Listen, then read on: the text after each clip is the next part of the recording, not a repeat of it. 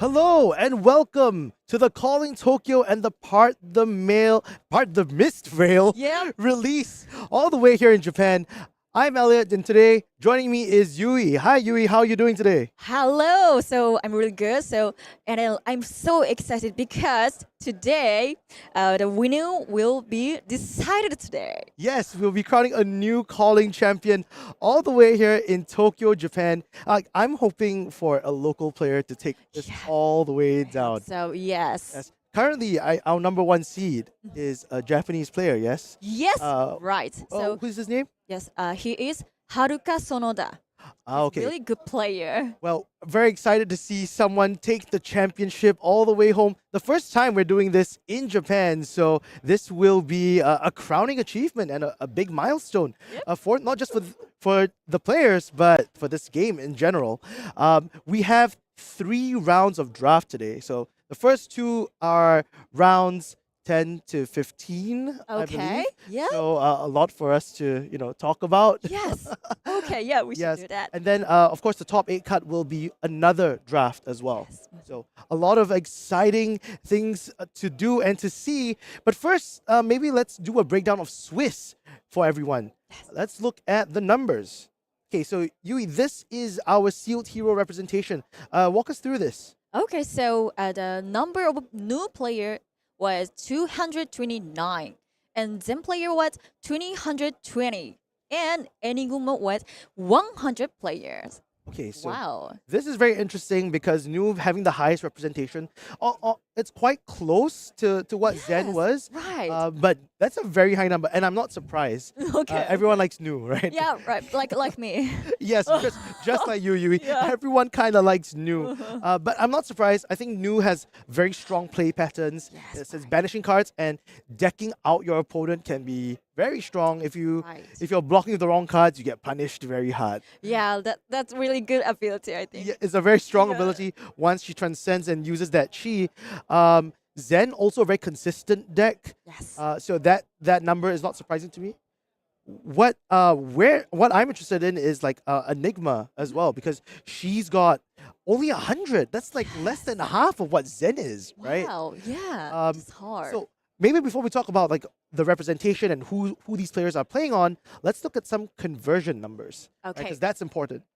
Oh wow. Okay. So the new is 9%, and then it's 16%. And Enigma too. Enigma is 16%. So that's interesting. So what do you think about it? Yes. Well, I think it's quite funny first and foremost. Okay. I mean, from 100, only 100 players opted to come in with Enigma, and 16% is still, I guess, a more impressive percentage as opposed to like Zen's numbers because there were so many people playing it. Yes. In fact, I think like the top 2 players, our top 2 seeds today Mhm. came in with Zen. Zen, Yeah. right? So yeah. So I mentioned that like Sonoda Haruka, was played Zen, and like actually he played Zen during Swiss, and it was 8-0. Mm. And like this is I have a funny story. Like he had decided to play Zen no matter what happens. Oh. He said that like No matter what happens, he was gonna yeah, play yeah, Zen. Yeah. So he's a Zen forcer, everyone. Let's see how his draft turns out later as well. But I'm not surprised that Enigma converted so well, considering the fact that there were so many news. Now in Sealed, I think one of the things we noticed was it's very difficult for New to overcome wards. Once Enigma starts building a board state, she's usually trying to use the attack reactions to go over and deck the opponent out. But when you have like ward 3 and 4 behind, those attack reactions tend to be able to be covered up, right? You're still trading cards efficiently as Enigma. Once you start swarming, they don't have a lot of attack action points. They don't have a lot of action points to do many attacks in order to threaten those wards. So this was a very cool breakdown. I'm excited to see how these 2 drafts turn out for us today. Later on, we'll also be, I guess, in between the breaks, we'll be looking at the draft process itself. Yep. So we'll be talking a little bit more about the strategies going on, what the picks were like, and hopefully give you more information about how when you guys go play your pre-releases next week, how these packs also look. I don't think a lot of us have a lot of time to like look at the pack distribution. Yes. And eventually, we'll be playing this for nationals as well. Yes, Like this is yep. the set for nationals, and you'll be drafting part of the Mistveil. So- Have you been enjoying opening the pack so far? Yes. I think this set is really awesome. This is so nice. So, yeah. Speaking of which, since you like opening packs so much, Yui, do me the honors of taking one pack for each of us. Really? And we'll be opening some. Yeah, of course. I mean, Can I? what better way to celebrate our time here in Japan than to open a pack? Thank you. Oh my goodness. Okay. I love opening the pack. Everyone loves opening packs. Okay. Yeah. Okay. right. So, yep. Good luck. Go. Good luck. Good luck. Good luck. Okay. This is an English pack, so we're hoping for some marvels. Okay. Yep. Was it like a okay? Okay. Yep. Okay. You go ahead first. You know what, Okay, no, okay, I'm okay. just Can I- excited to watch Yeah, like, what I can't it is wait. you're putting on. I can't wait. My real. Let's see what's inside there. This is good. Okay, vengeful. Yep. Yep. Okay. Oh, Okay, nice. we're almost there. Equipment Transit. slot. This is Oh common. no, that's yep. a generic slot. Okay. Okay. Okay. We're going Yeah, for yeah, first. okay. Okay, so this is the first rare. Pew. Okay. Yes, one of my favorite cards, Oh, Haunting Spectre. Yeah, this is really good. Oh my goodness, this is majestic. Oh. Okay. Let's go. Let's go. Let's go. Go. Oh, prismatic ley line. I love this art. Yes, this art is very nice. This art is very nice. And rare foil. Yeah, and the Pitch Perfect podcast, like Melody, our friends Melody and Lane, they're the ones that cosplayed this, and that was their spoiler card. So very cool. Okay. What do you so get let's for go. your? Ooh, Blanche. The art is. Wait, yeah. Someone screen grab that and post it. Whoa, yeah, this is a really nice card. Yes. Okay, so Oh, Crouching okay. Tiger. Crouching Tiger. Okay, Ooh. okay. I'm gonna just speed past like the stuff in the front. Mhm. I need to angle this better, man. I'm so bad at it. Okay, we'll have to go all the way to Transcendent card. Ooh, I love this one. Oh yep. Battlefront Bastion. Stir the Pot, Neko, Oh, my favorite. I love this card. Yeah, I just opened the Marvel for this. It's so fun. Okay, generic. Yep.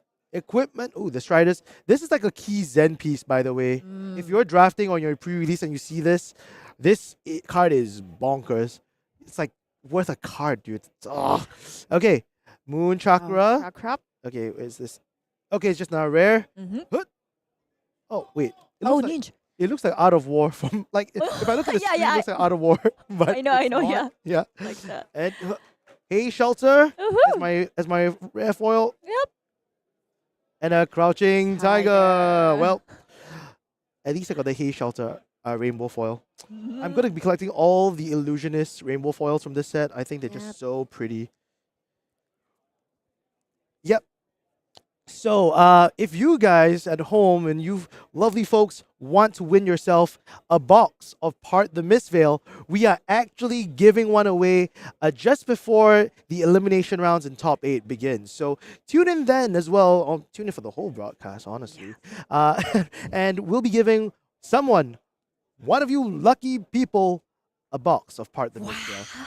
Yeah. So be in the chat room. That's where we're going to be picking our winner. Yes. There's going to be lots of stuff that we'll be doing on stream today. We've got guests who are joining us on the desk. We'll be opening more packs. I heard we opening more packs. Yep.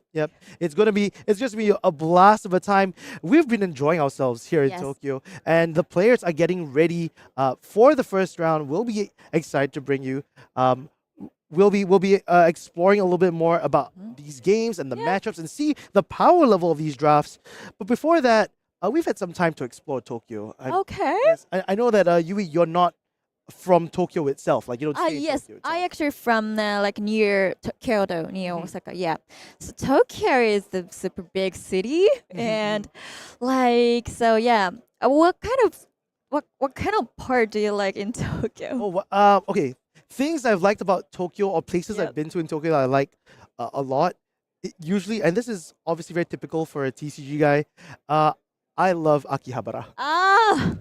Me too. Akihabara and Harajuku. Like Harajuku is so fun just because number one, it's so loud. Like there's a lot of things happening. Yes. The clothes and the fashion is very interesting. Right. The food. Yep. Yeah. A lot of Harajuku is I pretty see good. a lot of like a crepey. Great. Yes, the crepes. Grape, Yes, yeah. Oh, crepes. have you tried that? Every time I come to Japan, I Every must eat time. one crepe. Must eat one crepe. Okay. I have not eaten my quota of crepes yet, but I will do so. Like the choco banana stuff blows my mind every single time. But Akihabara has also like the Radio Kaiken Tower. Yes. So Yes. yeah, Radio Kaikan Tower. Oh yes. So in that now, so we can see that like really nice video, promotion video of Flesh and Blood in Radio Kaikan. Yeah, yeah. Yes, this is really good because like in Radio Kaikan, there are a lot of like card game shop there in inside. Right, yeah. There are Building. like So almost yeah, like 10 this is really good. there are almost like 10 different floors worth of shops. The 10th floor is like, okay, so for you guys who don't know this, it's very interesting. Someone brought me to the 10th floor of Radio Kaiken, and he said there is a place that sells glass bottle Coca-Cola Right. for 120 yen. Yes. And as a Singaporean guy, I've never had glass bottle Coke. It's just not something we have in Singapore. It's so fizzy, so it tastes so different. I don't know what you guys put inside of it, but it's really good. We have our first match. The pairings underway, and we also have their draft picks. So Okay. we're not going to talk too much about them, but man, I wish I could read their handwriting. Okay. Sorry, this is a Japanese. Okay. This is a Japanese This person. is, he is Haruka. Oh, this is the person who is this the player? Yeah, this is a player. This is a player. Okay. Oh yes. Okay, actually I know the players. So we're watching our first seed play. Okay. Yeah. Please pronounce his name for me so that I don't butcher it. Okay, so Haruka Sonoda. Haruka Sonoda. Haruka Sonoda. Okay. And this is Lee Ming-Han. I actually played Ming-Han multiple times. really? Yes. Both in PTLA and a couple of callings in Asia. I think both Taipei and Wow. Singapore. Yeah. So Yeah, that's nice. And like Haruka Sonoda, like he has won national championship of other TCG. So like now he also now play Flesh and Blood. wait, so he's a champion in other games as well. Right. Okay, well, we really have our work cut out for us here in Asia. Now with the introduction of new Japanese players, I think it's so exciting time for new talent to rise into the top 8. The fact that he 8-0'd yesterday is very, very impressive, especially for a format that looks incredibly difficult just for deck construction. Maybe he's right. Maybe he's like forcing Zen Yes, right. is the actual strategy. And his opponent is Lee Ming-Han, all the way from Taiwan. Okay. Ming-Han is a very good player in his right. He's made top 8 battle hardened as well in Singapore. So we're going to cut all the way to the featured match table. You'll be joining Yui and I for our first game. Lee Ming-Han versus Haruka Sonoda. Both our 8-0s Oh at wow. the end of Swiss. Let's go. So this is an interesting matchup. This is Zen versus Enigma. Okay, so what do you think? Like, who do you think has the advantage currently? Between Tsang and Enigma. So interestingly enough, I feel like there's a bit of a triangle in terms of the power in this format. Enigma tends to be really, really good into Nu. Nu tends to be pretty good into Zen, just because Zen, when he blocks with cards, they have a lot of go again on them, so she can activate her Transcendent ability and use those cards. Whereas Zen, because he's so aggressive and he's all these pokes of the tigers, of the crouching tigers for 1 point, Yes. sometimes it's very difficult to block damage and protect your wards as Enigma. And not to mention, you have a lot of no block cards as well as Enigma. Right. So it can be quite overwhelming at times. Okay, so could I ask what's the points when we see this match? So what are the key Like a important okay. point. What's the to see? important points of this match? Right. Yes. I think the important points of this match will be seeing how Haruka uses his life as a resource Okay. in order to set up a board, and then it's on Ming-Han really to provide the aggression, make sure that he doesn't brick on hands. I think sometimes you can get like a 4 blue hand as Zen. You are putting in a good number of blues in the deck, maybe like 13 or 14. What would be interesting for me is to see how many Transcend cards, how many of the Mystic Instants is Ming-Han running. We've seen some variations where Zen runs one Yes. Mystic Instant. And it's usually not to transcend, it's usually just as a blue pitch, right? Because you can, with a 4-card hand, chances are you can send in a slew of cards to go for like 4 into 2 into 1 into another 4 or 7. That's a lot of damage just from 4-card hand, and you don't have to transcend to search for that additional card. You might as well use it as resource. So Okay. here we go. The match is started between Ming-Han and Haruka Sonoda. Yes. Okay, so Ooh, this is very spicy equipment-wise. Both our players only showing 2 pieces. oh at the yeah, moment. right. Yeah. Oh my gosh. Yeah. So I wonder what it was like at the draft table earlier on today, Yes. where So the players were like deciding what to put in. yes. Okay, so he played a weapon first. The tiger taming Kakra. Excellent. Yes. Yes. The tiger teaming Kakara gives a +1 to Yes. the next crouching tiger.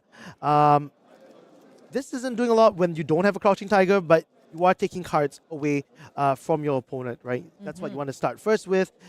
It does give Haruka some time to filter his hand, but maybe that's okay. I think you can see how Ming-Han pitched away, like he underpitched the Yep. pouncing key and the blue pitch in order to kind of pitch stack or maybe save the pouncing key for another time. Yes, like probably actually Haruka Sonoda.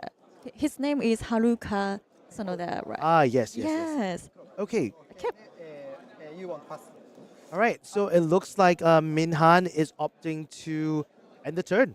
Yes. And look, Enigma always with the little, tricks up their sleeve. Yeah. It's never the end of the turn. It's never the end of the turn. Right. Playing Then in okay, this, so yep, he played it. So this is the Waxing Spectre. Okay. So you'll notice that the players are actually running the Japanese cards for the Yes. most part. Mm-hmm. Yeah, waxing spectre.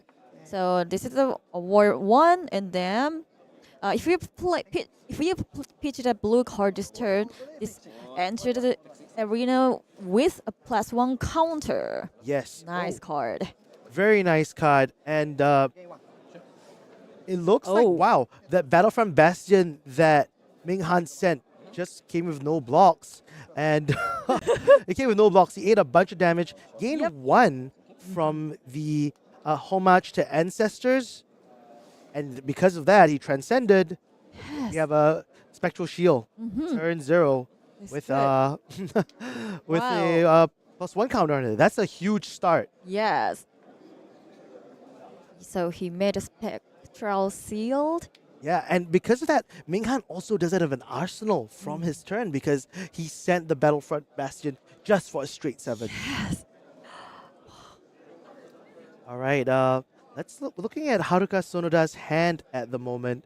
This is So there's what- no yeah, reds what do you inside. think? Lots of blues, and there's another Transcend card inside. Nice. So That's nice. it's really good. Enigma's hero power allows her to just flood the board with extra health gain most of the time. And in this case, also get go again on these Spectral Shields. Okay, so what do you think the next turn? So Haruka Sonoda want to keep his hand. Yes, I think he's going to try his best to keep his hand here. Or rather, he's going to play out a blue Okay. at the very least. Send out this Spectral Shield for free because of Enigma's ability that says your first Spectral Shield attack each turn costs 1 less to activate. So this is to go again. Go again. Yes, it's all thanks to the new illusionist weapon, Cosmo. Cosmo says as long as a ward card on your ward aura has a +1 counter, when you attack with it, it gains go again. So this is huge. Still holding a 4-card hand, but swinging for 2 for free. Yes. That's a really good ability. This is just super strong. Yeah, just poking your opponent down little Oh. by little. Ming-Han has opted for no blocks, which Yes. is wonderful. Now the question for Haruka is, what is he going to play? Anything he plays, any of the blue cards in his hand that he drops onto the field, he'll be Yep. able to transcend. If he can swing with it. I realize that what he's trying to do here, and maybe that's the difficulty, is that there isn't a plus. He can't pump an attack and play a blue at the same time. So Oh. quite a difficult position Yes. for Haruka to be in. He wants to transcend. You want to get that chi into your deck as fast as possible because these cards do not block. So, yeah, like you mentioned that, like they have just two pieces Of equipment, yes. of equipment. So, what's the impact? Okay? So Yeah. the impact of having two equipment is that number one, you don't really have these shroud cards. The shroud cards are very important in this case because you don't give a lot of information to your opponent about how you can block defensively. If we look at the Kenkois, it's the new equipment that allows you to at instant speed prevent one incoming damage. Yes. That doesn't cost a card. But a lot of the other ones, when you look at Uphold Tradition, which I don't think Haruka is running, those require one pitch at the very least to turn it face up. So your blocking capabilities are kind of hindered because it costs a whole card from your hand. Yeah. So you need to be very sneaky about it. And Haruka has at least two shrouded stuff, but I think Ming-Han, with only that one glove piece, can be quite telling of what it is. Okay. All right, Haruka here, blocking out the first Kakara, but this is a Harmony of the Hunt yellow that's Yes. on the field. So, what do you think? Haruka will block this? Well, he has to think about a bunch of decisions at the moment. Number one, because he pitched a blue, Yes. that means there is a Crouching Tiger now in Ming-Han's hand that he has to respect later on. The Kakara has been swung. This Crouching Tiger is coming for one. One. Haruka going to his equipment. See, that Kenkoi, very important Okay. because he didn't have to pitch an additional card in order to stop this. Yes.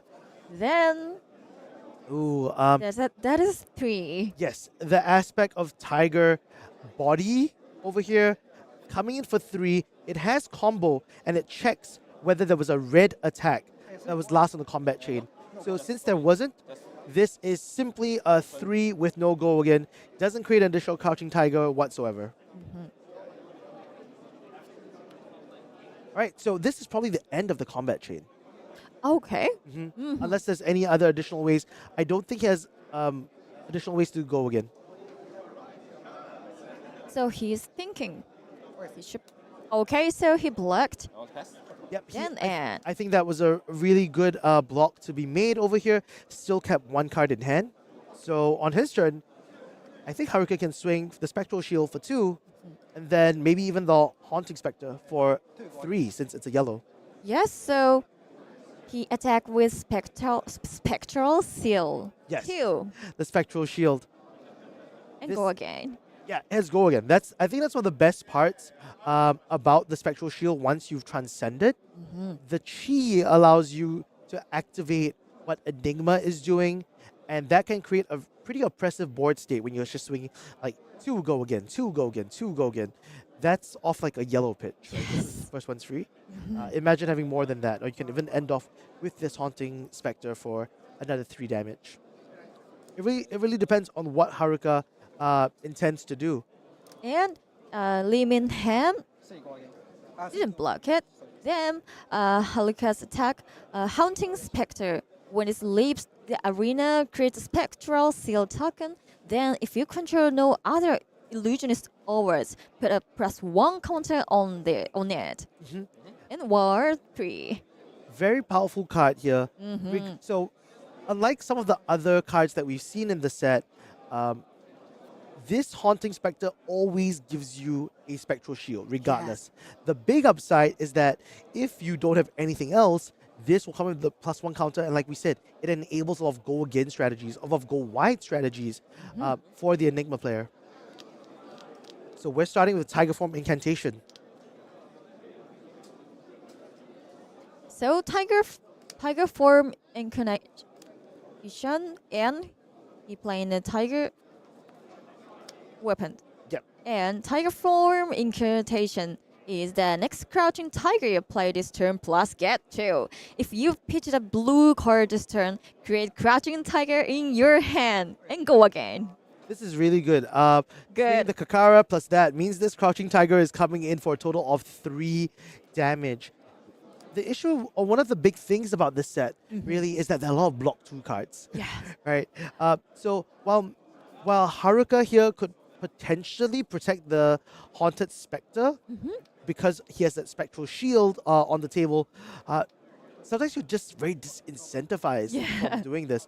He's going to give up the Haunted Okay. Spectre here and make an additional Spectral Shield Okay. as a result of this. Really valuing that +1 counter, which I agree, I think is Yes. really, really strong. And oh, wow, this is a big damage. This is a 9. It's a 6 for this one. I'm sorry, this is a 6. Yeah, it's a 6 from this one. Sorry. So this is a Battlefront invasion. Sorry, Bastion. Yeah, the Battlefront Invasion. Bastion. Bastion. Sorry Yes. about my pronunciation. It's all good. So when this defense alarm prevent the next 1 damage that will be dealt to you this turn. Yeah, so generally quite a defensive card, but because of its big attack power, it has a lot of applications both on the attack and on the defense turns. In this case, sending it for 6 is huge. Yes, this is huge. It's asking Haruka like, hey, do you wanna take a bunch of damage this turn? Oh, Target. So this is Haruka doing something Okay. very interesting here, in the sense that he doesn't want to clog up his arsenal yes. with that grain that tips the scales. So he just said, I'm just playing it for fun, pumping an attack that was on the chain from a previous chain link, and not letting it resolve. No effect whatsoever. If you play Enigma, like, will you play like Haruka? Ooh, well, that's an interesting thing. That's an interesting thing. I don't know whether or not I would have Okay, let go of the Transcend card so easily, but this Waning Vengeance looks pretty powerful. Yes. Oh, this Waxing Spectre. It's a Waxing Spectre red. So Yeah. this is if you pitch the blue card this turn, this enters the arena with a +1 counter. Unfortunately, I think Haruka pitched a yellow card the previous turn. Hasn't had a lot of blues to work with this time. One of the things I've noticed about these deck constructions, in Sealed, it's a lot easier to hit your ratios with blues and reds. But in Draft, sometimes when you're not picking the cards that you really, really need, or if you end up having a weird number of blue, yellow, red ratios, you can get very clunky hands. Yeah. This set is so contingent. As you read Waxing Spectre just now, it needs a blue card in your pitch zone in order to get these effects. Yes. Tiger Form Incantation from Ming-Han. He also needs blues in his pitch zone in order to get the additional effects of getting Crouching Tigers. So once you whiff on those blues, it can be very punishing. Yeah. So, oh yeah, what do you think about the Lee's hand? Yeah, we can see that. Oh, okay. Let's take a closer look at Ming-Han's hand at the moment. There is a Breed Anger Blue, I believe. Yes. There's an Emissary of Wind as well. So I think there's a lot of options, and a Biting Breeze red. So a good number of blue and red ratios. I think when you are playing as Zen, getting 2 blues and a red and 2 reds tend to be quite powerful, especially when you have a full grip and an arsenal. The Kakara costs 2, and most of your attacks, like Companion of the Claw, those cost 2 as well. So you actually work very well off of a double blue in the limited format. Okay, this is Biting Breeze red, a very strong starter. Yes, this is a really good card. So he played it Kakara, and Yeah, this Biting Breeze is quite threatening because of its on hit. okay, so Biting Breeze. When this hit create a Crouching Tiger in your Vanish Zone, you may play it this turn and go again. Yeah, so this Nice card. very good starter. It's threatening because it's asking Haruka to commit a block card. He knows that if he lets this hit, that Kakara's effect is already in play. So it'll get +1. We don't know if there are more tricks up of Ming-Han's sleeve. Yep. So for it's kind of like almost priced in to block at this point in time to not grant that additional Crouching Tiger. So he blocked. Blocking of a pretty premium card here, I think. When we look at the Vengeful Spirit here, it's one of those cards that allows you to cheat in a lot of the action point auras.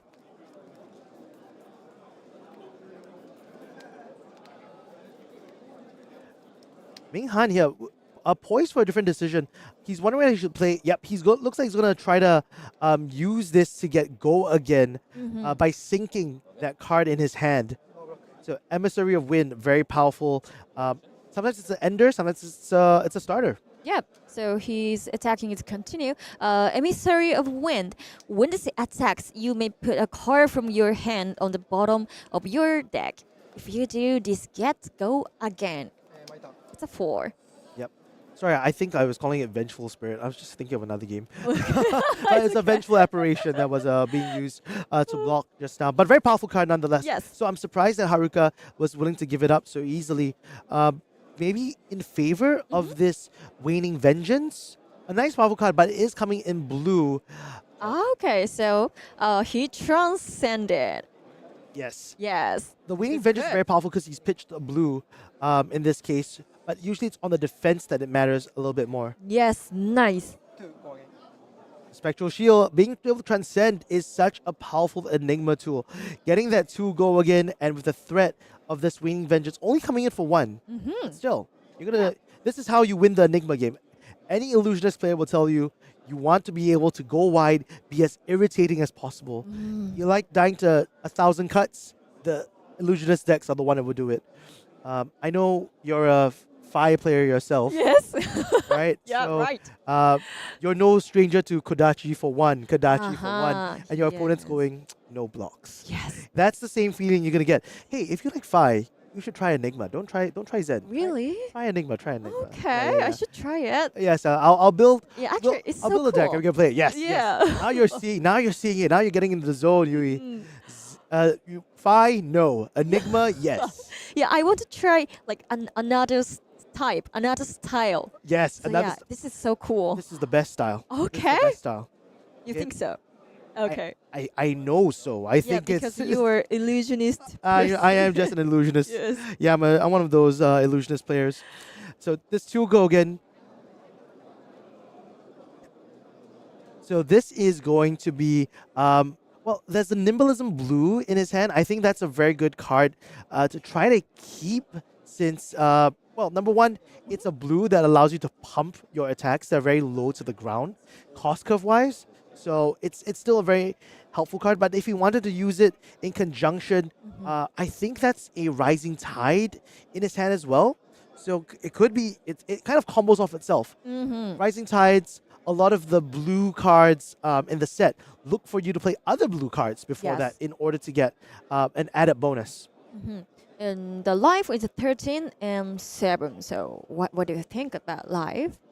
Well, 13 to 7 is very precarious for Haruka here, but as an illusionist player, the fact that you can make spectral shields, it's almost like you're gaining 1 life sometimes. So you don't have, it's not as straightforward as like this is 13 to 7. In fact, when I look at this board right here, it's almost like 13 to 12, right? The Waning Vengeance and the Waxing Spectres are all worth some amount of health on the board. This looks like 5 points in total. Okay. Yeah. So he So- played Kakara. Once This again, is a 2. yeah, this is so irritating. He keeps going. It's like Kakara, Kakara, Kakara, and it's kind of that thing that you don't want to block. It doesn't have a relevant on hit. It just activates your Crouching Tigers to do a little bit more. Yes. So you're kind of usually saying like, no blocks. And if you block it, you're always trading 1 actual card for a weapon swing, and that doesn't feel good. If you've ever played against Kasai, it's kind of the same vibe you're gonna get. And he played. Yes. This I know should in be Japanese. the- Sorry. I believe this should be the Tidal Surge, which is the 3 cost for 5 damage. If you played a blue this turn, get +2. Yes, This is a yeah. This is a title search. I think so. I think this is the one. Yes. So this is if you play another blue card this turn, this get +2. So this is a 5 attack. Yeah, unfortunately, he didn't get to play that Nimbalism Blue. I didn't realize he didn't have enough pitch, simply because I think he blocked a little bit from the previous turn. So with only a 3-card hand, it's very difficult for him to really spend that kind of resource to trade just for 2 into 7. So Wow. he blocked. Okay, Target -1. Oh. it looks like Oh. ooh, giving that -1 coming in from a drop in the ocean. And then transcending using the Enigma hero ability. Yeah. Dude, this board is looking very scary. Yes, and like there are a lot of sealed. Oh, but looks like I think Ming-Han played this very well. He navigated this turn super well, being able to activate Preserve Tradition, transcending, Ooh. and because he played a blue this turn, Oh wow! It's a now the big title turn. search is coming in for 6. This board that Wow. Haruka was taking so painstakingly to build, it's going to implode. At least a Wow. little bit. At least a little bit. The good part here is that these waning vengeances are going to have a lot of payback. So let's see how Haruka chooses to destroy this board state. So what do you think? Do you think like Haruka can still turn this game around? Yeah, like I was saying, Ming-Han was presenting a lot of damage, but the life totals have not changed Yes. simply because wards are like, it's almost like pseudo life gain in a way, especially in this format. Good. This is a free, one of my favorite things about Illusionists, or at least Enigma in this case, is that you can always swing for free on your turn. No cards, no problem, right? To go again. Yes. He doesn't have any resources to swing with a second Spectral Shield in this case, because Cosmo technically costs 1. But, you're just going to chip it away. Ming-Han not incentivized at all to block Wow. the card.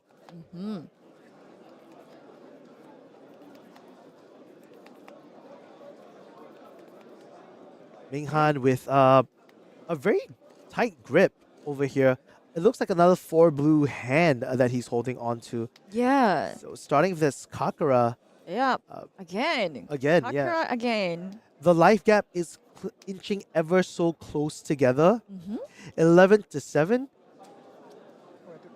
No block. No Russian? Okay. Like 1. So he played Crouching Tiger. Okay. All right, giving up most of the wards on his side of the field. So this is the third attack. Okay, so It's 5. yes, this is the second tenet of wind, and it's quite powerful in some cases. Yes, so if you've transcended this turn, this gets go again. Have 2 blues or plus 2? 7? Oh, so it's going to be Oh. 7. Yes, he is playing the big blue yonder. I think that's the name.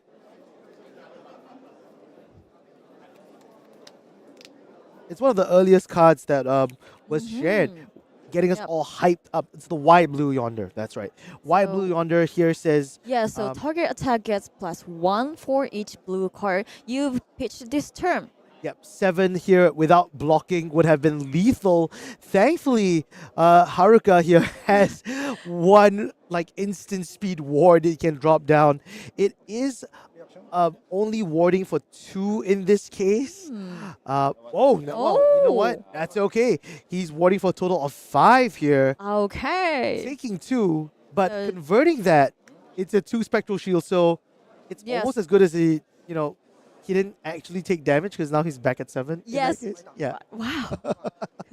Just illusionist things, and because of that, he's like 1.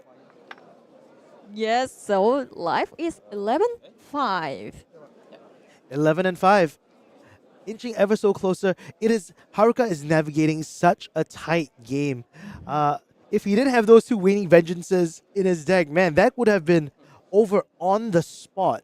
That 7 would have just eliminated him, unless, of course, the Kenkoi in the chess piece was there. Now, after the game goes on for a bit, one of the interesting things is that you can kind of guess what the equipment pieces are, Oh yes. because he hasn't used it in those weird times. In this case, we're giving up the Stride of Reprisal.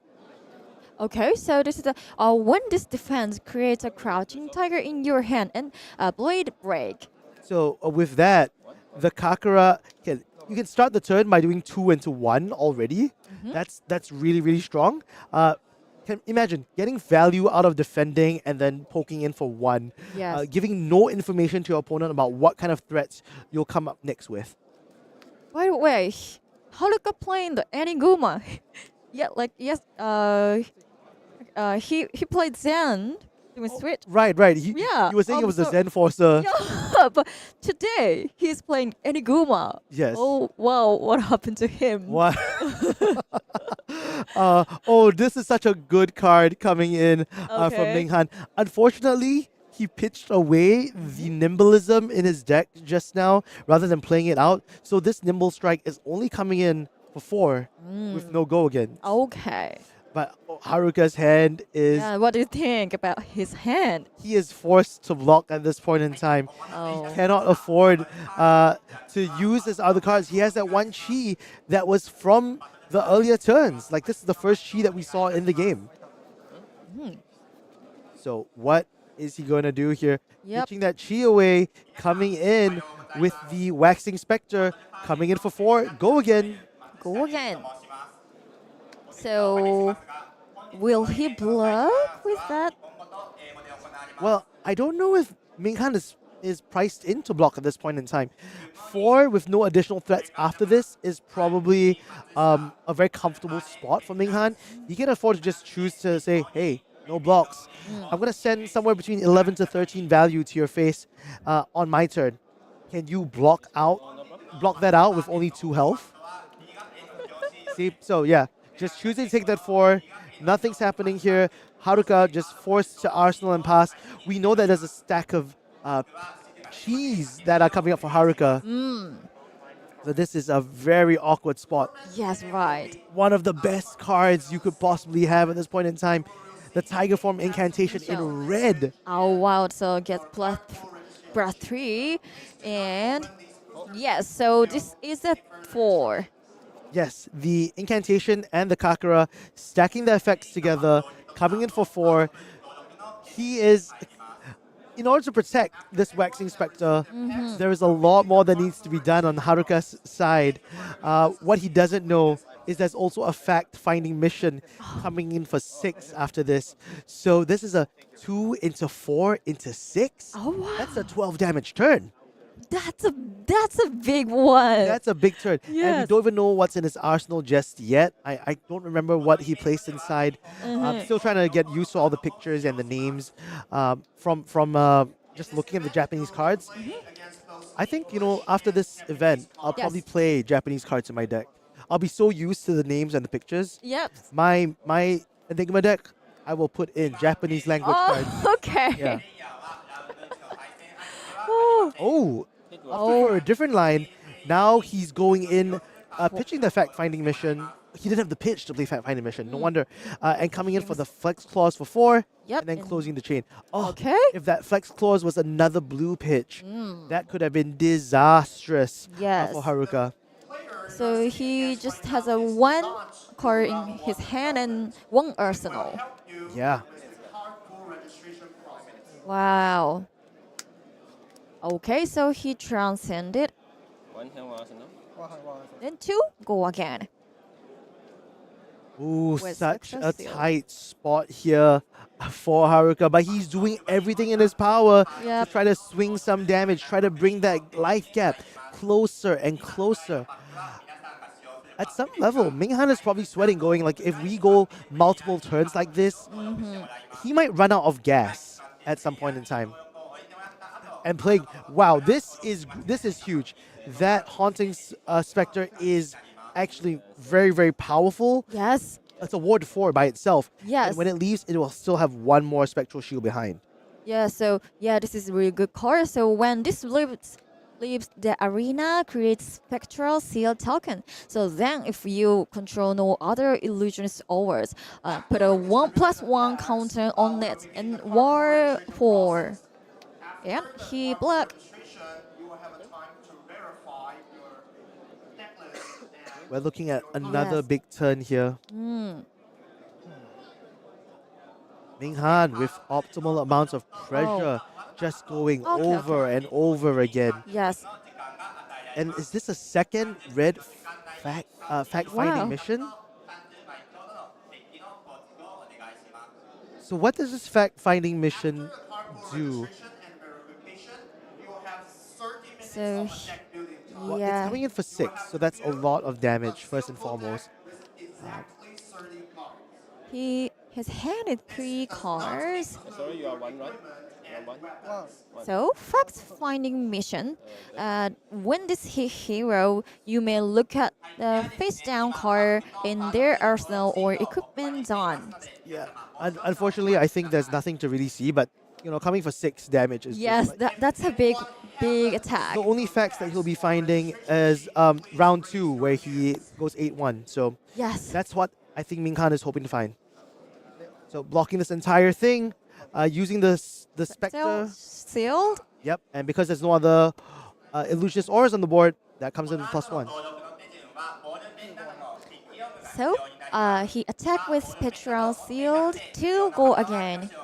This is... I'm really liking how Haruka is trying to claw back into the game. Yes. He's going to reach that point where it's only a bunch of chi, and that's going to be very dangerous. This is the same thing that's going to happen right now. You're seeing that he's just cycling his chi with 3 cards left in his deck. The clock is ticking. And even choosing to Arsenal this one, meaning that there won't be a lot of options for Haruka to defend with on this turn. Yes. This two attack from the Kakura is threatening 2 wards over here. 7. So, And with that this is 7, it looks like he doesn't have enough cards to block Yeah. with here. okay. And that is going to be game. Wow, really going down to the wire. Haruka trying his best to go through this, but Ming-Han with that Zen aggression, really pulling it off. So, Lee Ming-Han won Keep pushing. 9-0. Continue. Our Wow. 9-0 so far. At the start of our draft rounds, Yellow pitch, yellow pitch. this is very, Yeah. very interesting. And after game, they talked. So I think this is really good. This is nice time, I think. Yes, I think one of the things I've enjoyed really about playing here in Japan is that everyone's been really friendly. I think despite the language barriers, they gave us these really cool books to translate Yes. between English and Japanese. The warmth and hospitality that we've been showing to each other, being understanding of like the language barriers, that's been just so fun. And the fact that we're playing Japanese packs as well, Yep. it just makes me feel so more appreciative of the art and the font styles. Speaking of packs and what's inside them, Yui, would you like to see the inside of one more pack? Yay! Okay, please grab one for me as well, Oh, and wow, both of so us can open. You Oh, want to open? please? Can I Uh, please open one more pack? No. Sorry. Okay. Yeah. Yes, Of thank you, course. thank you. I appreciate it. Okay. Okay, so with that being So said, what do you want to get? I want a Marvel. Oh yeah, me too. I mean, who of doesn't course. want a Marvel, honestly? But I'll be happy to open a legendary. Yep. Who doesn't want a legendary, man? Okay, No. okay. I don't have anything in my expansion slot, so Okay. goodbye to yeah, that yeah, dream. yeah. Mm-hmm. Okay, cool. So go ahead. Let's show the viewers what you got. Ah, I'm so enjoying. There's a universal language for TCG players, and that's Yep. the joy of opening packs. Good.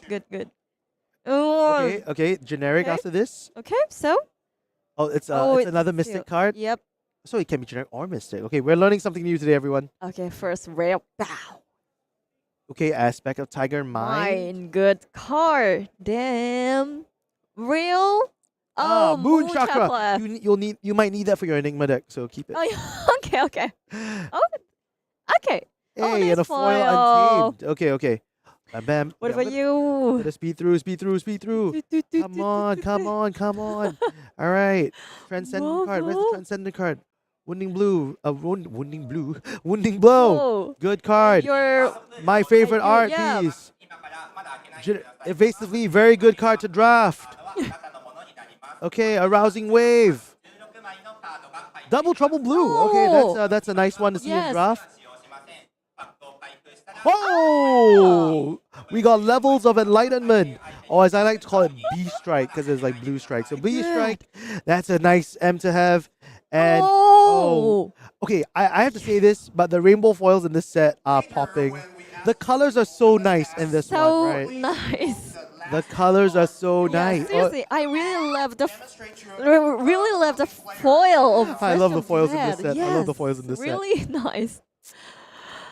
Okay, so before we go into break, let's look at the upcoming events that we have for the year. Tons of exciting stuff.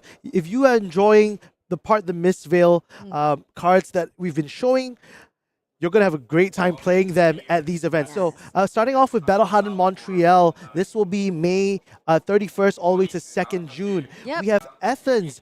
There's a whole weekend of this, 7th to 9th June. We have 3 events happening concurrently. Nice. Battle Hard in Athens, Battle Hard in Singapore, where I'll be at.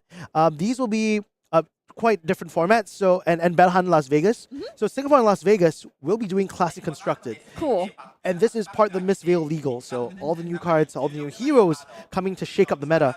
But Athens, for the first time, we're trying Team Classic Constructed.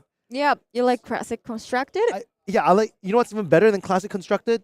Yep. Classic Constructed with friends. So you're going to do Team Classic Constructed all the way in Athens. As a Yes. group, you'll go in there and Yeah. take on. I think this is a 3v3 format too. Yeah, So I- kind of crazy. Kind of crazy. Yes, I really want to try like a team style. Oh, team style. Okay. Yes. You and I, we can start a new team. Okay, Yeah. we should. Yes. Okay. Then we have U.S. Nationals coming in and a calling in Minneapolis, June 14th to 16th. As with most Nationals formats, this will be a mixed event. So Classic Constructed and the Mistveil drafts coming in. We'll then move in the middle of June or later part of June, June 21st to 23rd, Battle Harden in Seattle, Tacoma. Cool place. I've heard a lot of good things about it. People say it's a bit cold, I think. I've never been there personally, but interesting time. Yeah. Have you ever been to Seattle, Tacoma? No, yeah. Okay, maybe one day really we'll. want to Maybe one day go. we'll come visit. Yeah, June 21st to July 7th. That's when the rest of the world, including Wow. Japan, will be having national season. Good. I'll be playing in my nationals. I'm sure you'll be at your nationals as well for Flesh and Blood. Yeah. Yes, I'm sure there's all these cool side events. I think there's flick flags that you can win, so that's awesome. This as well, Classic Constructed and part of the Mistveil Draft. Yep. Then we'll be going all the way to Indonesia, July 19th to 21, with Battle Hardened Bali. Cool. I hope I'll be there. I think I want to play at this event. Another Classic Constructed. You can't go wrong. I'll be bringing Enigma. You heard it here Brodie first. is really good city. Yeah. Yeah. The fun doesn't stop there. We're going to Bologna for another Battle Hardened, July 19th to 21st. Concurrently, in New Jersey, there'll be a Blitz Battle Hardened at the same time. Yeah, that's interesting. You like, yeah. Yeah. I know you like Blitz quite a fair bit. 'Cause I like, also love, yeah. you like Blitz a lot. So that might be an event for you if you ever want to go to the US. This all culminates in one of the biggest events for the year, Pro Tour Amsterdam, with all the cool Nalrune promos that you're going to get there. I'm excited to see the play mats that will come out of it, the big Yes. promos. Oh, Yes. that's so fun. This is a bigger mixed format. Our second Pro Tour of the year. The first time we've ever done that. We'll have Classic Constructed and part of the Mistveil Draft. 25th to 28th July. You don't want to miss out on that. So much fun is happening. August. Look, we're predicting so far into the future. August, we'll be in Melbourne, Australia Nice. for Battle Hardened, another Classic Constructed. Then over August 9th to 11th, Sao Paulo, another Battle Hardened, Classic Constructed. The week after, calling Manila. I'll be there 100%. I really want to go. I love the Philippines now. The Philippines community is wonderful. Their armies have like Wonderful. hundreds of people, like Oh, gosh. like 100+ people. That's crazy. And that's almost like a day one event, right? So August 16th to 18th, bam, huge time for us to be there. Then the week after, San Diego Battle Hardened, August Diego. 24th to 25th. I've been to San Diego before. Nice city, Oh, cool gosh. beaches to go to if you're in the area. And then August 31st to September 1st. September, I can't even count that far. That's Okay. Lisbon for Battle Hardened, Yes. constructed as well. Okay, so September 6th to 8th is Tampa Bay. Tampa Bay, Tampa yes. Bay. Calling and World Premier will hold.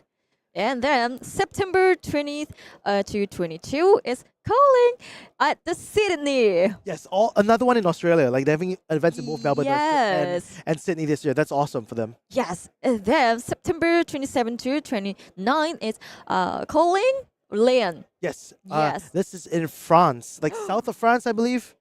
I've always wanted to go to Lyon. I had a friend who stayed there, and she was like, "This place is sick." Yes, everyone really Beautiful. want to go. Yeah. So September 28 to 29 is Battle Hardened This is Milwaukee. No, Milwaukee. Milwaukee. Yes. Okay. Okay. I don't know much cool. about Milwaukee, so you can educate me in chat if you like. But this all culminates in the biggest one. Yeah. So the biggest one is World Championship. Sorry, World Championship in Osaka. Yes, we'll be back once again Yes. here in Japan. Come on, everyone! Please come to Osaka. Osaka is really nice city, and it's will be held at in October 13th, 31, and November 3rd, 2024. Yeah, So Osaka is a really nice city. huge. Does Japan celebrate Halloween? Yes, we celebrate. We Actually, I heard it's quite big celebrate. here. Actually, I heard it's quite Yeah. big here. There's Yeah, this like anime I like called Ya Boy Kong Ming, and like he starts in on Halloween Day. yes. Since this starts on Halloween Day Oh itself, my goodness! So probably everyone have like costumes. costume. Yeah, yes. okay. When we come down, we'll wear costumes and we'll cast our first day like that. Okay. Yeah. If we ever get a chance to do that, I'm willing to put on a costume. That'd be And- so fun. And then like if I win, no, if I the winner will give the candy. Oh, we can do trick or Yeah, treating yeah, for the yeah. winner. Yeah, I love that idea. Well, with that being said, lots more action to come today for our draft segment and our top 8. So don't go anywhere. We have more to come from part of the Mistveil. And it's gonna get the fist bump. The Phoenix rises.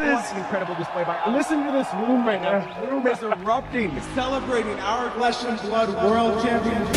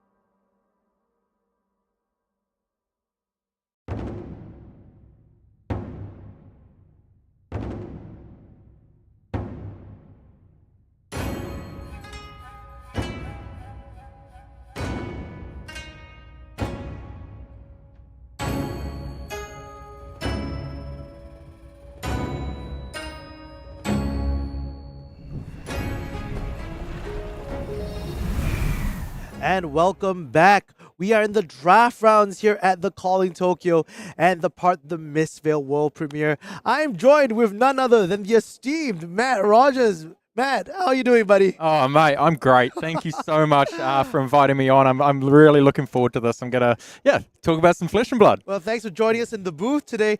I'm sure with your experience playing in the format, you played in the Swiss rounds. Yeah. How was that for you? Yeah, really good. I think I played the world premiere and then the calling as well, and did a few seal pulls in between with teammates and stuff as well, and even got a draft in there. So I've been pretty much playing non-stop flesh and blood for the last few days, That's all with this amazing. new set. Yeah. That's amazing. I mean, we came here to play some cards, and you got to play some cards, right? That's the whole point. Yeah, 100%. I mean, I'm in Japan. It's an amazing place. I probably should try to do a little bit more sightseeing, but from the very first pack I've opened, I've just been addicted to the set. It is a lot of fun. So let's talk a little bit about the set, since you got to play some of the events. You got to see all the matchups possibly. Yeah. What do you think about each hero so far? Let's just go through like strengths and weaknesses of each hero. Like, what do you think are the core principles of each of these decks? Yeah, I think Illusionist is very strong and very interesting. I think there's so much, and it's like kind of hard to figure out because it's not a standard game of flesh and blood. I guess that's often how illusionists play out, but it is this very kind of set up a defensive game plan, but also like trying to keep pressure on because you don't want to just be blocking all the time and fatigue yourself out, and you also have to build a board at the same time. So illusionist is the most interesting hero for me, and I've been really enjoying trying to figure that one out. Yeah.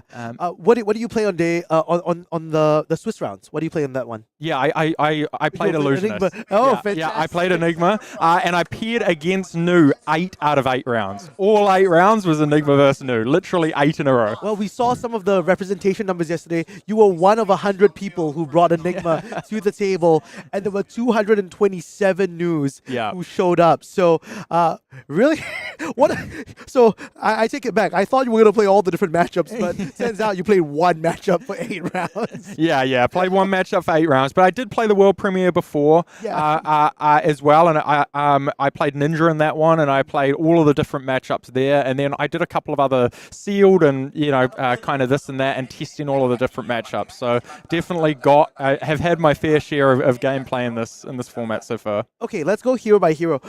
For Enigma, what do you think are some of the key rare cards that you're happy to see in your pools, or even in a draft? Like, what's a highly valued illusionist card that you're looking for? I think basically the instant speed red cards are the main things that you're looking for. I think that you really want to have the ability to kind of block and take a little bit of damage and then play a red card and then start attacking them with it. I think that's where you're going to get the most value, because a lot of these instant speed red cards are attacking for 3 and 4, and if you can get 2 attacks out of it, then you've got huge value for the 2 cards that it costs, the 1 pitch and the card that you actually played. So I think basically red instant speed auras, mainly the sorcery speed ones, the action ones, is like you play it and you might not get an attack out of it. If they manage to kill it before you get an attack out of it, you got bad value in that situation, right? Because it was just like ward 3 or something, and it cost you a pitch card and the card to play it.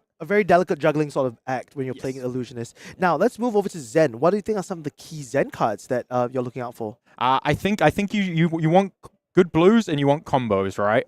So I think the Zen, you just really want to be kind of keeping the pressure on, because the other 2 matchups, like you really need to try to keep the auras under control versus illusionist, right? Like if you let them get too much in play, they'll be able to mostly block you out and lose just like a spectral shield or a ward card every turn, and then just be constantly pressuring you and building a board. So you need to keep that pressure on. And the way to do that really is kind of the bigger combo turns. So I think really important to kind of set things up, and pretty much the same thing against Nu as well, as like you need to keep pressure on, because otherwise they're going to get far too much value. They kind of get more value out of attacking with cards than they do out of blocking with them a lot of the time, because there are 3 attacks, like often gain life and stuff as well, and get like 4 points out of a card. So you really need to be keeping them blocking. Absolutely. Speaking of people who are gaining life. So how's this assassin turning out for you? What are the key cards we're looking there? I know they got very powerful Majestics in the suite comparatively, Yeah. but what are some of the rare or common cards that you're looking for? Just basically the attack reactions are really good. Like I'm not too fussed about which stealth cards I get, and I'm not like looking for the specific ones being a lot better than the other. I mean, pick to pieces is amazing because that's how you beat illusionists. But most of the rest of them kind of interchangeable. It's just about having the really good attack reacts. Venomous Bite is a big card I'm looking for. Awesome. Speaking of that, let's jump into our next game. So, I know we talked a lot about Zen as well. So we're going to look at two of our 7-2s here, Katsuya Kawai and Eugene C. This is a Zen mirror. Wow. What's this look like to you? What are you thinking of when you look at this mirror? Yeah, so I mean, you're crashing a lot of cards against each other, right? Like, I think you're trying to keep momentum in the game, right? This is, your typical aggro centric mirror. I don't think you're really trying to set up big combos like in some of the other matchups. You're just trying to not fall behind and trying to not lose momentum in the game. If you can keep momentum and put them into a spot where they have to block before you have to block, you're going to be in a good spot. Does that necessarily mean that transcendent cards like the Mystic Instants are generally good? You're not blocking anyway, and they have no block value. So you might get some value out of it. What do you think about that? Yeah, definitely. Yes and no, though. Like they're good, but you don't want too many, right? Mm-hmm. So, like, I think Zen has an interesting little balance in that, like, if you're having to play a blue card to then transcend again, you are losing a bit of value because the blues, a lot of the blues aren't really worth a whole card, right? When you're attacking with them in Zen, you want to be attacking with reds. Mm-hmm. So there is a big downside to playing blue, casting blues to attack with to be able to transcend, which is why it's so important for Zen to have some of the better blues. Right. He's looking for premium blues more or less at the time because even in the second cycle, that can be quite powerful when you're putting aggression on. Let's look at the equipment suite here. Wow. Compared to our previous game, both players only had 2 pieces of equipment, but we're seeing very high priority going into these Shroud equipment pieces. And notably, Eugene C here has the Mask of Wizened Whiskers. How do you find that card? Yeah, I mean that card's very good, right? Like it allows you to always kind of have the ability to play some of these big combo cards twice in a game. The biggest problem with the combos and stuff in Zen is if you ever have to block with one, a lot of games you can only kind of get one of the bigger ones off, and this gives you a game plan where you can do that twice. So you can block and then also use it again later on. Yeah. So like if you have 2, you can block with one and then still be able to do 2. Or if you only have 1, you don't block with it and you attack it and then you use the mask and do it again, right? Wow. So, okay, this is Biting Breeze being attacked with. He fully blocked out. If it would have hit, it would create a Crouching Tiger. But Eugene here just choosing to swing the Tiger Taming Kakura. Yeah. I mean, like turn 1, you just want to pressure them and you just want to punish them for not being able to block well, right? Like Ninja is kind of the worst blocking hero, so you may be able to sneak in some damage, and any amount of damage is value, right? Mm-hmm. So in an aggro mirror, you just want to get damage in. So here we go. We've forced them to block with 3 cards and then putting out 4 points. We are going to get some damage. Yeah, that's excellent point here. So going for that different sort of like break points, even a 3 in this case on the Biting Breeze is asking for 2 blocks, right? Yeah. To not leak any damage. So yeah, and like that's so typical in the Zen mirrors, like because so many cards block for 2, and you have to block that because of the on hit on turn 1. So like you can often expect to get 2 cards out of it. wow. So taking away 4 cards out of Katsuya's deck, right? I mean, do you think deck health is a factor in some of these matchups? Yeah, I think in limited it always is somewhat of a factor. It's the least amount of factor, I guess, in this matchup, but it still can sometimes go to that, especially when both players have like 3 to 4 equipments. When both players have 3 to 4 equipment, the game tends to go a little bit longer, and it depends. Like they might not be both really aggressive versions. Like they could, be sort of slower, more block 3s.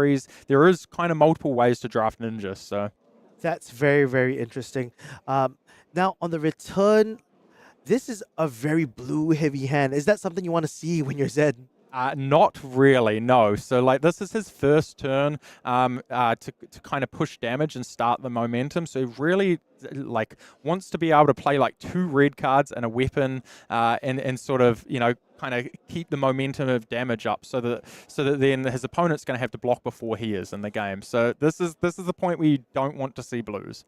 Oh no. Or too many blues. But this Tiger Form incantation can be really powerful. It gives the next Crouching Tiger +3 alongside the Kakura, since it costs a full blue pitch.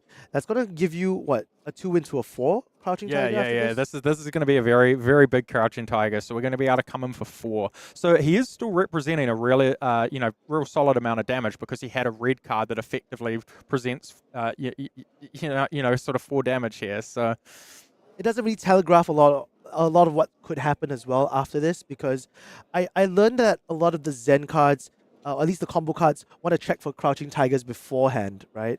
So you're actually presenting a lot of by pumping up the Crouching Tiger as one of the first big attacks, you have to think to yourself, what's the follow-up? Is it like a Key Unleashed or something like this?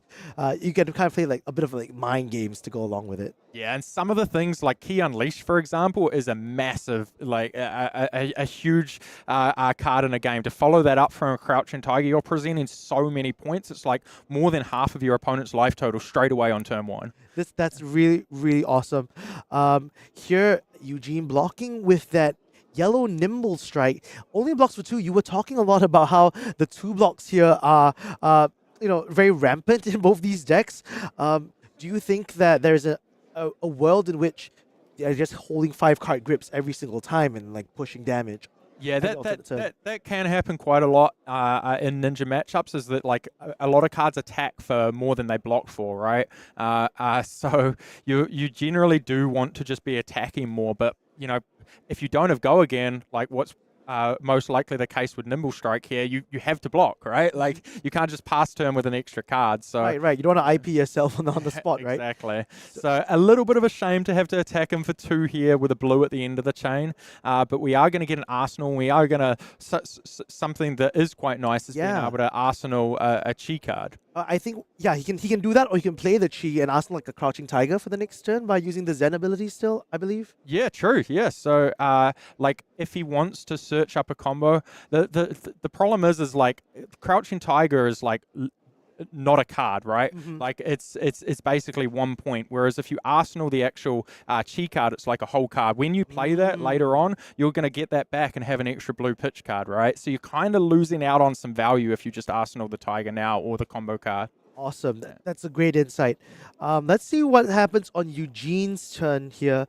Eugene did block with 1 card, but playing with that arsenal, 4-card hands can be quite scary, like upwards of 12 damage sometimes from what we've seen. Yeah. I mean that's definitely the ideal case. I think a lot of the time. Okay, here we go. We're starting out with a blue here, so it'll be interesting to see if we're going to try to transcend and then maybe get a combo and set up for next turn. Okay, and this is a Tiger Form incantation. So once again, both players doing the same thing, just this time in the blue variant. This Crouching Tiger isn't going to be as ferocious as what Katsuya was putting out here. But nonetheless, every time you put a Tiger on the field, you're activating some sort of combo within that Zen line. Yeah, exactly. Yeah, so interestingly here, we're pitching a block 3 card, pitching a block 3 blue, and we blocked with a block 2, right? So I think he definitely wanted to play a blue this turn. So yeah, it'll be interesting to see if that is because he's got a chi card. Yeah, and that could be huge. He could tutor up any of the big combo payoffs from having Crouching Tigers as the last known card on chain. Exactly, and he's still got go again as well, so he's going to be able to like play the combo card and then like maybe end the turn with a chi card with a Crouching Tiger and arsenal. Wow, okay, he's got a Wow. Okay, so he's got that droplet to come in for 4. That's huge. It almost feels like a red, right?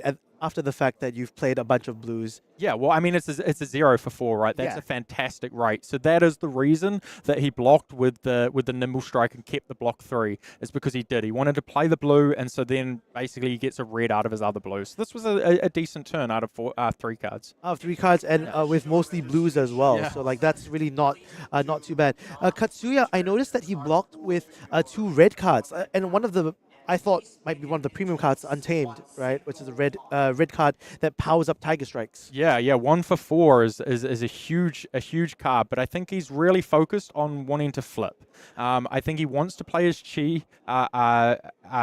this turn. Yep. And here we go, and flip this and get the value, search up a combo, and kind of set up as well. So this gives him so many more options now in order to search something that has the Crouching Tiger payoff. These players have been playing a lot of Tiger Form incantations this game. Yeah.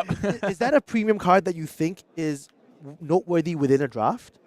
Yeah, definitely. I think that's it's just kind of part and parcel of how the matchup goes and how Zen wants to build. I found it to be very interesting because making Crouching Tigers in hand is usually slightly more valuable than Crouching Tigers in the banish zone. Yeah. Like you have more options to play around with. So this Crouching Tiger going to hand, searching up a Pouncing Chi in blue this time. Only a blue Pouncing Chi, so I guess this means that he doesn't have any red Pouncing Chis in the deck, which is ideally what you'd want to get here. So this isn't super strong, but it does put a Chi in his deck for later in the game as well. So we may see like a slightly slower version here, and that he kind of tries to set some stuff up. This is one of those go wide turns. Pouncing Chi also has that added advantage that if you have a Crouching Tiger before this, it gets go again. So perhaps trying to extend the chain, maybe as a 0 for 4 in his hand, one of the emissaries to kind of like end it off. Yeah, I think the card in his pitch was the card that he wanted to search, like that you ideally want to search. The with Chi Zen, Unleashed, right? yeah, the Chi Unleashed. But unfortunately, he drew it that turn on the turn that he plans to combo. So he has to settle for what he can get. Well, just ninja things, you know. Yeah, just ninja things. It happens. It happens. Can't always work out perfectly, right? Yeah. But still, nonetheless, we're going 2-2 at the minimum this turn. Those attacks tend to be. Sometimes you're not even priced in to block them because, you'll try to send even more damage on that turn. Well, this is a very good card to block a 2 attack with, right? Because he's going to get the full 3 block value out of it. Yeah, and there's even that 1 prevention coming in from the Battlefront Bastion here. So helping to pad a little bit from that Pouncing Chi, and that's the end of the turn. Yeah, so I think Eugene's in a pretty good spot here. So he has, as long as he can play a couple of red cards this turn and put on a bunch of pressure, I think he sort of has momentum. So starting off with the Kakura, I noticed he pitched a yellow in this case. Is that an indicator of like the hand's sort of like arrangement or like what he drew up? Yeah, well, we can see that he blocked with a 3-drop last turn, so that likely meant that he didn't have a blue to be able to play this. So this just might be a kind of yellow and red sort of hand, unless the blue that you have is one that you want to transform with Chi. Right, he has one of those cards, Rising Sun, Setting Moon, in his hand at the moment, and he chose not to pitch that. Yeah. It really depends what's in his arsenal. Both players' hands. I mean, this looks like a pretty good color scheme, if I call it right. Yeah. Like a blue, red, yellow. That feels like it could push some optimal damage. So Katsuya here just opting to eat that Kakura right to the face. Yeah, I think in Ninja, you want your hands to mostly be like blue, red, something. You know what I mean? Like you can block with the something or whatever, but blue, red is when you're able to generally present the most damage. Yeah, and this is not a bad turn coming from Eugene.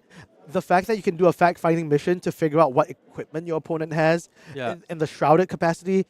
The chess pieces in this set have been so interesting because all the rare chess slots are like they add so much endgame block value. Yeah, they could be crazy. It adds a lot of extra things into this mirror specifically of like whether you want to attack your opponent down to 1 or not. Mm-hmm.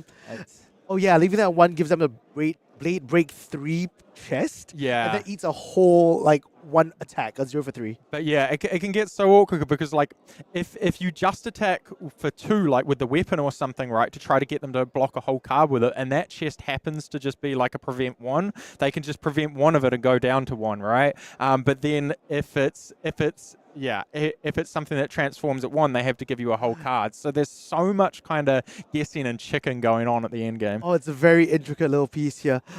Coming in with that wounding blow for 4. This doesn't have go again. Do you think it's time for, like, maybe he's thinking of flipping up the shoe, flipping up some sort of ways to give go again? He's not running the strides of reprisal. Strides of reprisal, the one that when you block gives you a crouching tiger. So perhaps this is the go again variant of it. Yeah, that's got to be what Eugene's thinking right now. Is like, is he going to give this go again? And is he going to pitch a blue to do it? And then what's going to happen after that, right? So, like, I mean, both these players are completely aware of these tricks and the equipment, right? Like, this was expected, but it's just about what's going to happen afterwards. Yeah. What's he going to follow it up with?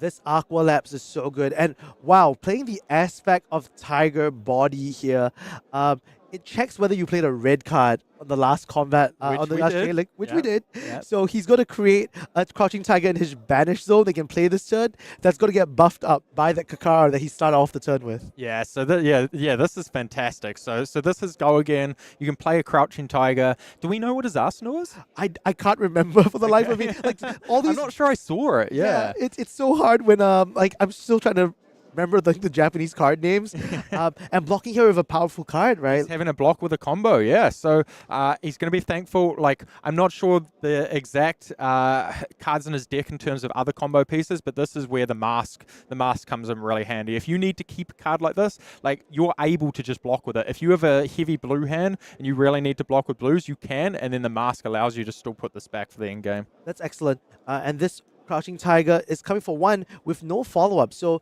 not ending with like a 0 for 4 from the arsenal or any sort of like shenanigans coming in. I mean, the turn was good enough. Oh, we the didn't turn have was to good. go Yeah. too crazy on that, right? Yeah, a man can dream. A man can dream. So back to Eugene's turn. He did commit some cards, and he had that one preserved tradition. So Eugene's running a good number of these mystic instants these in order to try to cards, yeah. transcend. But I'm wondering what this turn's going to look like, because there's no way to generate Crouching Tigers at the moment unless he does a double going mistake. to ascend. So a double transcend here. He's going to be able to draw a card from the Rising Sun, Setting Moon and decide which one to put at the bottom of the deck. Both these cards will see each other, since it is how the stack goes, right? Yep, You'll play one and it responds to the other. So Rising Sun, Setting Moon is the one that resolves first. And it sees the fact that he played Preserved Tradition.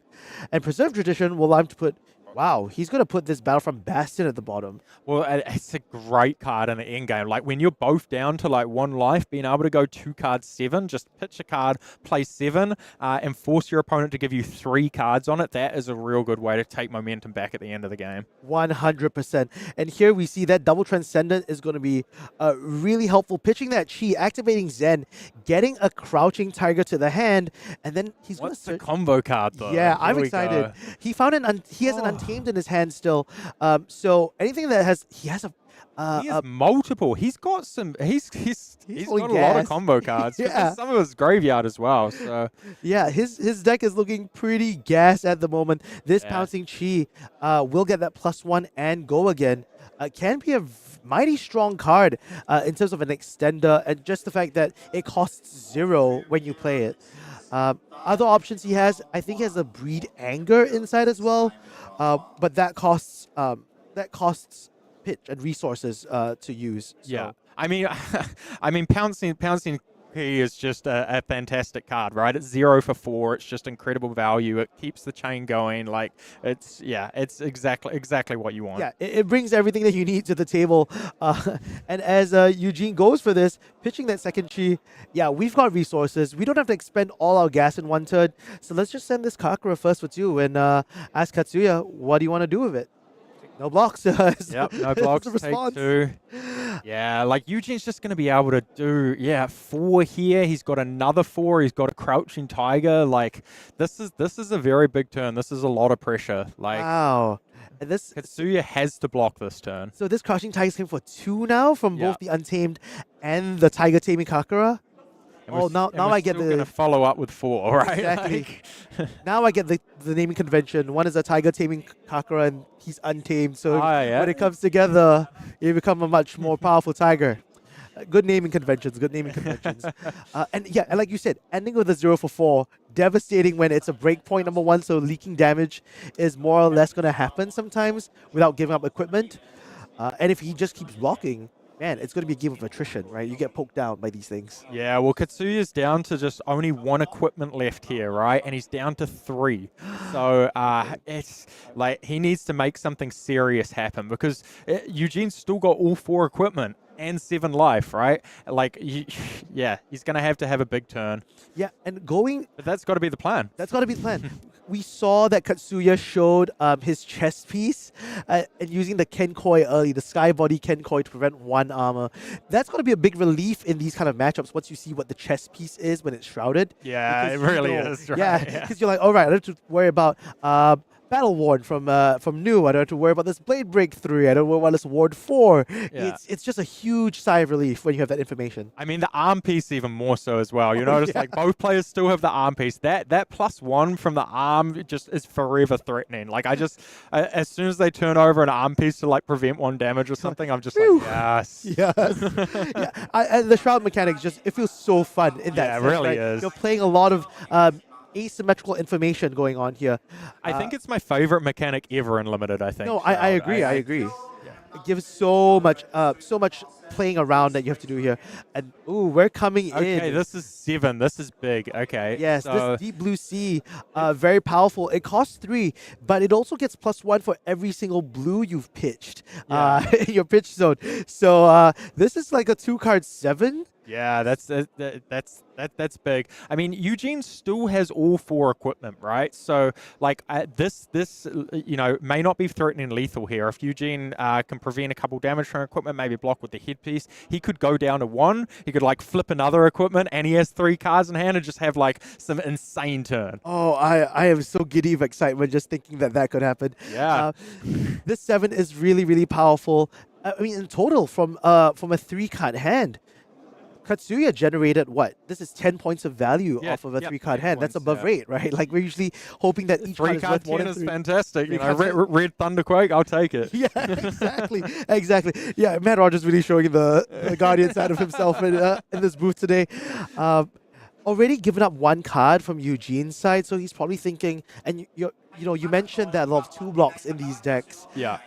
When it comes to blocking 7, the threat of going down to 1 sometimes can be quite intense. Yeah. What Eugene's really got to consider here, I mean, on that point is, like, he needs to make Katsuya block with some cards next turn. Ideally 2 cards at least, right? And that way he'll be able to keep momentum. If Katsuya only has 2 cards to come back with, Eugene's probably going to be able to, like, potentially just block with 1 card if he stays on high life, and then he's going to be able to play 3 cards to effectively grab 3 cards from Katsuya the next turn, right? So this is the momentum in the kind of mid to late game that he really wants to keep, and he really wants to keep his life total reasonably high to be able to do that. So Eugene here not giving up any equipment and just leaking 1 damage, opting just to swing the Kakura for 2. I mean, this isn't that bad a play. I mean, you are still bringing your opponent down to 1 in a lot of these cases, which also means if he chooses to not block for any cards this turn,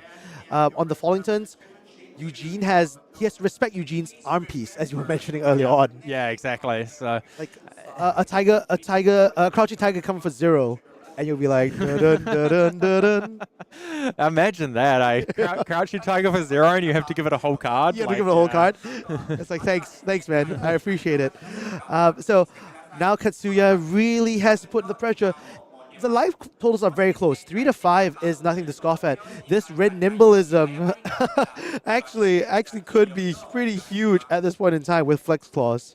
Yeah, definitely. Like, he's going to be able to put in a pretty serious turn, and Eugene is going to need to stop this on hit, right from the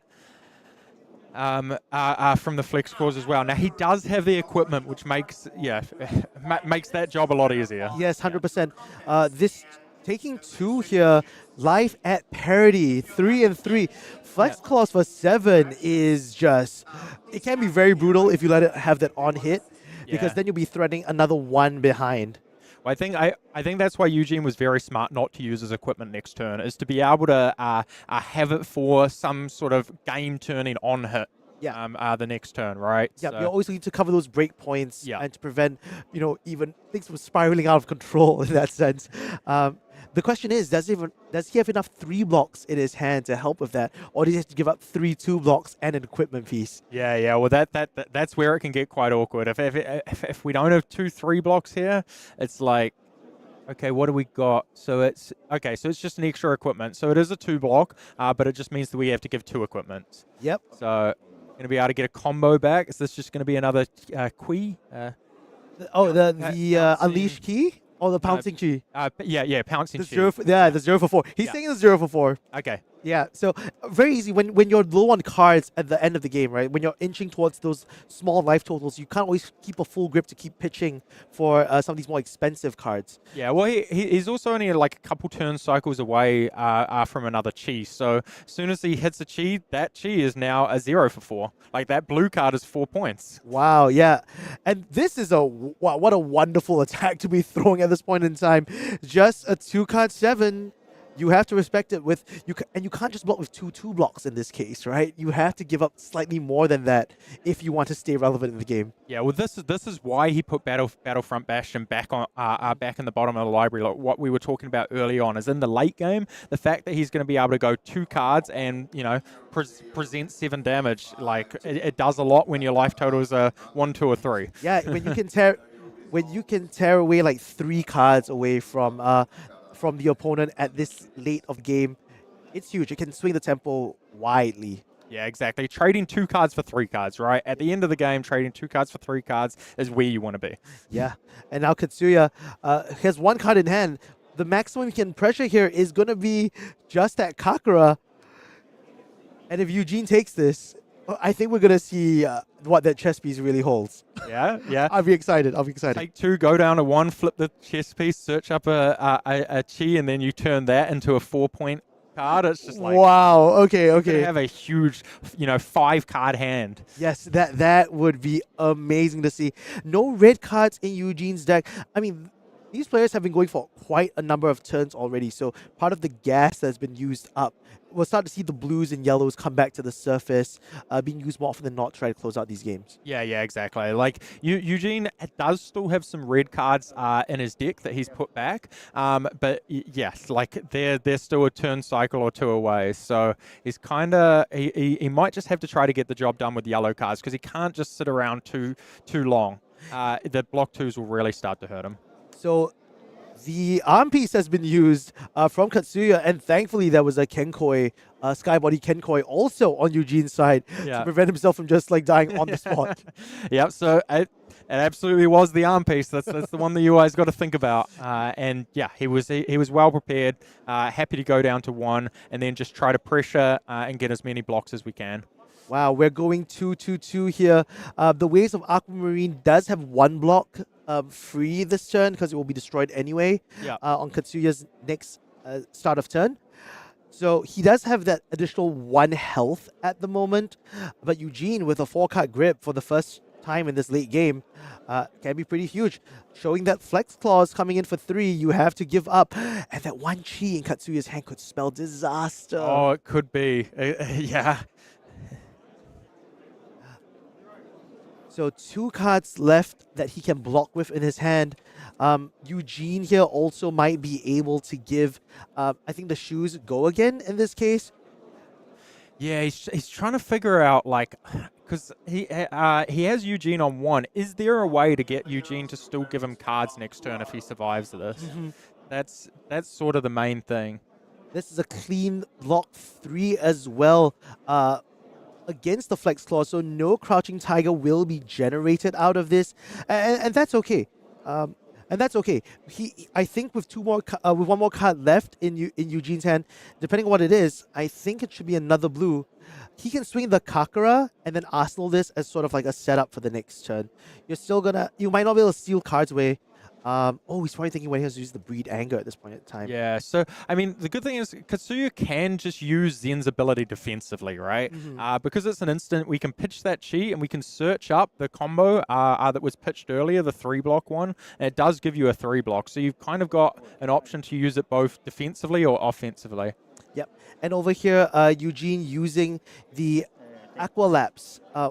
For no actual effect, I mean, giving it go again is fine, but I think he just wants to activate it because he knows that 1 health is going to mean so very much. smart. Yeah. So basically just having it to block with next turn.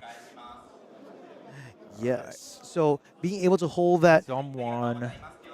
This is going to be a slightly wider turn because I think what Katsuya is going to do is swing this for 2, use Zen's ability, swing the Tiger for 1, and then have that last combo piece, whatever that may be. I wonder what he's going to tutor up because he has that 1 floating still. Yeah, I mean, this is why it's so important to have that equipment there, right? Otherwise, Eugene would have to give a whole card for the Tiger that's going to come in after this. That's so true. Also, with one of the Transcend cards in his hand, this is a precarious situation. It's not one of those that help you gain life. Sometimes you want to have like homage to ancestors just to be like, it's a blue sigil. I like it. But in this case, Stir the Pot does almost nothing for him. There's no defense reactions that he's playing. It's likely just to be his only pitch card on the next turn. Yeah, so he's really having to try to get this done with blues and yellows here. It's a very interesting late game. It's going to be like to see how he kind of wants to navigate because he needs to force at least 2 cards off Katsuya next turn. Otherwise, he'll just get into a kind of blocking cycle and lose momentum of the game. Right? He has to hold momentum, so he needs to live and still be able to put on the pressure. So here we go. I think it's time for us to transcend with that 1 chi in hand. Both their players are backs against the wall. Yeah. Anyone who can search for the right combo piece just to pair with whatever is on the board, even if it's a 0 for 2, even if it's a 0 for 3, that presents a whole card that will be taken away. And choosing to Arsenal. He pass has no instead. combos to search. But he pitched the combo, right? This turn. That must be the last combo in his deck. Right. So, that is devastating for Katsuya. Yeah. So he's realized that because he searched up a combo earlier and because he drew this pitch one again with it, he actually has no combos to search. There was nothing left for him to do. Yeah. And because of that, not punishing Eugene enough to take cards from his hand, this Shuffle the Pot now is able to be the tutor for Eugene to look for his combo card. And we saw he placed in that Pouncing Chi earlier on. Eugene has combo cards. In multiple of those pouncings, and he put one back into his deck. So perfectly for this late game, so he can search it up now. He's going to shuffle the deck twice, activating Zen. This first card is the first tenet of Chi Tide. So the next blue attack gets a +2, depending on what he searches up. It can be like the Tiger Strike into a blue card into a Tiger Strike into the Pouncing Chi. So that's going to be a wide turn. And 1 health and no equipment. Katsuya's probably have to give up his whole hand. There we go. Red Pouncing Chi being searched from the deck. Eugene still with plenty of cards and adding that 1 additional Tiger Strike. That's wonderful. Yeah, this is going to be a hard turn to stop, and even if Katsuya does manage to survive this turn, I don't think he's going to be able to come back with anything, which means that Eugene will have full reign to get it finished. Yeah, searched out that Pouncing Chi, added a Tiger Strike to the hand. Does not have a blue to follow up with the first tenet of Chi Tide, but that's okay. Like, he doesn't really need it right now. He can essentially swing the Kakura by pitching the yellow and then sending in 2, 1, and 4. Yeah. So the Tiger takes a second card, and then and then our combo card takes 2 more cards, right? Yeah. So the whole hand has to go, and then he's got full momentum. Yeah, and the things that we know that Katsuya held in that Chi from the previous gen, he didn't use it. So as a result, he can't block this 1 breakpoint. Yeah. So. That's yeah, and that's how it goes. It was a really interesting ninja mirror, I think. Like there was a little bit of backwards and forwards, but Eugene had momentum for a good part of the game, and I guess he managed to finally translate that in the end. He had to do it with some kind of weird clunky yellow and blue hands a little bit, but he did manage to get the job done. I would say it was quite precision navigation from both of these players. Yeah. Because I know my instinct when I think about Ninja or Zen in this particular case, it's all gas, no brakes. But these players were really trading blows quite a fair bit of the time. The blocks were pretty efficient, I would say. There were a lot of times where people were thinking, like, I think I should just give up 2 cards here and then try to poke down the opponent, because Zen does have those sneaky little 2s and 1s that you're just not priced in to block at all. Yeah, 100%. I think what really hurt Katsuya is just kind of the way that the deck drew up. The fact that he got the combo card with the chi, and then he had to pitch them together, so then he drew them together again, and it was just like, oh, I wish there was some way to shuffle or split this apart. Yeah, that's so true. A very difficult position for Katsuya to be in. I also noticed that in terms of the draft picks or the deck construction, there weren't as many combo cards in Katsuya's deck as opposed to what Eugene built. Do you feel like there are different styles of decks that will be at play in this draft? Yeah, definitely. I mean, Ninja can go different ways. I would guess that a lot of what that came down to is because Eugene was prioritizing the combo cards. Katsuya was getting what was passed to him, right? So packs without combo cards. So kind of had to lean on the other strategy and kind of make more of a value-based deck and have a few less combo cards. Well, that was an excellent game. Thanks for watching that much with me, Mr. Matt Rogers. You know what? This is kind of like a Scooby snack kind of thing. So since we did good, how about we open a pack together, my friend? Okay, we get a reward? Yeah, we get a reward because it's part of the Mistveil's premiere. You and I get to open a pack. So why don't you go first and show the lovely viewers at home what Marvel you're going to open? You're going to give me the honors? All right. Of course, what Marvel I'm going to open? Here we go. Yeah, you can grade it yourself after that. All right, so I could just go straight to the Marvel? Go for it, go for it. Oh, okay, so we got a Supercell. Supercell here. There we go. Mechanologist card. That obviously I'm going to open that, right? So even in a non-mechanologist set, we got it. We get the max. We get the max. Oh, anything else interesting from this pack? Oh, the rainbow foil is beautiful in this set. There we man. go. The art. Oh, there we go.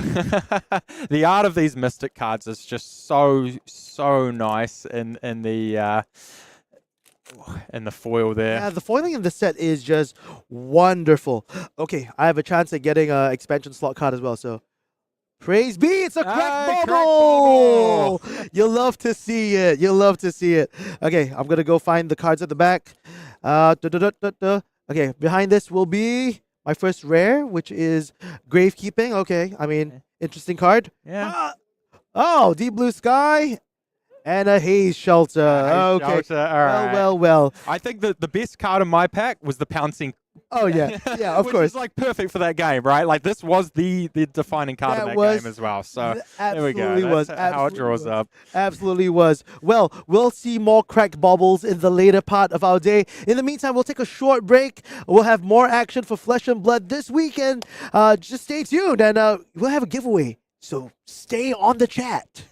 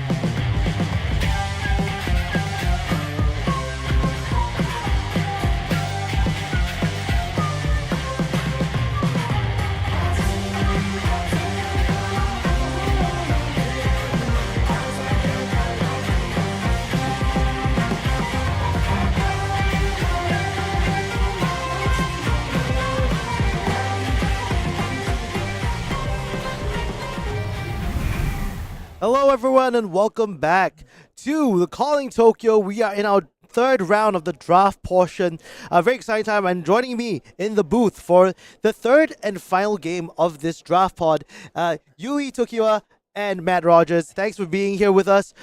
It's been very exciting. We've seen a lot of different matchups today. We saw Enigma and Zen in the first round. We saw Zen Mirror in the second round. And I think for our third round, we're going to showcase a little bit of what new can do. Oh, there we go. That's a phrase. That's a phrase. Get it on this t-shirt, guys. This is what new can do. Okay. New can do. Okay. But very interesting matchup that I think we haven't really got to see the power of new in draft yet. In sealed, I know there's a lot of potential. Like you're using a lot of this attack reactions like Venomous Bite. What are some of the key cards that you think would shake it up for new in the draft?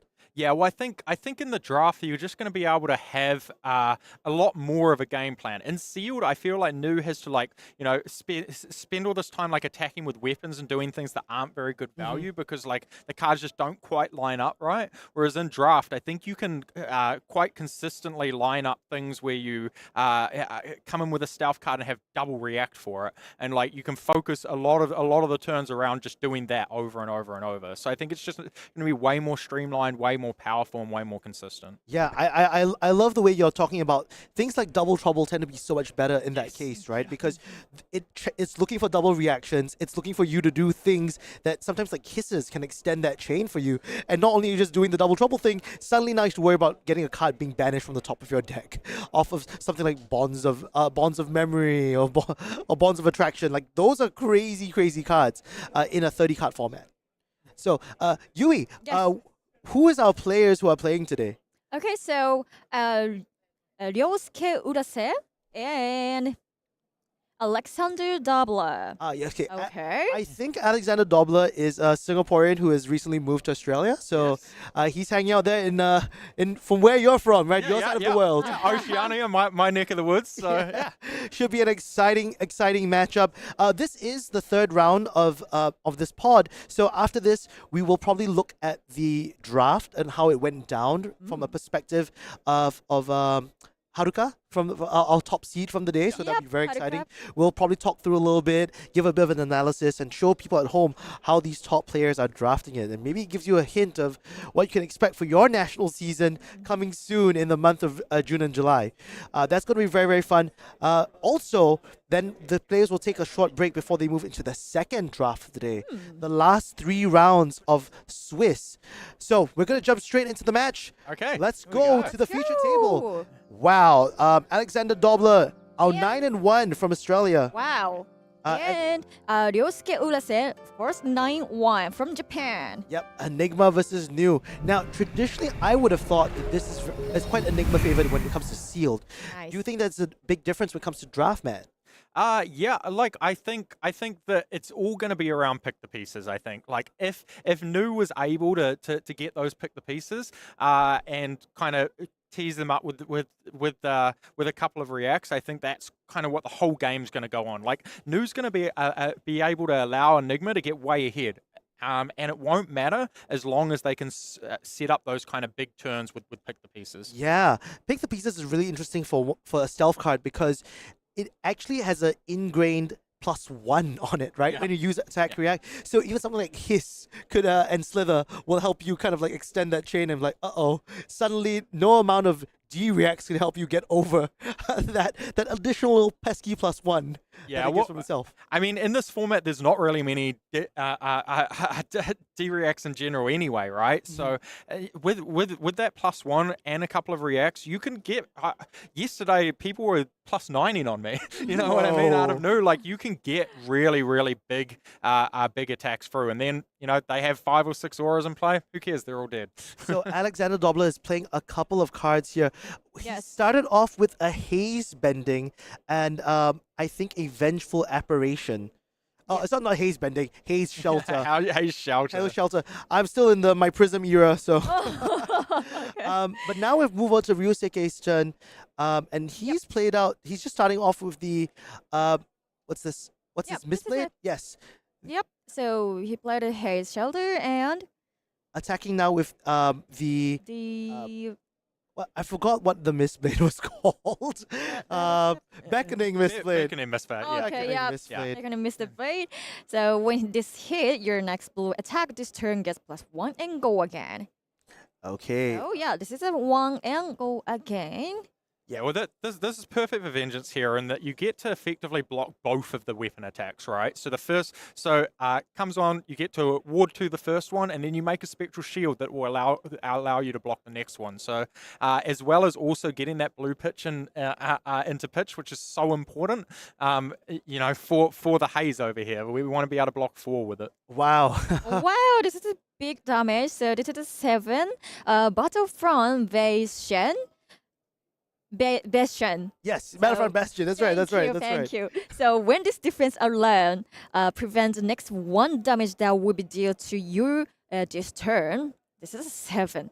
Yeah. Well, I mean, on the offense, it's just a huge, powerful attack here. Is this the kind of game plan that you would enact if you were in Ryosuke's shoes, Matt? Yeah, like you want to be able to pressure every single turn, right? Mhm. Like you need to not let these auras get too out of control. So 7 attacks is a perfect way to pressure that. Yeah, this feels really, really good at the moment. Covering breakpoints, not covering the full thing with just cards in hand, so he's going to give up some wards to go along with it. This is what, like solid, single-minded determination, solitary companion. That blocks for like 3 and 2 at the moment. Yeah, so we're only blocking 5 here, which means 2 auras will die.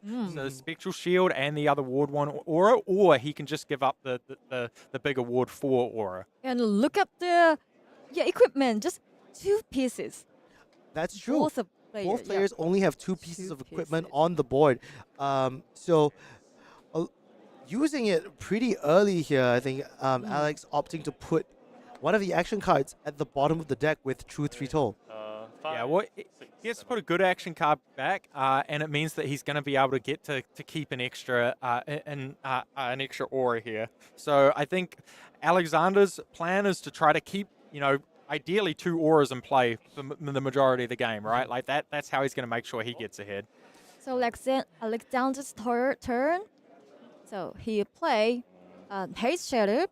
So this is a Warrior X. Warrior X is 4 if you pitched a blue card this turn. Otherwise, X is 1. Well, and lucky him, he's got that drop in the ocean to turn that haze shelter on. 4 damage. So the moment you start doing this multiple times, the value of the haze shelter becomes really, really high, right? It's probably the highest skill ceilings or damage ceilings of value you can get in an illusionist deck. Yeah, well, it's 4 points per turn, right? So if you get to attack with it twice, it's a lot. So what we see here, we're blocking the entire 4, even though there's no on hit. And now the reason for that is that Nu really wants to be able to use this arm piece at any point of the game, right? So he wants to get the 1 block value out of it now, so that he never has to worry. And as soon as a good spot comes up to use it, he can just crack it, and then he doesn't have to worry about missing out on that point. Mm-hmm. The coolest part about it is that it's worth about 2 reactions by itself. Yeah. Correct? Yeah. So it turns on stuff like your double troubles. If he has any of the majestics, which need like 3 or more sometimes, like prognosis, man, it can go. It's such a strong enabler as an arm piece. So once you get that block value, it's open showtime. Yeah, open showtime. Yeah, it's very, very crucial. And again, like what I was saying before with the pick pieces, again, very crucial to have that extra react for the 1. Because there is no damage prevention, right? Like you can't pump at 1 and then Alex goes, okay, well, I'll prevent an extra 1 then. That's not how it works. That's not how that 1 presents so much. Such a key card. Yep. I've been severely underrating it. This is a Bonds of Attraction. Nice red card. Nice red card. I love the fact that most of these cards have like different tints as well. Oh, and he used a This is a Venomous Strike that goes on Venomous top of it. Strike. Yep, a yellow Venomous Strike. And because he pitched a blue, it has that added effect. Yes. So Venomous Bite, target assassin or mythic attack action card gets +2. If you've pitched a blue card this turn, create a Fang Strike in your hand. So he used that. Ooh, and having to give up the Moon Chakra here. Moon Chakra has a lot of applications, but without transcending, it's just as good as a regular block card. correct? Yeah. Basically, it's a block 3, but yeah. That plus the other auras allowed him to keep the haze shelter in play. Ideally, what Alexander wants to do is just every turn attack you for 4 with a haze shelter. Like how much value he's going to get off that 1 card throughout the game if he can keep it in play and just be attacking for 4, basically is like a Anathos or something. It's the Titan's Fist where it's like you pitch a blue, it comes for 4. Yeah, that feels good. If not, it comes for 1. So it's a slightly undertuned Titan's Fist. But here, I mean, so you think that game plan, Matt, is to protect this haze shelter at all costs, and to give it up on just certain key turns?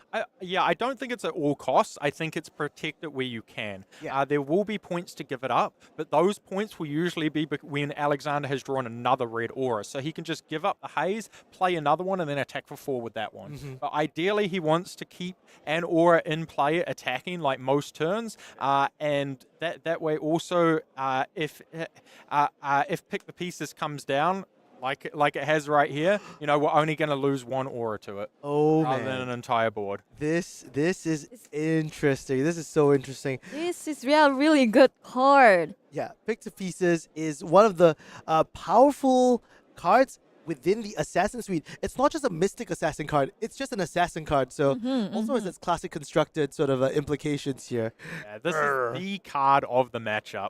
And when you're facing it down, when your opponent has multiple cards in hand, which is the situation right now, it is scary. Yeah, you have no choice but to, commit some of your cards into this. But when you have 3 cards, you could pump this up all the way. Like you were saying, coming for 9 is nuts. Yeah, well, there's plenty of times when I've blocked to Pick the Pieces for 9, throwing 3 cards in front of it. Now, the good thing about the spot for Alexander right now is like he doesn't really have to overblock the Pick the Pieces because if he forces him to play the reacts and stuff, he only loses 1 aura. Then he can play another aura and keep going. Right. That makes a lot of sense. And thankfully, this grain that tips the scale, it doesn't count as a reaction. It's not a reaction spell. It's just it's a pump. But it ain't a Wow. react. Yeah, it's a big. So okay. So Pick 2 Pieces. It's going to be 6 Yes. with Both the red hiss and the slither has activated by itself after pitching a blue. So the effects are in play. He's going to take a bunch of damage. The good part, or rather, I would say, thankfully, Pick to Pieces doesn't allow you to banish more cards from your opponent. Like most of the stealth attacks in the current set banish the top card of your opponent's deck. Pick to Pieces just removes the board state. So he played a big conning Mistveil, Mistblade, and Bones of Memory. So this has stealth. When this hero banishes the top card of their deck, then banish a card from their graveyard. Yeah. Whenever this vanishes a card, if this has banished another card with the same name, game 1. Yeah, and this is crazy because this is actually a 2-go again. So Alex has to really think, like, is he going to play that last card? Is he going to Arsenal it? In this case, opting to Arsenal his 5th card. Yeah, he really has to set up to keep the pressure. There's no point. Like, the game isn't so much about damage. It's kind of about stopping a board, your kind of board developing. So even if you have another attack to play at the end of the chain there, when your opponent has no auras, you generally just want to arsenal that attack so that then you have a 5-card hand when they have multiple auras. That makes a lot of sense. I mean, looking at this match, many turns, like we're on turn 3 now, and both players are still at 16 health. It's one of those like really low damage games, but I think you kind of expect that, right, from the Enigma new sort of matchup. They don't have big long turns sometimes. It's very like trading pieces bit by bit. Yeah, it's absolutely a full-on grind. As I say in yesterday in Sealed, I played Enigma and I played against Nu all 8 rounds. Eight Nus in a row, and 4 of them we went right down to the wire at time. So it's a super long, drawn-out grind of a game. And we're watching it play out right now. It's very methodical in each step of the way what you need to do. You have to take into account what power cards you still have, what reactions you need in order to activate certain abilities. And for new side, it's like, well, how many auras do I have left? I don't have a real weapon in this game. I'm relying on these auras. And here we go. Finally with the double trouble here in red. Yeah, so this is the stealth. If you've played or activated 2 or more attack reactions this chain ring, just get +2. And when this hero banishes the top 2 cards of their deck, this is so strong. Yeah, when you're facing this down with 2 cards left in hand, you're like, oh, okay, there can be a react. Like, fatigue is a very real thing in these long games. So losing 2 cards off the top of your deck is a lot. And, can often be game breaking. It is, it is. I mean, and not to forget that he also has the arousing wave that is able to be used at any time now. He has that one floating. He doesn't have to use that card in hand. It can be, or it could be a venomous bite. Like, that's the cool part about being an assassin, that you never know what card's gonna come in next. Oh, and then he didn't block, and Oh yeah. yeah, so Oh. Fang bite. Yeah, the Fang Strike being Fang Strike. created from the arousing wave. Oh, It's like double react city here. Ooh. So banishing 2 cards, and one of those 2 cards Is a blue. is a blue. Oh my goodness. We haven't seen new transcend yet, but when it does happen, that's gonna be really painful. Yeah, he's really setting up that kind of in-game state there, right? Like you want to try to make sure that you are pushing through to banish, because he's not going to banish as many cards in this matchup, because a lot of the time the ward is stopping things from hitting, right? A lot of the on hits are stopped. There's lots of block. Alexander's going to be blocking quite a lot and preventing a lot of damage. So it's really important when you can get them in. And this Wow. is such a strong key card. Spectral Manifestations, Yui, what does Yes. this card do? yeah. So this is He's playing Emissary of Moon. Oh, yeah, sorry. right. Yes. Okay. So yeah, this card. When this attacks, you may pull a card from your hand on the bottom of your deck. If you do, draw a card. So the filtering here, do you think it's pretty important, especially if he's trying to maybe like fish a blue card to play instant speeds from Arsenal? I mean, there are really situations where drawing a card and sinking a card can be quite useful as an illusionist. Yeah, definitely. And even without Go Again, because you can just play, like there are the chi cards that you can just play. So drawing a card doesn't always mean that you just pass when you already have a card in Arsenal. Unfortunately, it did this turn, but Alexander did get going what he wanted, right? You want to get a 4 attack aura back in play and then carry on that thing. That's all he wants to do, attack for 4 every turn. He's happy to block, and with this one, because it's a Spectral Shield and it doesn't cost anything to attack, he's happy to block with all 4 cards. He doesn't care. He'll block the whole hand and then just still attack you for 4 every turn and outvalue that way. It's for free, exactly. That's yeah. so powerful. 4 go again on this thing is just mwah, chef's kiss kind of value here. Yeah, I mean, if you're able to block with like 3 blocks from hand and a 2 block or something, right, and attack for 4 for 3, you're getting 15 points in a turn cycle out of your 4 cards. That's way above, right? That's the Matt Rogers math right there for you. Math with that. Yeah, math with Matt, my new segment. Giving up, but not choosing to protect the Spectral Shield here. Do you think this is an indicator that he has like a powerful red aura in his hand that he's ready to swing on his turn? Yeah, 100%. I think this is the spot where he's got enough life. He has his opponent on 8. Like, if you worry too much about protecting the aura in play when you already have another one, then I think that's when you get yourself into a really awkward spot versus react. Whereas now, like, he can use his life total as a resource, as a bit of a buffer against potential reacts. He doesn't have to try to block everything. Right, he can take like 7 or 8 damage or something, and then put a very powerful aura or 2 in play. Yeah, we're looking at Alex's hand now, and I think he's kind of whiffed on a blue here, and I feel like that's going to be a bit of a problem.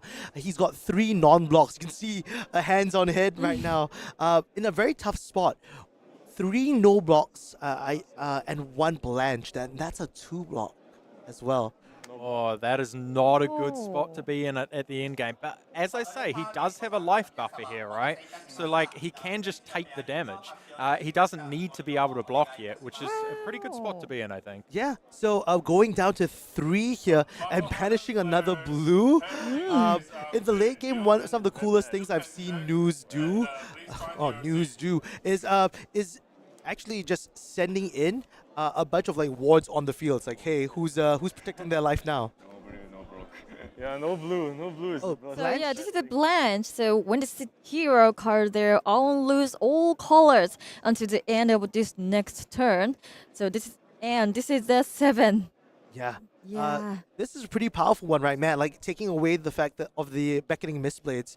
Is this a good card that you think Ryosuke might be afraid of? Yeah, definitely. I think Blanche is very good against Nu for multiple things. It's not even just the misfit. Like, your hero ability allows you to play blue cards. What if they're not blue? You can't even do that. Like, there's, yeah. I mean, obviously, we're not in a spot where we're going to hero ability, but the card just in general turns off quite a lot of stuff. Wow. It means that, yeah. You can't transcend on your turn, essentially, right? Oh, Yeah, wow. you can't transcend. And, as new in this spot, you really do want to be transcending soon because you do want to be able to, finish the game with Nu later on at the end game using the ability and playing all of these blues. Yeah, this is I mean, for what it's worth, having to pitch away both the Waning Vengeance as well as the 3 Visits. 3 Visits such a powerful card in the late game where you can just try to like swing for 6 off of it. Big attacks are always helpful. Yeah. But yeah, making the best out of a bad hand. Yeah, exactly. I mean, he still just has to keep pressure on, and pressure with an on hit is exactly where he wants to be. Yep. So I have a question. So do you think like Alexander can still turn this game around? Oh yeah, I definitely think Alexander still has one. You never count an illusionist out. That's what I say. The fact that you can make spectral shields, it's kind of like gaining 1 health every time you do that, right? Yeah, 100%. I think this is anyone's game right now. I mean, Alexander still has equipment piece as well and a little bit of life buffer, and he's taking 2 cards this turn, right? So like the attack back, or it could just be 1 card, and then it's a bit of a harder spot. Yeah, if the attack back's not too threatening, maybe he can get an aura down and then kind of ride that. But yeah, I think it is anybody's game, but I do think Alexander's behind. Yeah, we are approaching that end game state where every life piece is so delicate. Ryosuke also holding on to that chest piece, which you're always thinking about like, oh man, what is that chest piece? If it's an heirloom of snake hide, that's worth an additional 3 health across 2 turns. He took 4 and he played a Beckoning Mistblade again. Yeah, but this Mistblade won't have that secondary effect really in play because he got hit by that Blanche. So you don't see blue cards anymore, we just see cards. All right, it does have the react in hand. So we're going to go Mistveil, we're going to follow it up with potentially a stealth card with a react. Ooh. Yeah, a stealth be a card in lot of React would be pressure. very, very difficult to navigate. Only stole 1 card from Ryosuke the previous turn, so Yeah, here we go. Stealth card, 1 floating. Card in hand and card in Oh, arsenal. this is a 3. yeah. And when you have to So- overcommit your cards, that's exactly where the assassins want you to be, right? You're fatiguing them faster just from the fact that you're like, hey, I gotta drop 2 cards here just to respect that attack reaction. So this is a Mind Desire Stealth. Yeah. Locking Oh. 5 here. Blocking Yes. 5. Pass. Pass, I'm still got the reaction Okay. next turn. Yeah. Banish your blues. Yeah. And because he banished a non-attack action from Mind's Desire, Ryosuke is going to gain 1 health out of this. Because of Nu's ability to banish cards on the chain link when it resolves. Yeah. So Okay, but this is exactly what Alexander wants to do here, right? Again, Ooh. a 4 attack aura and attack. It's not quite lethal though. So It's not quite lethal, but it's also good. Like this is a Ward 3. Essentially, Alex just gained 3 life as a part of this.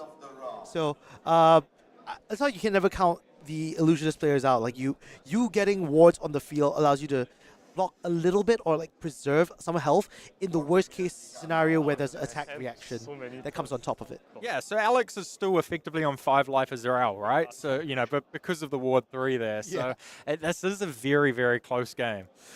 Very exciting to see this. Not a lot of cards have been banished off the top of the deck. I think only from the double trouble earlier on. That was a big one. And then from those that were being blocked out. So he choosing blocked. to block one card here, and Ryosuke really respecting the tempo game that Alex is pushing on the table, saying, I don't want to go down that low. Like next turn, I will still be able to just like block one card. If I eat it now, next turn, it's 2 cards or an armor.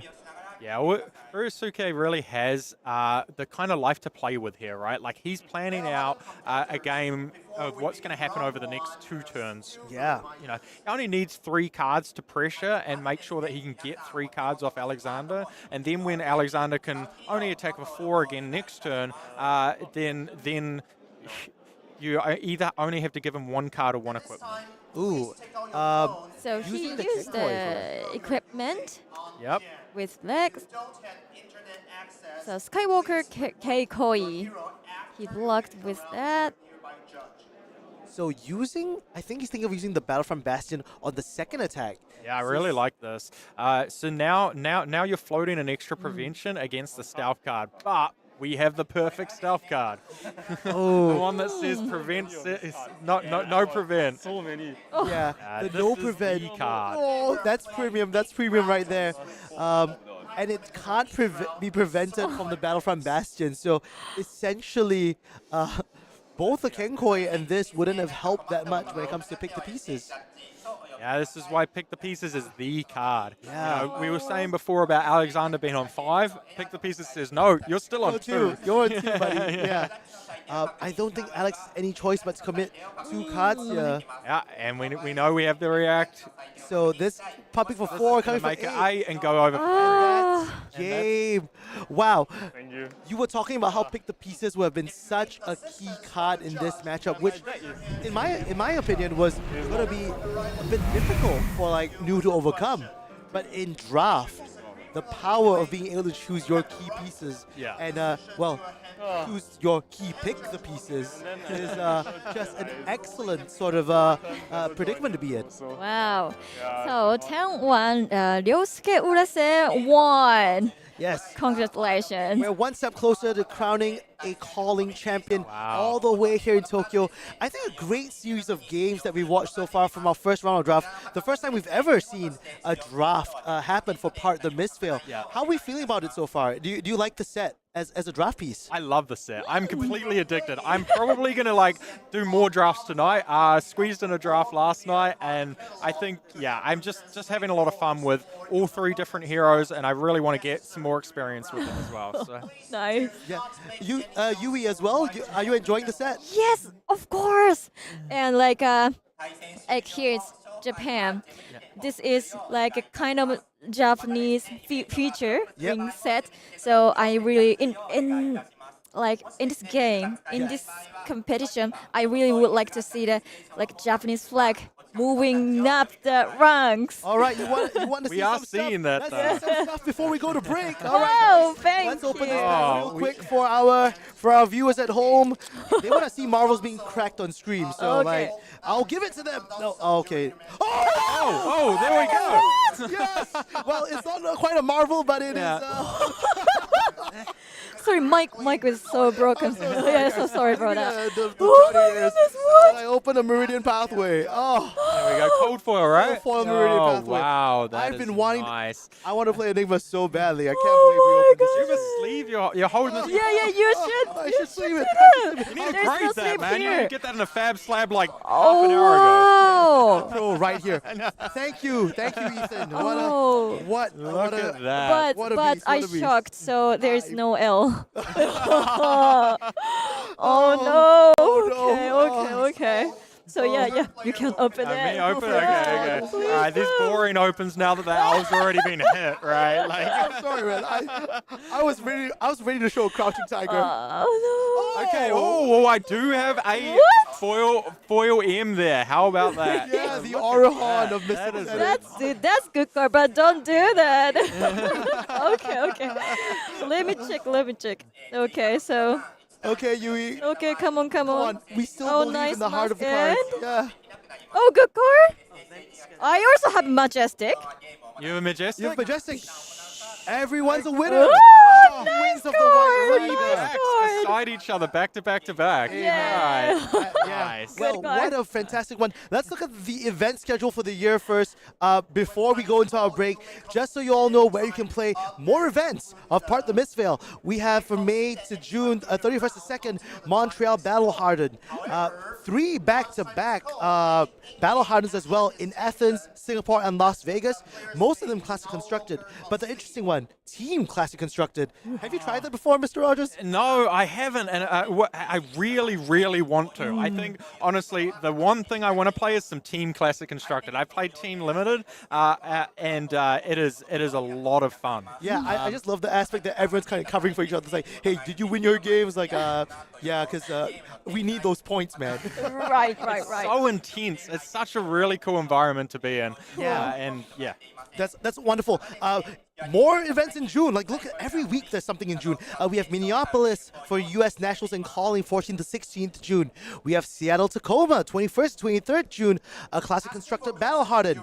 Then for all of us, I think we'll all be participating in our national championships June to July. So Yep. You'll be there for yours, I'm assuming? Yes, yeah, I'm going to make it. Okay, excellent. We'll all get to draft this set at that level, so I'm really excited. And then all the way to Indonesia, we'll have Bali, Battle Hardened as well. So that's going to be very, very fun. Nice. Still in our neck of the woods. July 19th to 21st, Bologna has a Battle Hardened. Same time, New Jersey is going to have a Blitz Battle Hardened. Blitz. And then I think everyone's looking forward to this one, Pro Tour Amsterdam. Matt, will you be at this one? Yes, I'm going to attend Pro Tour Amsterdam. I love the big European events. Oh, Oh, I'm good so luck. jealous. I'm Thank so you. jealous. But yeah, I'm sure you're going to have a great time. I heard it's a beautiful city. We'll be seeing the top level of play with Part the Mistveil culminate here at Pro Tour Amsterdam. But then the fun doesn't stop there. We've got Melbourne, August 2nd to 4th, Classic Constructed. Sao Paulo, August 9th to 11th, Classic Constructed. Manila, another calling for the beautiful Filipino community, August 16th to 18th. Then San Diego, so in Albany, California, 24th to 25th. August 31st to September 1st, Lisbon, a Battle Hardened as well. And then lastly, we got the big one. Another world premiere, just like this. You had fun here, right? In Oh, yeah. Tokyo, yeah. You had fun at the world premiere? Yep. Of course. So if you had fun here, the next one's just going to be as good as this one. So we'll go all the way to Florida, Tampa Bay for the third unknown set of the year. I can't believe we're doing 3 sets a year now. That's crazy. Eh? mind-blowing. 3 limited sets a year. limited It's like sets a year. Boom. Christmas 3 times. Yeah, TCG players rejoicing everywhere. So be there. Like, look at the dates. September 6th to 8th, really big one. September 20th to 22nd, we have Calling Sydney. Yeah. And then 27th, 29th, Calling Lyon, which is in France. And then this is the penultimate one before the big one, but Battle Hardened Milwaukee, 28th to 29th September. And lastly, Yui will be coming back to visit you. Okay, thank you. Okay. So, We'll see you at the airport to bring us there. Okay. oh, yeah, okay. So, World Championship in Osaka. Yes. Yeah, so October 31st to November 3rd. Yes. Please so this come is a to big one. Osaka. I'm very sure all 3 of us will be there. We'll be having fun. We'll be shaking hands. We'll be maybe dressing up for Halloween if possible. Oh, yeah. So just gonna be a great time. Note these dates down. We'll be talking about them the whole of the day. I'm going to start booking my flights once I'm done with this world premiere, honestly. So we'll see you then. We're going to go for a short break and come back with some draft analysis. So stay tuned.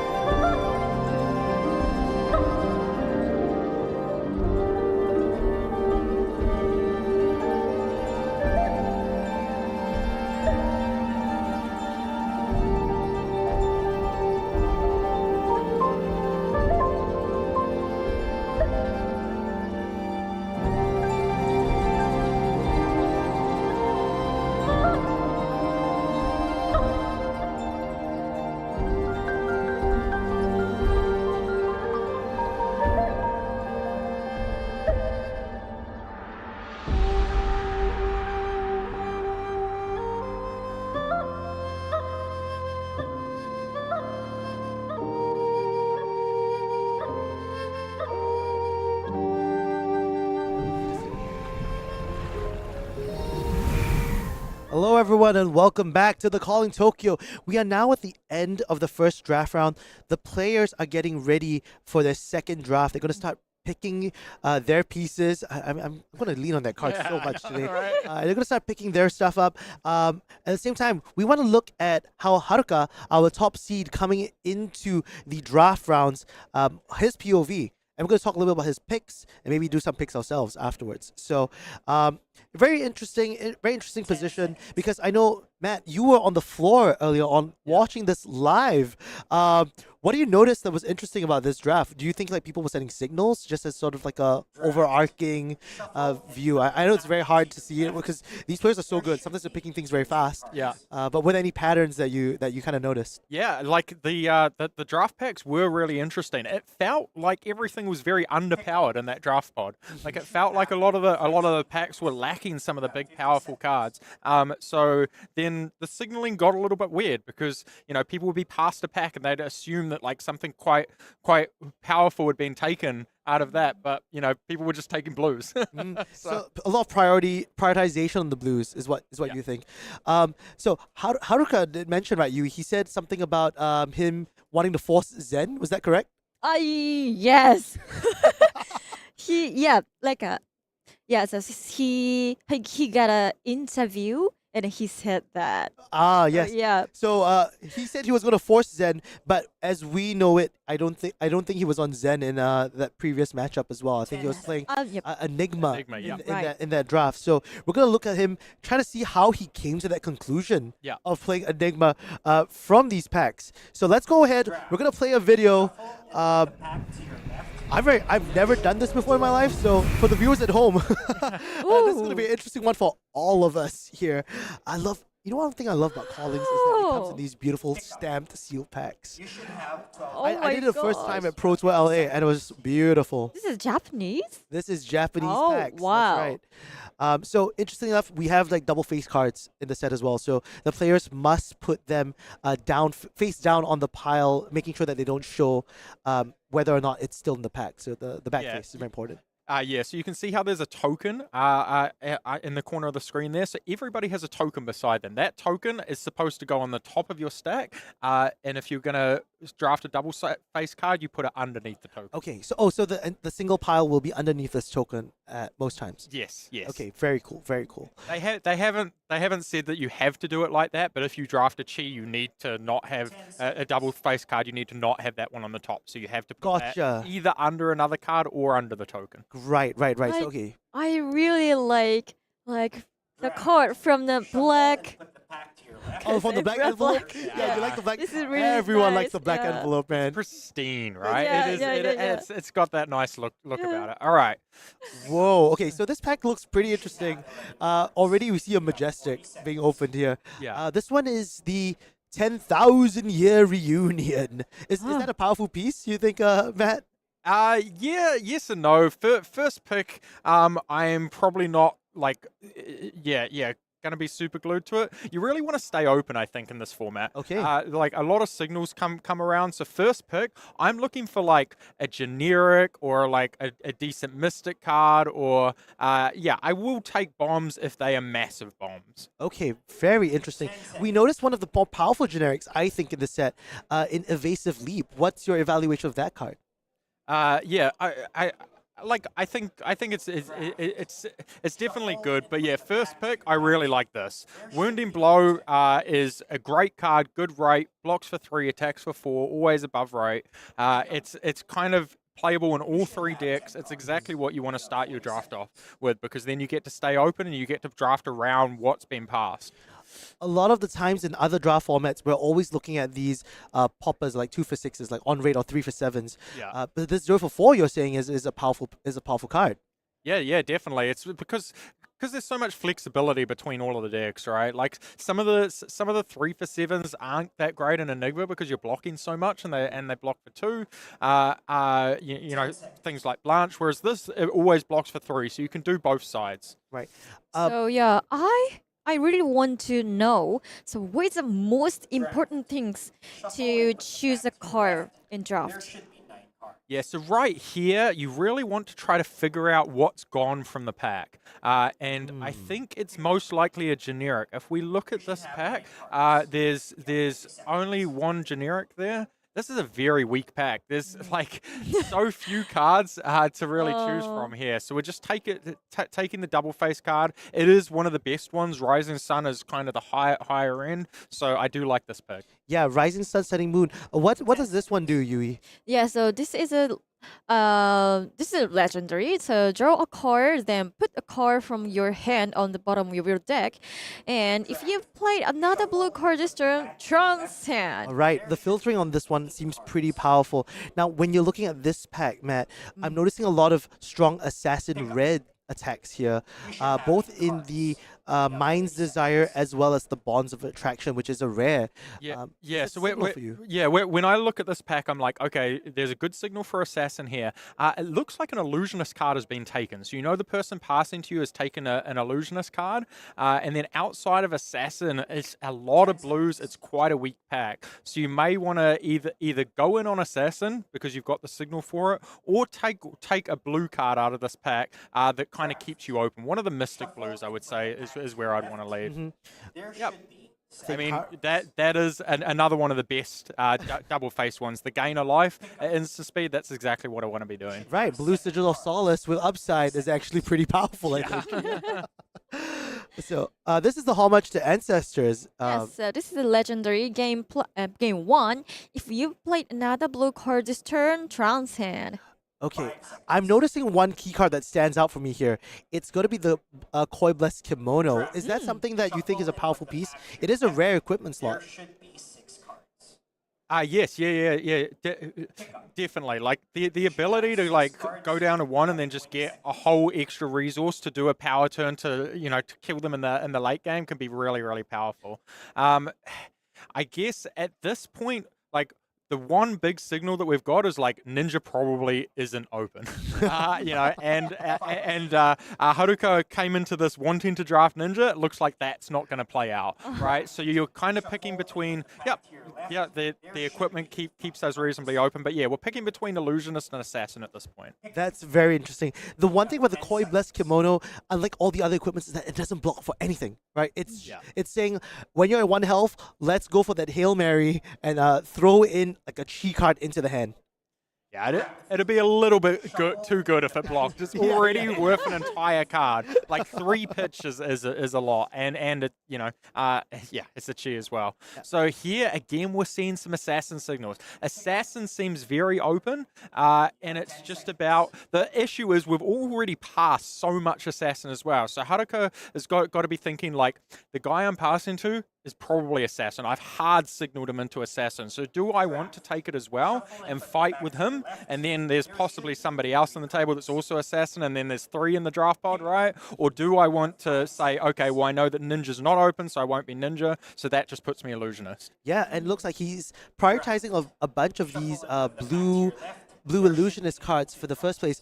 We were talking a bit earlier, and you were saying that you actually don't need that many reds in Illusionist because a couple of them and protecting them is all you need to kind of close out these games. Yeah, I think Illusionist decks, specifically in the draft format, want to be just very, very heavy blue. And you only, like, in most draft decks, you need quite a lot of reds to be able to push enough damage to actually kill them or fatigue them, right? Yeah. Fatigue them by damage. But in Illusionist, it's a little bit different in that your reds keep attacking turn after turn, that same red card. So you need way less of them. Right. If your deck has high block value and you're able to keep your red auras in play, then you don't actually need a huge amount of them. You can highly prioritize blues and just pick and choose the best reds. Yeah.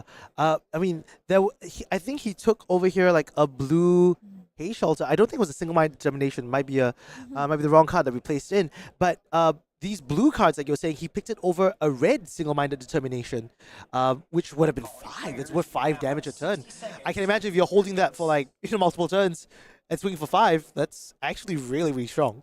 Sure, it is, but at the same time, it's not an instant, right? So you're not getting interesting. to attack with it the turn that you play it. So if you play it and then they manage to kill it, then it was really bad value, Yeah, right? Because yeah. it cost you a card in the pitch to play it and another card, so you lost a lot of value. Which is why, like, I tend to want my red high-powered cards to be instant, so that I can play them at the end of my opponent's turn after they don't have go again anymore, and then attack with it straight away, so that I'm guaranteed the value. Speaking of which, this vengeful apparition I thought was very interesting. Its effect, Yui, if you could just Yes, share with us what it so, does. Yeah, vengeful apparition. Apparition. yeah. Apparition. Yeah, good Apparition. job. Thank Awesome. you. Okay, so when this leaves the arena, if you control no illusionist auras, you may play your next aura with cost 2 or less this turn. As though if were an instant. If you do, it enters the arena with a +1 counter and 1. So yeah, I was thinking like that's a pretty cool card just because it allows you to flash in these amazing like action auras that you wouldn't have been able to swing on that same turn, or like set it up on your opponent's turn and then use it on yours. Yeah, exactly. The red one of that makes single-minded determinations in your deck a lot better, right? Like if you can flash that in as effectively as an instant and then straight away attack with it, that's exactly what you want to be doing. That's a much better use of cards. So things like this that block 3, he can play it off 0, so he can just block with 3 cards and then just 0 this in, and then kind of set up for that single-minded determination drop. That's really cool. This haunting specter that he's taking as well. I'm looking at the packs, and now, true to what you're saying, no ninja cards left in this pack. Yeah, Ninja is very closed. Like I would see this pod and be thinking there are like 3 or 4 ninjas at the table in this draft. And I think that's what happened at the end of the thing when we saw how the rounds played out in round 1. Look at this though. Nu is extremely open. Oh, yeah. Nu is so open. And this is the spot that Haruka unfortunately finds himself in, is he's hard past Nu. Right, so the person he's passing to is like all in on Nu. It's Christmas Day. Yeah, for it's him. Christmas. He's getting everything. Look at this. Blue pick the pieces, like with 2 cards left in the pack. He's getting everything, and there's enough that potentially the next person is also getting a lot. Yeah. So like to jump into Nu and then have to have a terrible pack 2 fighting them is a really hard thing to do as well. Yeah, and having these like last few pieces, thankfully this evasive leap is a generic, so that's pretty good. But sometimes you're in those draft pods where your last 2 picks are kind of like burner picks, like totally not usable at all in your deck. Yeah, whereas the assassin player that Haruka is passing to, or we assume as much, is like getting these last pick high playable assassin cards. Yeah. I mean, eating good is how we describe it here. Oh yeah. Okay, so that's the end of pack 1. He is going to be reviewing this pack in front of us. So what are we noticing in terms of patterns? I'm seeing a lot of good blues being picked and some pretty decent reds. Nothing of the powerful sort like Spectral Manifestation yet, but is this a good pack 1 in your opinion? Yeah, I think this is a fine pack 1. I think this is like not above average, but good. Like the other thing I'm seeing is like we've got quite a lot of block 3s, right? So we got good blues and we got block 3s. We don't have that many powerful cards yet, but we can get those later on. So it's really important in Illusionist to have quite a lot of block 3s, and at least we've got that covered. Yeah, and we were mentioning that we were feeding a bunch of news down to our left in pack 1. In pack 2, chances are you'll be able to, because you've hard signaled Assassin, you're going to get the first bite of these Illusionist power picks. You're going to get rewarded, surely in this. So this could feel really good. I can't wait to see how pack 2 plays out. It's always the wheel that is interesting, right? Yeah. On the return cycle. Yeah, well, the wheel on pack 2 is really going to show us what the pot is. Yes, if did a bunch of people play Ninja? Did they jump out? Did people jump into Assassin because it was crazy open? Well, unlike other sets that we've seen so far, this is one where it's, I think, a lot harder to pivot, right? We don't have dual class cards to play with. Only thing that's holding all 3 classes together is the Mystic talent in this case. I don't remember Uprising Draft, but even then, there was Draconic and Ice as the more flexible picks. 2 classes wanted Draconic and 1 wanted Ice. In this one, everyone wants Mystic Blues, right? Yeah, well, the Mystic Blues are like very good cards in all three of the decks as well. So, like, everybody's looking for them exactly as you said. So, yeah, this is an. Is this pack a powerful pack in your opinion? I mean, I'm seeing a Hiss red, I'm seeing this Haunted Spectre red, but nothing else that truly stands out. Yeah, I don't think it's a super powerful pack, but it is it is very similar to a lot of these packs. Like, there's so much blue. There's so much blue Right. in every pack this set. With all of these Mystics being blue, it's very unlike other draft formats. I'm very excited to see these play into action. I think Haunting Spectre being a top class card just to pick from this pack, not exactly like you want to find a bomb now that you've committed. I think in pack 2. Haunting Spectre is amazing. I mean, it's Ward 4. So, like, when I was saying before about how you don't really want too many of the action auras that you play on your turn because you don't get to attack with them, and if they kill them, you lose out the value. Good thing about Haunting Spectre is you kind of don't. Like, you play it, and even if you do lose it because they attack you and have a really big turn, it leaves behind a Spectral Shield with a counter that you still get to attack with. So, like, you're going to get Ward 4, preventing 4 damage and 2 attack at minimum almost like the vast majority of the time. That's 6 points of value. This Waxing Spectre is also very interesting. He's getting rewarded for feeding the new players because you were saying this is pretty premium, right? Yeah. Waxing Spectre is exactly what I want to see. This is an instant 4 attack aura, right? So on the back of their turn, you do some blocking, take some damage or whatever, and then after they've finished their turn, you go Waxing Spectre on your turn, come in for 4, and then go. And his go again as well. Yeah. That's crazy. That's crazy. Yeah. Okay, so yeah, I'm always thinking that the first 3 picks in the second pack kind of gives you an idea of what's going on as well. Just because now you're confirming who's in your left for these drafts. Yeah, I think getting past this Waxing Spectre is a pretty good signal coming from the other way. I think we've definitely passed new. Right? Yep. Like, I think that we are seeing new cards here, but there's one new card missing from this pack in the way the configurations work, and you expect that to be one of the more powerful ones. We've got the Illusionist cards in the pack, right? So I think that going that way, we're all right. If he's taking There's these still there's 2 emissaries, really good generics, and this is a good pack. yeah, I think one of the considerations here, and correct me if I'm wrong, but if you take the Waxing Spectre here, you're not getting it back if you don't take it at this point in time. Yeah, exactly. Yeah.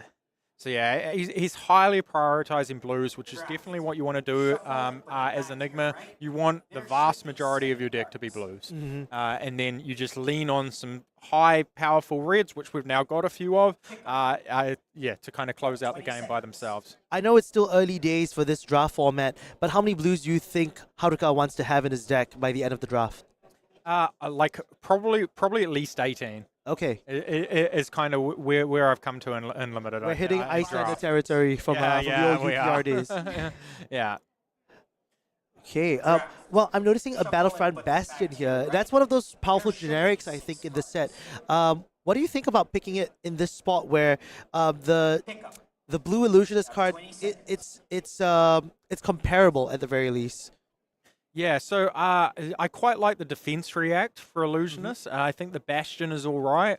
I think Bastion is fantastic for the new matchup. Just being able to stop both equipments off one card, so that you don't lose too many Spectral Shields and stuff, so that you can actually protect things is really nice. But again, Illusionist wants a lot of the Transcend cards, right? Like, you are the deck that wants to play like 4 or 5 of these. You want to Transcend so that then in the late game you've got the cheese so that you can constantly, like, on demand make the Spectral Shield. Now, this is a fantastic blue if you've got a bunch of these Transcend cards as well. Being able to get Go again off your blue with 5 power as well, and then just being able to Transcend is, exactly what you want to be doing. We're almost halfway through pack 2. I noticed that Haruka isn't taking a lot of these equipment pieces, and we know from his game he only had 2 equipment pieces that he was running. Do you think they're important pieces? Like, do you value them highly? Is what I'm saying. Yes, I value equipment really highly in this format, and I think that Haruka just correctly valued Kikoi really highly as well and took it here. I think the funny thing is we've just come from heavy hitters where like a lot of packs have 2 equipment, so you don't need to value them highly. You'd get them later on, and now we've jumped back into a format where it's only 1 equipment per pack. So I think yeah, everybody has to kind of change up their mindset again. And I think that you have to pick them really early. Yeah. And I'm so surprised. Like we see this another Waxing Spectre red come around, and we're like what? Yeah. 10, like nine cards left in this pack, 9-10 cards in this pack. So That is huge. Like getting that at this point of the game is fantastic. It's exactly what he wants. He's starting to get like really good finishes, really good red cards now, and a deck full of blue cards and plenty of block threes. The deck's starting to shape up, looking really good. yeah. I think this is a clear signal, and I think he's in a safe spot to keep taking these cards. But second pack is always about getting the first opportunity to bite at Illusionist. He's kind of cemented himself as that in that seat for Illusionist, and will get fed cards accordingly. Now we're noticing that there isn't a lot left to be taken, and he's choosing the Waning Vengeance over a blue Waxing Spectre. Is there any particular reason for this, you think? I mean, again, Waning Vengeance is that instant, right? Like it's exactly what you want to be doing. This card is great at the end of their turn, right? To make a 2 that you can attack with, and it's great defensively. It allows you to get a pitch, a blue into your pitch as well. You know, which turns on your Hazings to be able to ward 4. Yeah, so like I rate Waning Vengeance very high. Okay. All three colors I'm happy with. Very, very interesting.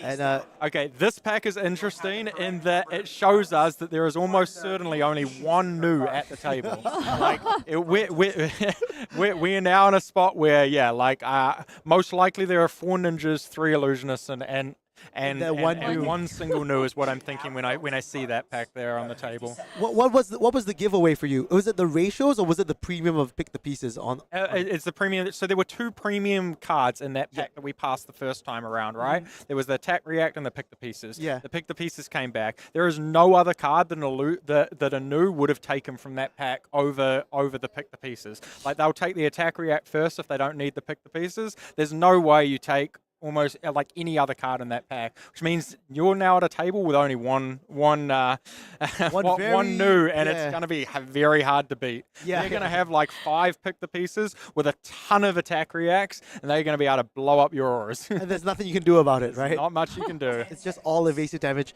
This Waning Vengeance you were talking about, Yui, could you read for us what Waning Vengeance does? Because I'm trying to see the value out of this card. Okay, Waning Vengeance, when this leaves the arena, if you repeat the blue card this turn, create Spectral Sealed token and War 1. So the fact that it gets the rebate is what you're saying, right? Regardless of what happens on offense or defense, there's still something residual that you can use to kind of gain back some value in it. Yeah. multiple Basically, layers. no matter what, you're going to have a permanent in play. Well, not no matter what. I guess if you don't pitch a blue, you might not. But generally, how the games play out, you're going to get something out of it. Yeah. So they're going to attack you. You're going to prevent some damage, and you're still going to have a spectral shield to attack back. Or you're going to play it at the end, and then you're going to be able to attack with that. Speaking of which, cards like Wash Away, which we see Haruka take here, what does this one do? Because I think it syncs up so perfectly with what you were saying with Waning Vengeance. Yui, what does this card do? Yeah. Okay, Wash Away. If we played another blue card this turn, this gets +2. Oh, so you need to play more blue cards in order to do that. But you have to pitch as a direct anyway, right? So sometimes it's just like you pitch 2 for this, and then the Waning Vengeance comes in. You play another blue Waning Vengeance. Suddenly, bam, you've got like a blue. You've kind of got it all, yeah. Yeah. And we just saw another red pick the pieces. So we tabled the second one as well. Oh my so goodness. The new player is prioritizing the attack reacts because they have enough of the stealth cards, and they're not, I guess they've probably identified that they're the only new at the table, and they're just slamming these these attack reacts, and they're just going to have some like crazy deck. It's like the pick the pieces is coming back around later, or like I'm topped up on all the attacks. I think I'm good to play the evasive damage game at this point in time. Yeah. Yeah, okay. Really cool analysis. I mean, Pack 2 looked a lot better for Haruka in the sense that the signal was clear. I think he got good pieces all the way to the very last pick, last few picks at the very least. And those multiple waning vengeances and waxing specters in red, that's got to be huge. Yeah, that's perfect. That's exactly what he was hoping to see out of this pack. And like you could tell from a lot of the packs right until the late, like there was still quite a few illusionist cards. So like I think you're at a situation where you know there's only one new and you're still getting decent illusionist cards nearer the end of the pack. So you're like, all right, I'm in a 4 ninja pod here. Yeah. This is the really important thing to identify here. There's one new which I probably just can't beat anyway, so I'm going to ignore that. I'm just going to have to take a loss there. There's going to be 4 ninjas in my pod. So you want to go into the pack 3, prioritizing the block 3s and prioritizing cards that are good for the ninja matchup. Mm-hmm. That makes a lot of sense in this case. Now, I want to talk a little bit about strategy. What are the odds, or do you think it's possible even to do a pack 2 pivot in this format? It's possible, but you need to have taken quite a few generics and mystics. Okay. Like I think realistically you can't really give up about like four or 5 class cards. Like you can do 4, 5's pushing it. Okay. So if you get to the end of pack 1 and like, you know, out of the 14 picks, like 10 of them are generic and generic mystic and equipment, then yes, definitely you can. But if it's to the point where you've got like 5 or 6 class cards, I think it's very, very risky. Understood. So Yui, you're gonna go to nationals. I hope you get to open these black packs as well, man. Oh, Yes. you should participate in a calling or the next pro tour. Mm-hmm. You'll get to open these packs. Yes. And there you go. Okay. It's motivation to qualify Yes, for the next this is big a one. motivation. I have to go. You have to open them really carefully and like Oh. keep Okay. You can keep the seal intact. keep the seal intact and keep those black Oh, envelopes. so excited. Considering the emissary of tides here, what does this card do, Yui? This one. Okay, so Emissary of Tide. When this attacks, you may put a card from your hand on the bottom of your deck. If you do, this get +2. Attack is 4 and 2. So, he's picked it up pretty highly here for Haruka. Is there a particular reason? I'm not even sure what the value of it. It's like 2 cards for 6. But do you normally end up with a lot of extra cards in your hand that allow you to do this? Yeah, I pick Emissary really, really highly in Illusionist because you have like all of these blue cards that can be a little bit awkward or like can't block, right? So being able to put in the early game, you just want to kind of put on a little bit of pressure, right, and hit down their life total a little bit. So to be able to like go kind of block 2 cards and then you've got a blue card that doesn't block left that you can't really do anything with. Plus this means that you can just put it to the bottom and then attack for 6. Right, because you don't have a weapon of sorts to just like swing. You know, like everyone else has a pitch a blue, swing for 2 or 1, and then come in with something else. Yeah, so the card's specifically really nice in Illusionist. Okay, excellent. Worth thinking about. More waxing specters. I mean, can't go wrong with that, right? Yeah, you got to be really happy to see this. So like another wax inspector that he can just play at the end of the opponent's turn. So he's really got a deck that can quite consistently put out these big 4 attack red cards. So you can sort of play a game plan where you don't have to care that much if they kill it. You can play a wax inspector and you don't have to just play full protect the queen on it. You can let them take it down and just take your ward 3 value, play another one and just attack. Right. The fact that he's got a few of these cards means that he can just keep on that game plan. Yeah, it always feels like, even though it's an instance we typically know as no block cards, essentially it feels like a block 3. Yeah, exactly. It's attack 4 and then block 3. Yeah, this is I mean, I know that Haruka already has a chess piece, but that heirloom of White Rabbit seems pretty good here. But there's also, 2 of the equipment pieces in the same pack. Yeah, I think this card here, this block 3 blue, is really, really good because it's instant speed pump, right? And then also the chi, this is the negative one, which is the best one for Illusionist. Right. But yeah, like instant speed +1 is, as long as you have a spectral shield, you can play it as an instant, is really, really nice. Right. Yeah, it becomes more of like a what's this called? Razor reflex at home kind of card, right? Yeah, exactly. I mean, you can kill them with it, right? But also it puts the +1 that carries on for next turn as well. So you you give can and go pump again to up- the aura. Yeah, you can give go again to an aura that they didn't expect to have go again, and it keeps that kind of extra damage in there for the next turns. Very But cool. also, yeah, Drop in the Ocean is the best transcend card for Illusionist. So really hard to pass one of those. Awesome. Very interesting. We see this Venomous Bite Red. Not many strong illusionist cards in this pack so far. So we know that things have been kind of like being chipped away from the illusionist, I guess, good cards so far. Yeah, I think there's a really good chance. I probably should have brought this up earlier. I do think there's a really good chance that the person passing to us is also Illusionist. There was a spot, I think, in pick 3 where there was an Illusionist common missing. So it did seem quite likely that they were Illusionists, even though Ninja was much more closed. You know, there was the fact that we might have an Illusionist player passing to us. The fact that you remember that, Matt, is why you're one of the best. I am just sitting here going like, did he? Okay, cool. Well, I think this draft was really interesting in that like you could identify really quickly that Ninja was closed.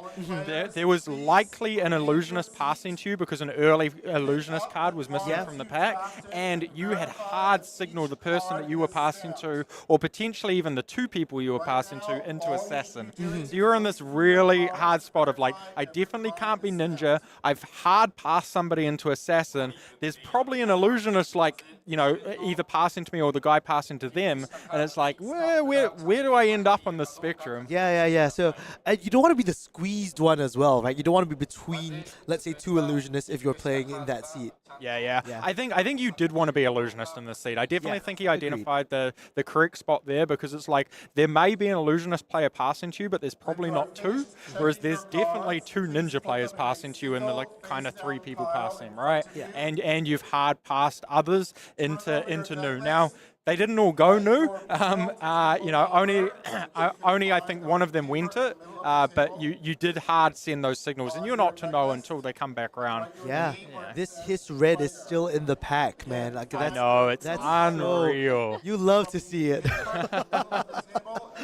Oh. Yeah, I think if I was in this draft seat right now, I would just say, all right, the new player at this table has beaten me. Yeah, like I'm going it just, 2-1. It just is what it is. Yeah. I'm probably going to lose that game. I'll do everything I can in the moment and look for every out, and if they, you know, draw a bunch of reds or something, maybe I can steal the game, but I'm not going to concentrate my deck on trying to beat that, because it's so unlikely to happen. Yeah. So the fact that we know that there's quite a few Ninja drafters here, you just want to focus your deck on beating Ninja. Oh, Yeah, absolutely. look at all this assassin stuff. Yeah, the good assassin stuff. I also noticed that Haruka is going back and forth between picking like these block 3 blue cards, as well as like things like the Waning Vengeance, Waxing Spectre blues as well. Is there a preference or priority? Because in my mind, getting these blue block 3s at en masse is actually very important. Yeah, I think it's especially important when you know that there's a lot of ninjas at the table, right? Like you need to be able to, like a lot of the way. So against the assassin matchup, you can't just build up a whole heap of auras, right? Because of pick the pieces, they can just pick them all apart. Whereas against ninja, you can get to a state where you're just giving them your whole hand for a couple of turns and just have these permanents and wait for them to have an off turn. Now, if you're giving them your whole hand, you want block 3s in that hand. You don't want to be blocking 2. Yeah, no, Then you're going to lose some auras as well. that makes a lot of sense. I think also thinking about ratios wise, Haruka is trying. He picked up a Sigil of Solitude here over a single-minded determination blue. One of them is a blue block 3. This is a red block 2. But has that ward 4.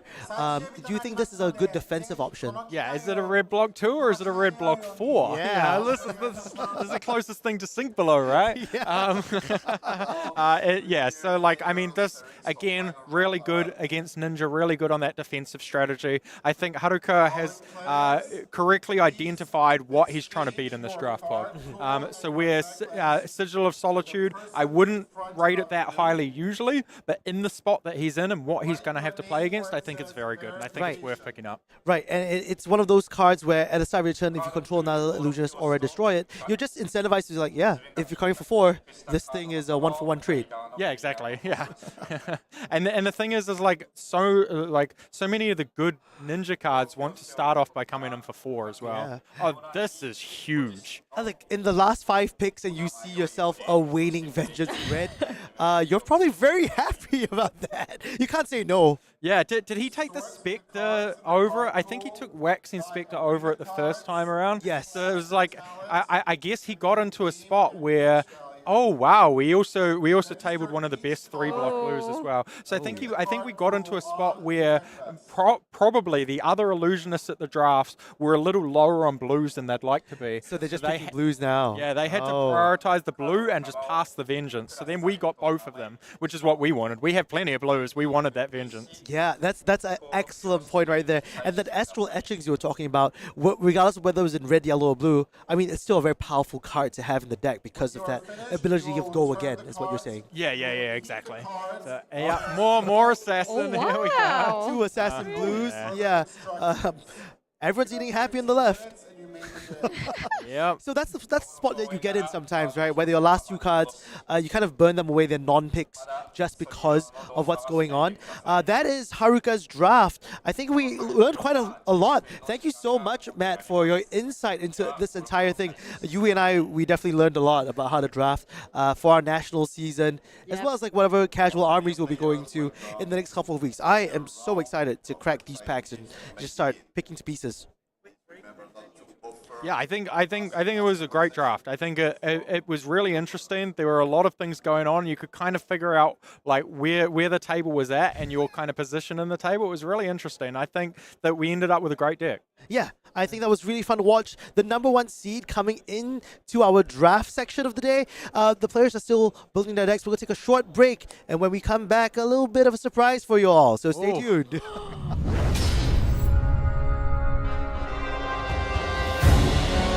To us to preserve that which we hold dear, to defend the innocent and a future in which all can live free. Bravery is born of the light.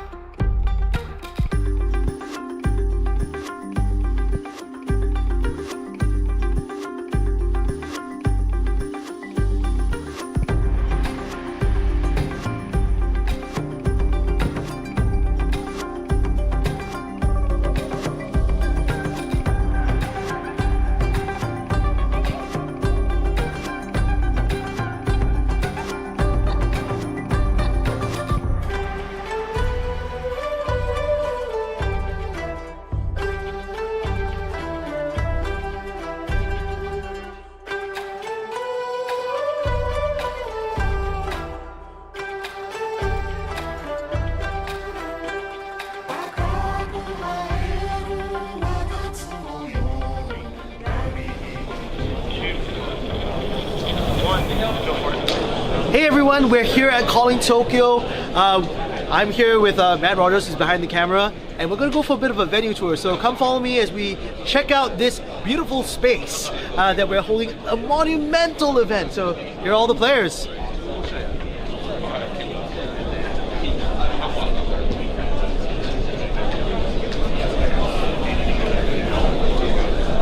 I've spotted a wild red zone robe.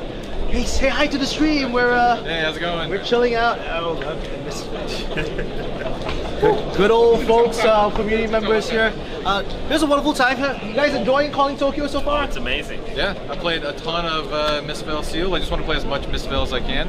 Went 4-0 at the Oasis yesterday. Yo. Got a box. Gonna open it on the channel. Yeah. Awesome. Cards here. Awesome. We're having a great time. Let's go and see. On the far end, we actually have cosplayers. What? He's got Enigma. This guy. He's got one. He's got two. This guy.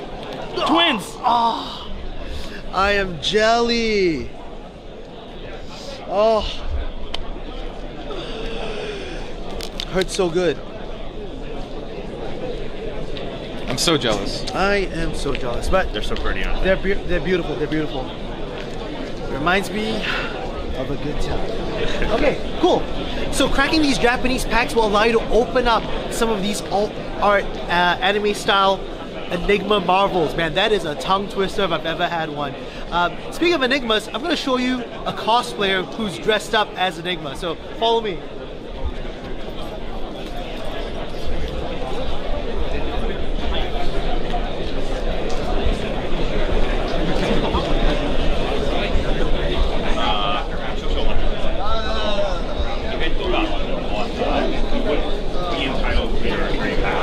Our wonderful judges, hard at work.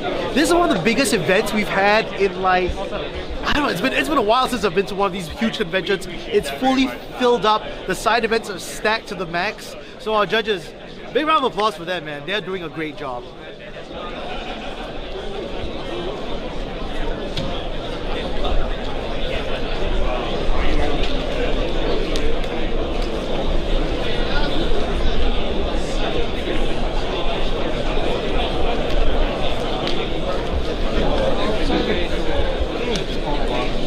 Here we are. We are at the cosplay booth. Let's go say hi to the cosplayers. I'm gonna take a photo of them. Konnichiwa. Hi. Live stream. Yes. Hi. So these are our cosplayers cosplaying both new and Enigma. I think your costumes, subarashi. Yeah. Very nice. It's very, very nice. I should have worn a Zen one as well so I could stand with the two of them. It's probably just not as good looking, but yeah, it's all fine. Arigatou gozaimasu. Thank you. This is just like every corner of this event.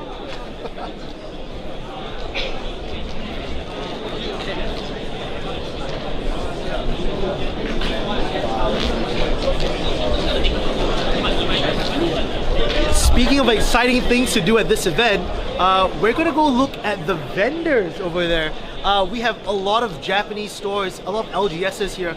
I wasn't expecting that because, you know, we just launched Flesh and Blood right here in Japan. So the fact that these guys have some incredible goodies, oh, you're gonna love it. Come on.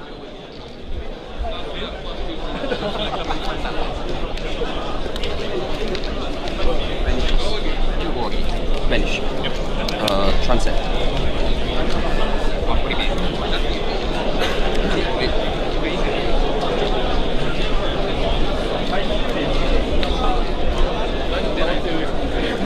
A lot of transactions going along in this space. I'm just so excited seeing all these new players come into the game. They're buying out. One of the things I find very interesting is that sometimes when people get into a new game, they're not afraid of just blinging it out from the get-go. And these players are showing that mettle and commitment to the game. So some of the stores that we've seen so far, it's a crazy collection. Daniel Lee. Please report to the orange shirt at the judge station at the main stage. Again, Daniel Lee. Please report to the and judge the orange shirt at the main stage. Thank you.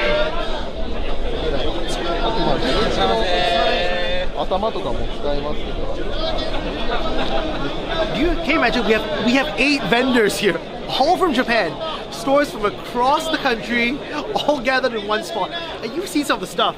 They're buying the gold foils. Like, that's a huge thing. All graded by PCG. Guaranteed 9 minimum.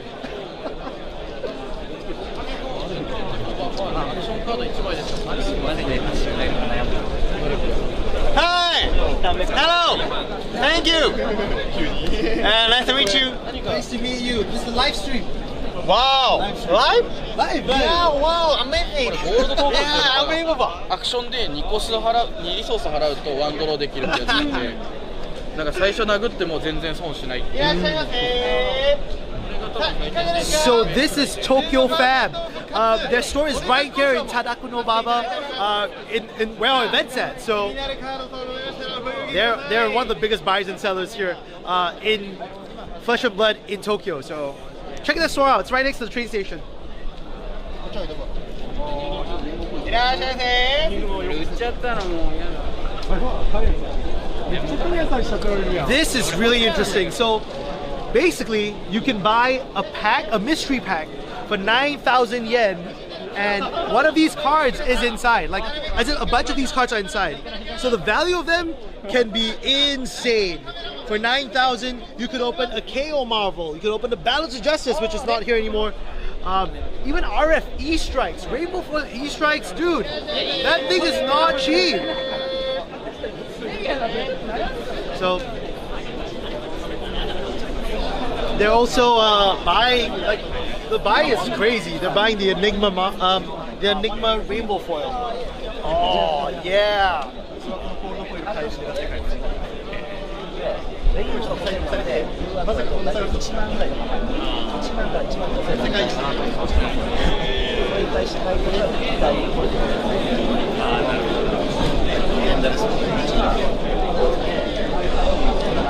Oh, this is a beauty. This is a beauty. All the young heroes.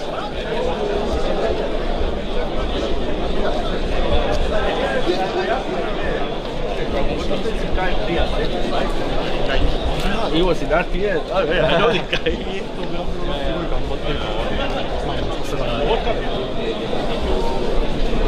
Ooh, I love this one.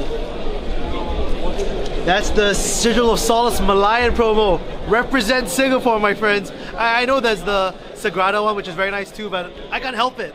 I've got to represent my home country, man.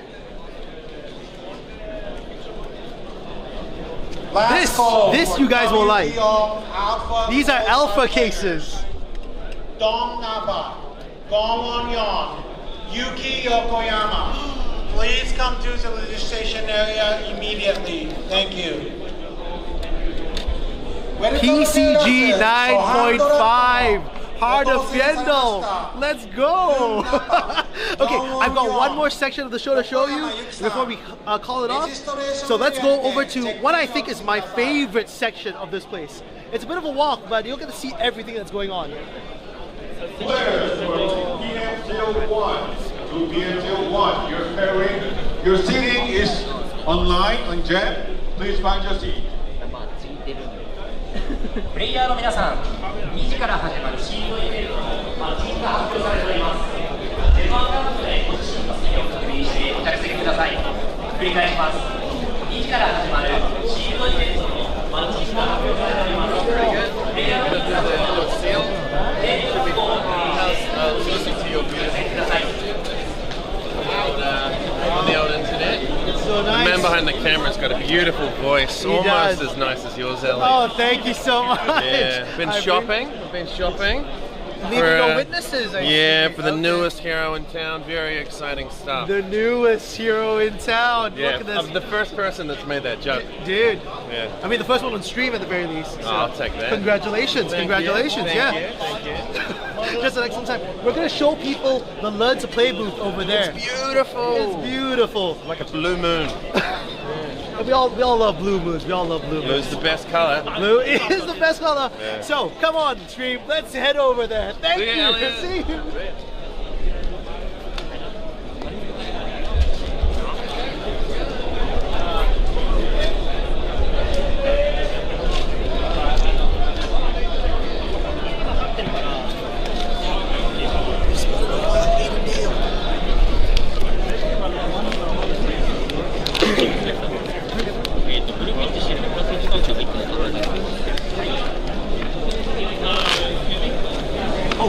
Before I bring you to the booth, how about I show you the prize wall? Come with me.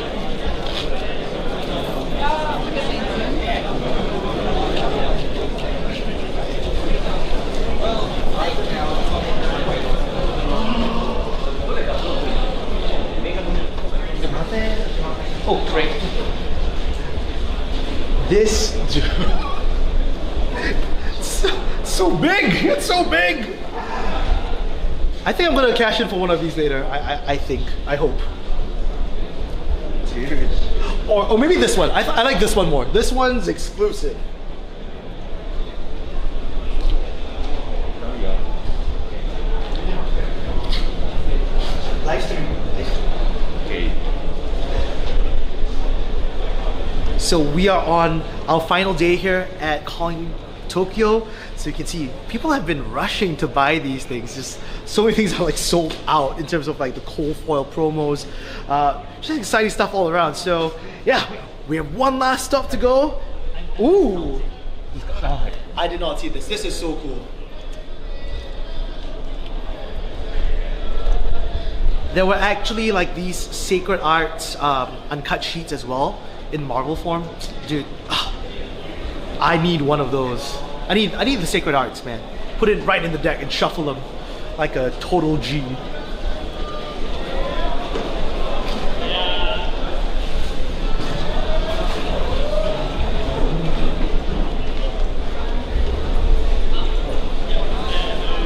So many things are just sold out from the Duraful merchant board.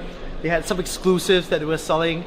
I wanted to get more Enigma sleeves and I could not get any of them, so it's okay. You know, that's life. There's always going to be another thing to buy.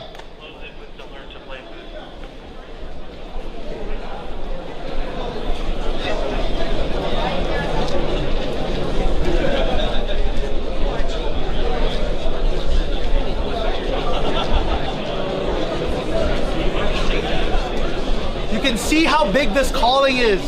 Just tons of people.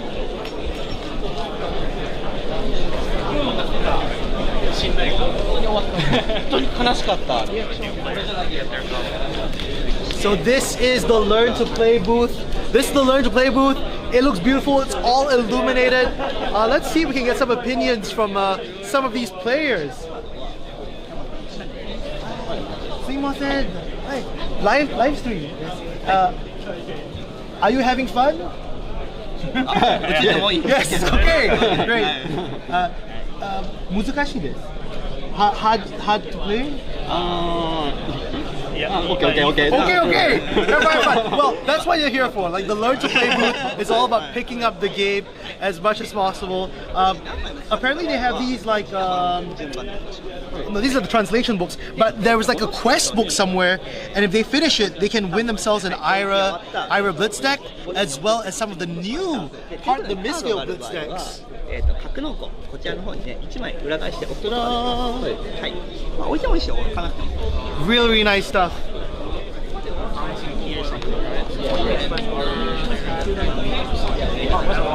少し飛ばしましょう。ヒーローを提示してサイドチェンジが済んだ段階でセンターを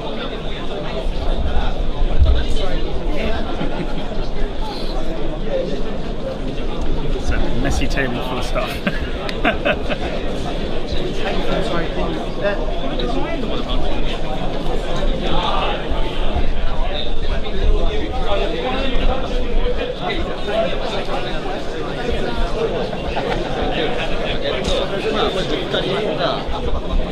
Okay, I found it! This is the new player booklet that has quests inside. So, it says stuff like Add 4 chain links to the combat chain. Attack with a crouching tiger for 2. If you finish all these things, you actually get to redeem stuff at the counter. So your new blitz decks, yeah, the perfect place to pick it up. The next time there's ever a world premiere, you know this is the kind of level of stuff that we want to do. We want to get as many people to enjoy Flesh and Blood as possible. So we're about to start the next round really, really soon. Thanks for joining us on this walking tour of the Calling Tokyo. We'll see you back in the booth for the next round of games.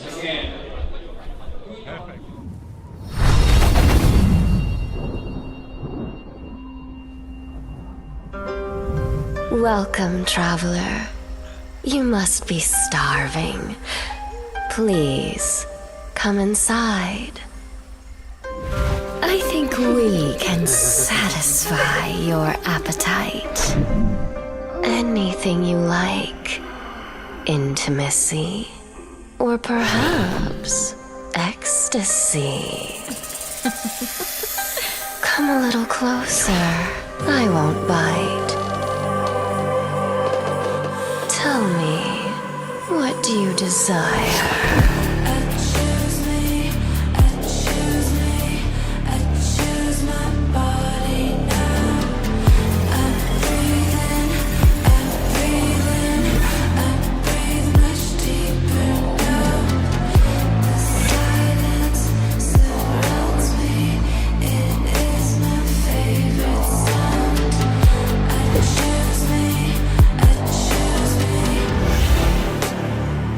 Beware the tongue of the snake.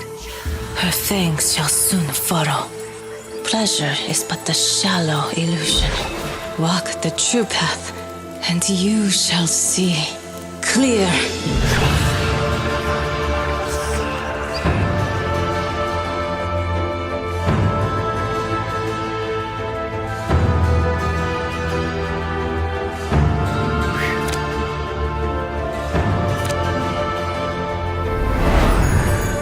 Those who seek may discover formless, perfect, the serene, unchanging infinite.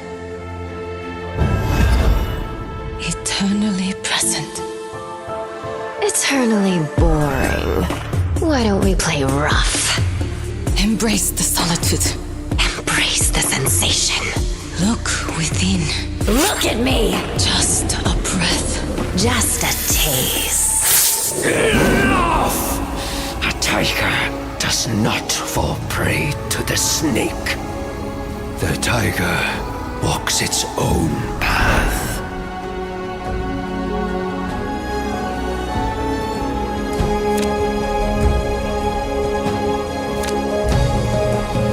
Those who flow as life flows know they need no other force. The heavy is the root of the light. The unmoved, the source of all movement. The center is unbound and free. Walk the path, seek the truth.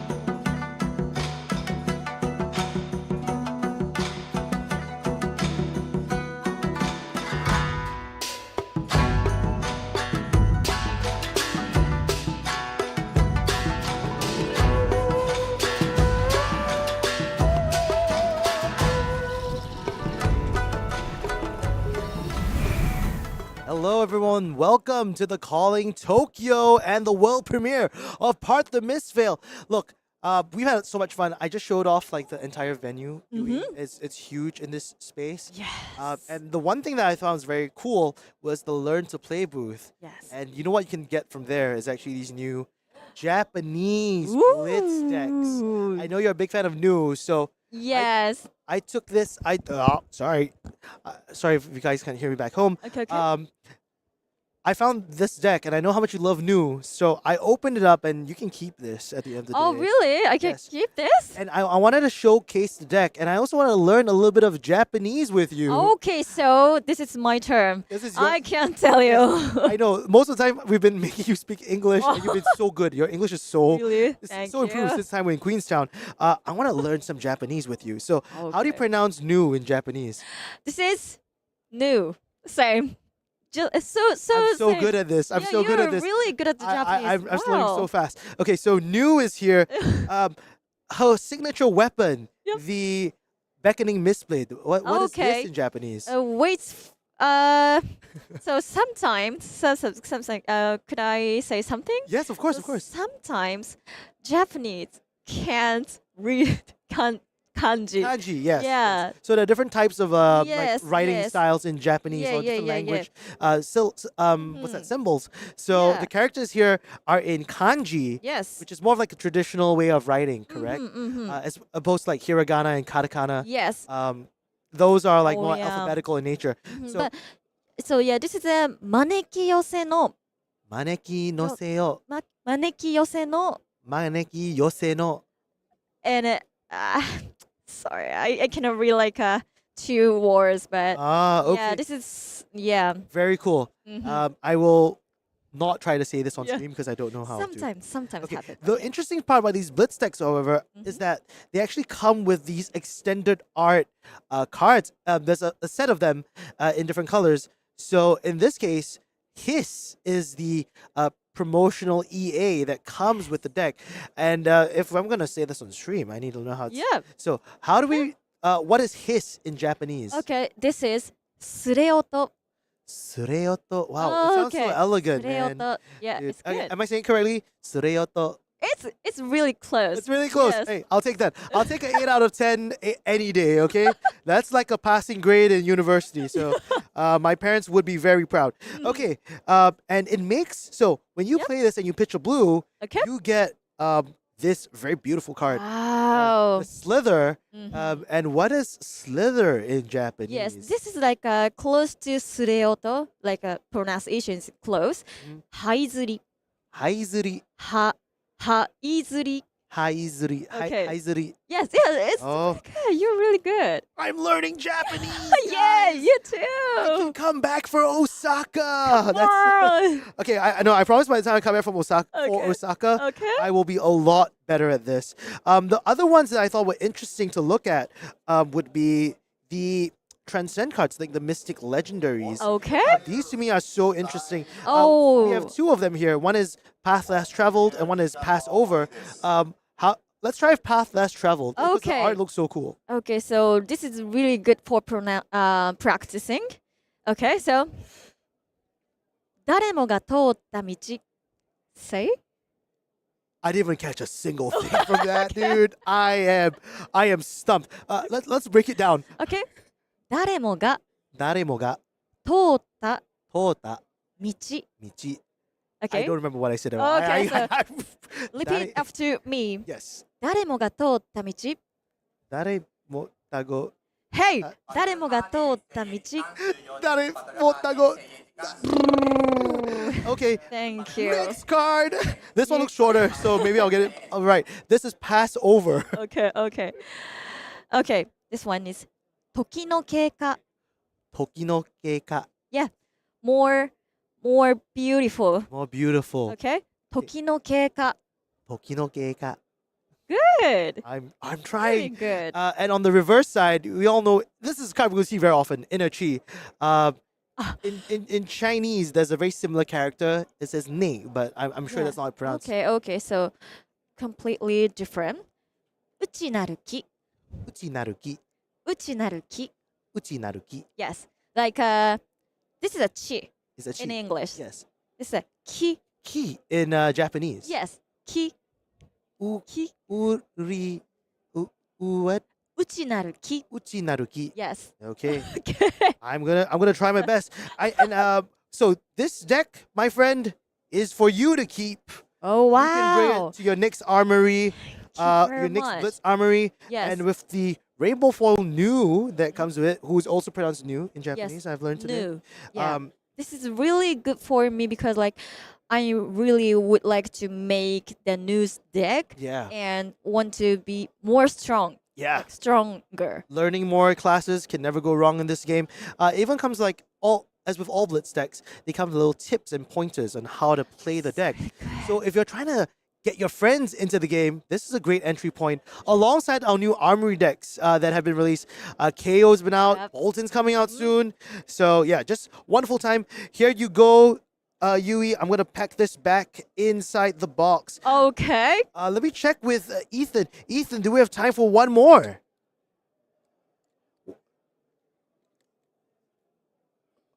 Wow, okay, so wow, this is okay. a really fun one. We saw Channon Puttaree do really, really well at the Calling Phuket the last time. He was in our top 8. And Michael Feng, man, this guy does not rest. He's traveled everywhere around the world, playing so many events. We saw him at Phuket as well. He was in PTLA. The events, he's flying for them and he's enjoying his time. Maybe later on, when we have the time, I'll get you to help me translate some Zen cards for all you ninja Nice. followers at home. That's a really fun time. Yes. Yeah, these products is really good for beginners. So yeah, please invite your friends. Yes, thank you very much. And with that, speaking of friends, let's go to the featured match with my friends, both Michael Feng and Channon Puttaree. This is an Enigma mirror, and I am so excited. You know, I'm a personal fan of the Illusionist mirror because it's usually such a skilled matchup. Oh my goodness. Okay, so yeah, this is your favorite hero, right? It's my favorite hero, my favorite class. And the mirrors tend to be, for Illusionists, not as straightforward because a lot of it is about building your board state. We'll be looking at some of the cards you were talking about earlier. Waxing Spectre, Waning Vengeance. Cards that just put a lot of pressure on the table. It kind of feels like it's a battle of attrition where people are trying to set up boards and you're not allowing your opponent to set up as big a board as you are, and then trading blows back and forth. So yeah, they're both 9-2 at the moment.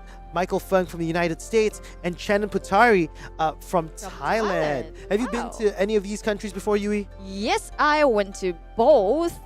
Yeah, like I went to United States for 4 times. Wow. And I went to Thailand once. So I love them. Yeah. Well, we love them too. We're going to jump straight into the game. I think the players have gotten ready. The round has begun. Handshakes going in. Nice. Okay. Enigma mirrors are so interesting. Yeah, so Michael has 3 equipment. And Channon here, only holding 2 at the moment. Very interesting. All of them shrouded. So both these players have to play around quite a number of variables in this game.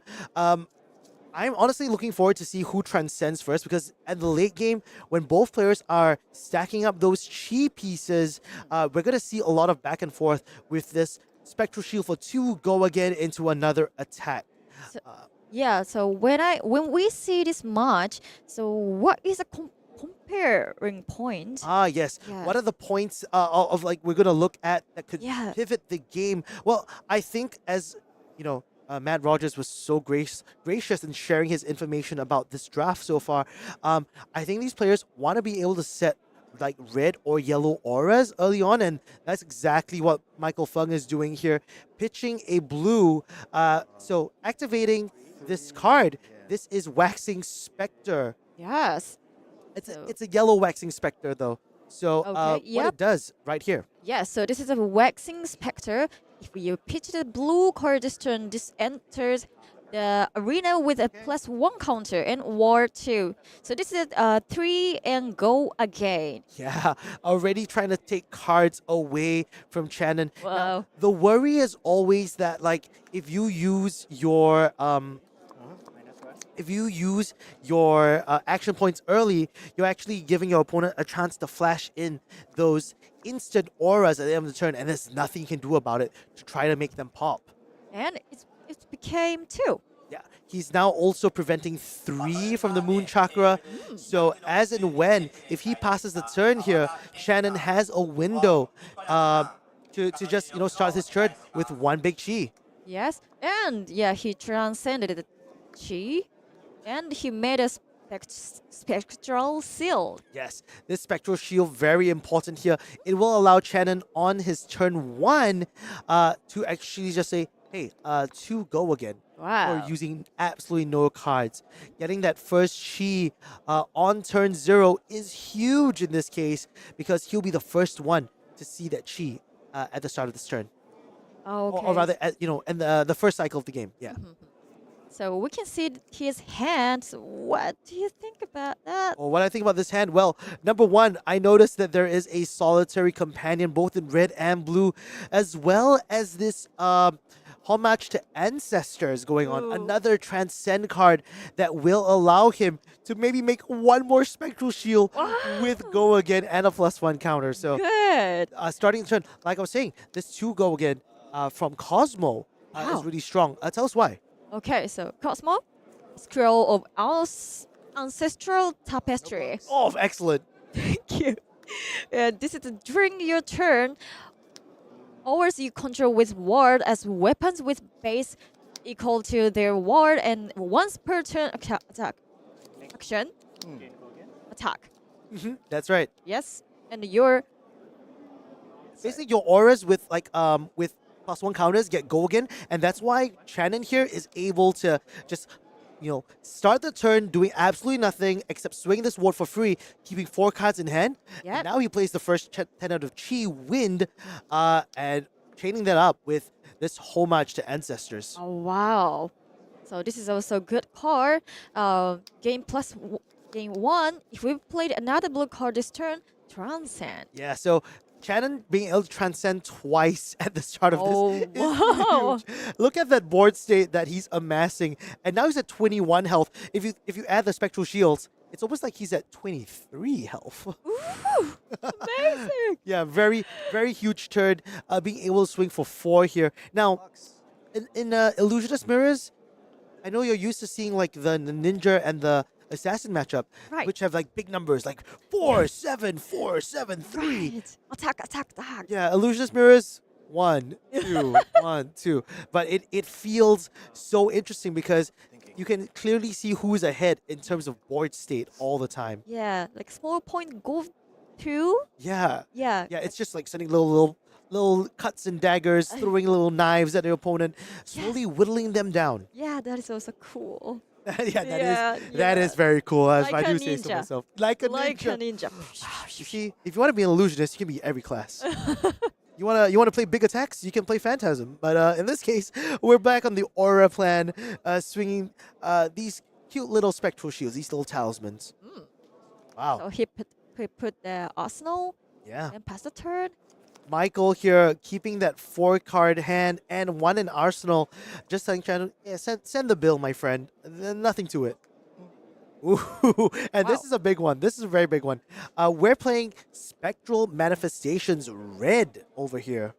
Wow. This is the damage. So Spectral Manifestations creates a Spectral Seal token. Then if you control no other illusionist auras, put 3+1 counters on it. Yeah, 3+1 counters is that's huge. big. It's Yeah. big. So I know I just said 2 1s and 2s. This is a 4 coming in. Oh, wow. 4 of go again and getting rid of one of Channon's very crucial auras on board. The more auras you clear, the more ahead you are in the entire thing. Wow. Whoa, that's so big. Yeah, this is huge for Michael Feng because he's going to at least get 2 chi in this turn. And while he won't be able to use the Enigma ability twice, it's still going a long way in catching up with the chi economy that Channon has already started factoring out. Yeah, this is so huge turn. Yeah. So he's also getting 1 life. Michael's like, you want to play a blue sigil? I can play a blue sigil too. activating that Enigma. Let's go. You thought Channon's 2 spectral shields with +1s were good? Yep. Imagine if you had 2 spectral shields, one of them had a +1, but one of them had a +3. No. Yeah. That's great. That is massive. Yes. Holding that second chi in hand, however, it really depends on what else Michael has in his hand to utilize it, because he can't arsenal that. You just never want to arsenal out a chi, because then it's not only you losing a card because you worked so hard to get that chi, but you've now locked your arsenal in and you don't want to be in that spot. Yes. So he's thinking he should block the Spectral Seal. Yeah, and he's Channon opting to take one, very similar to Michael's plan, holding as many cards as possible. Thankfully, wow, a spill over here coming from Michael Feng, setting 6 damage. Wow, so spill over. If you ever played another blue card this turn, this get +2. So this is a 6. Yeah, normally it's underrated in the sense that it's a 2 for 4 because it's a blue. But since you play a blue, 2 for 6 is just like most red cards in the game. So he passed turn. Yep, but you know, Channon here holding many cards. Right. And this thing without go again is very suspicious. We're looking at, I believe this is Tidal Surge. Yes. Which is usually a 3 for 5. Yes, right. This is if you played another blue card this turn, this get +2. Yeah, they're sending a lot of these if you played a blue, get +2 sort of effects. Very good at, since there's so many instants in the game, it really allows you to sneak in that pesky little +2 damage, clearing out the wards in the second half. Yes. And Michael blocked with 2 cards.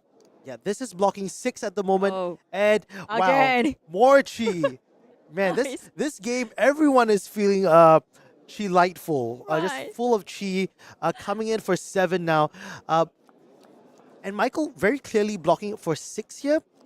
So thankfully, he will only lose one of the spectral shields, or he could get rid of one of the kikois or any of the ward effects in his equipment zone. Yeah, just to cover that breakpoint. This is really good. Michael feeling very happy to have drafted these kikois. But even more so, wow, Channon saying, no. I have these waves of aquamarine. Oh my goodness, so this is an 8. Wow, so this one is blocked. Attack reaction. Turn this face up, target attack gets +1. Yeah, so Michael still going to have to lose 1 spectral shield in this entire process unless he gives up one more piece of equipment. But is it worth it at this point in time, or is he feeling like, you know what, maybe I can afford to lose 1 spectral shield in the process? So you think it's really good moving? I think it's a very good move in this Okay, case. okay. Channon really dancing around the potentiality for equipment blocks, as well as he needs to get rid of the spectral shields. Every time you leave an aura up and you allow your opponent to develop a board state, you are essentially losing more and more incremental value every single turn. So let's look at what Michael's going to do here. Oh, whoa! He did not want to do this. He did not want to just give up the uphold authority on a card that already has a +1 counter. But to be fair, sending a spectral shield for 5 using no cards is actually pretty insane. Yes, so he was really feared turn. Yeah.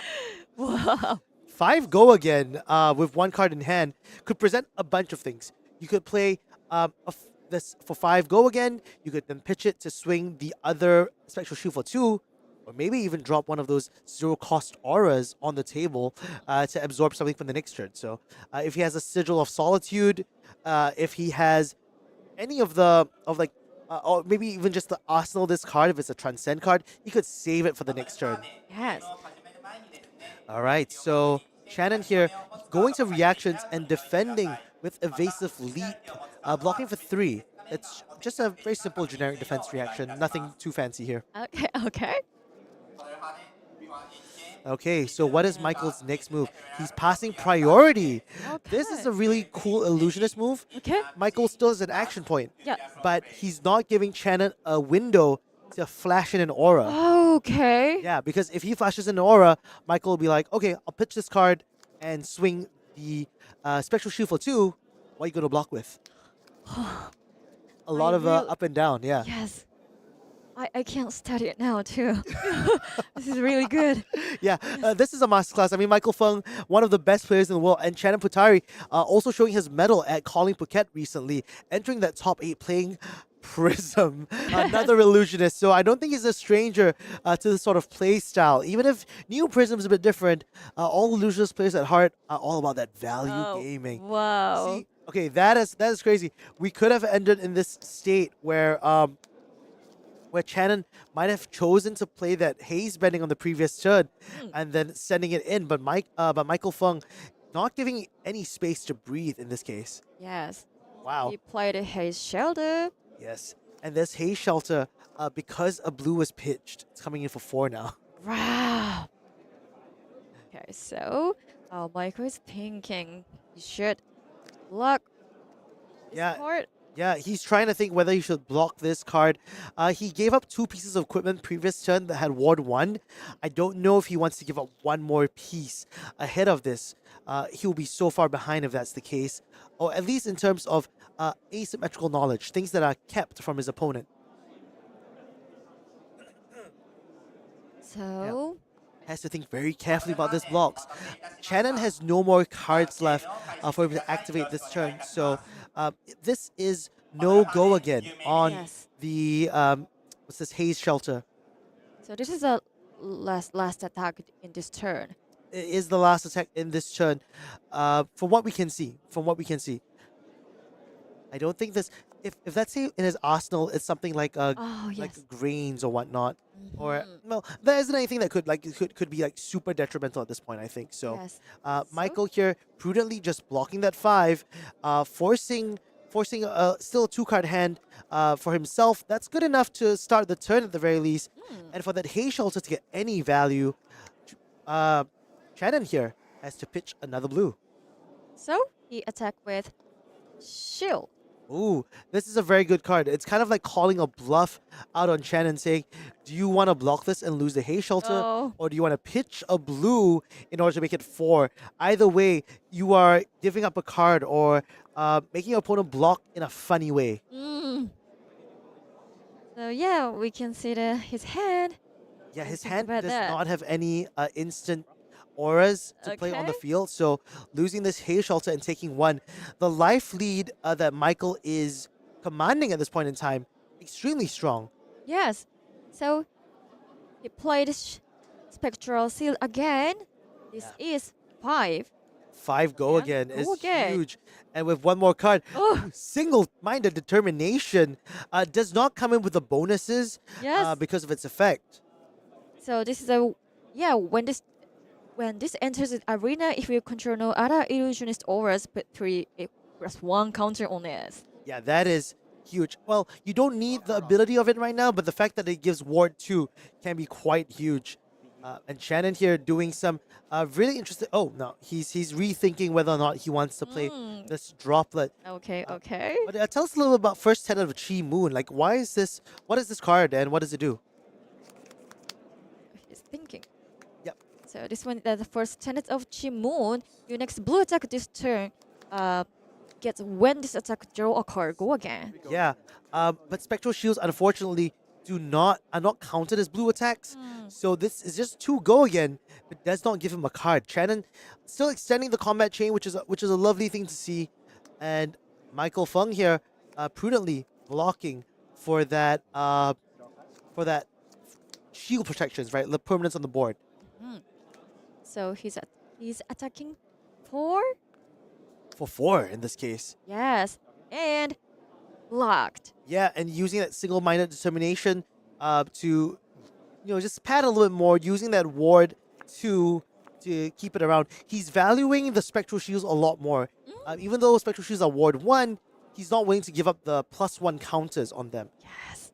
And now with only that 1 little Spectral Shield on the table, Michael Feng saying, deal with my 5 with your ward 1 on the table.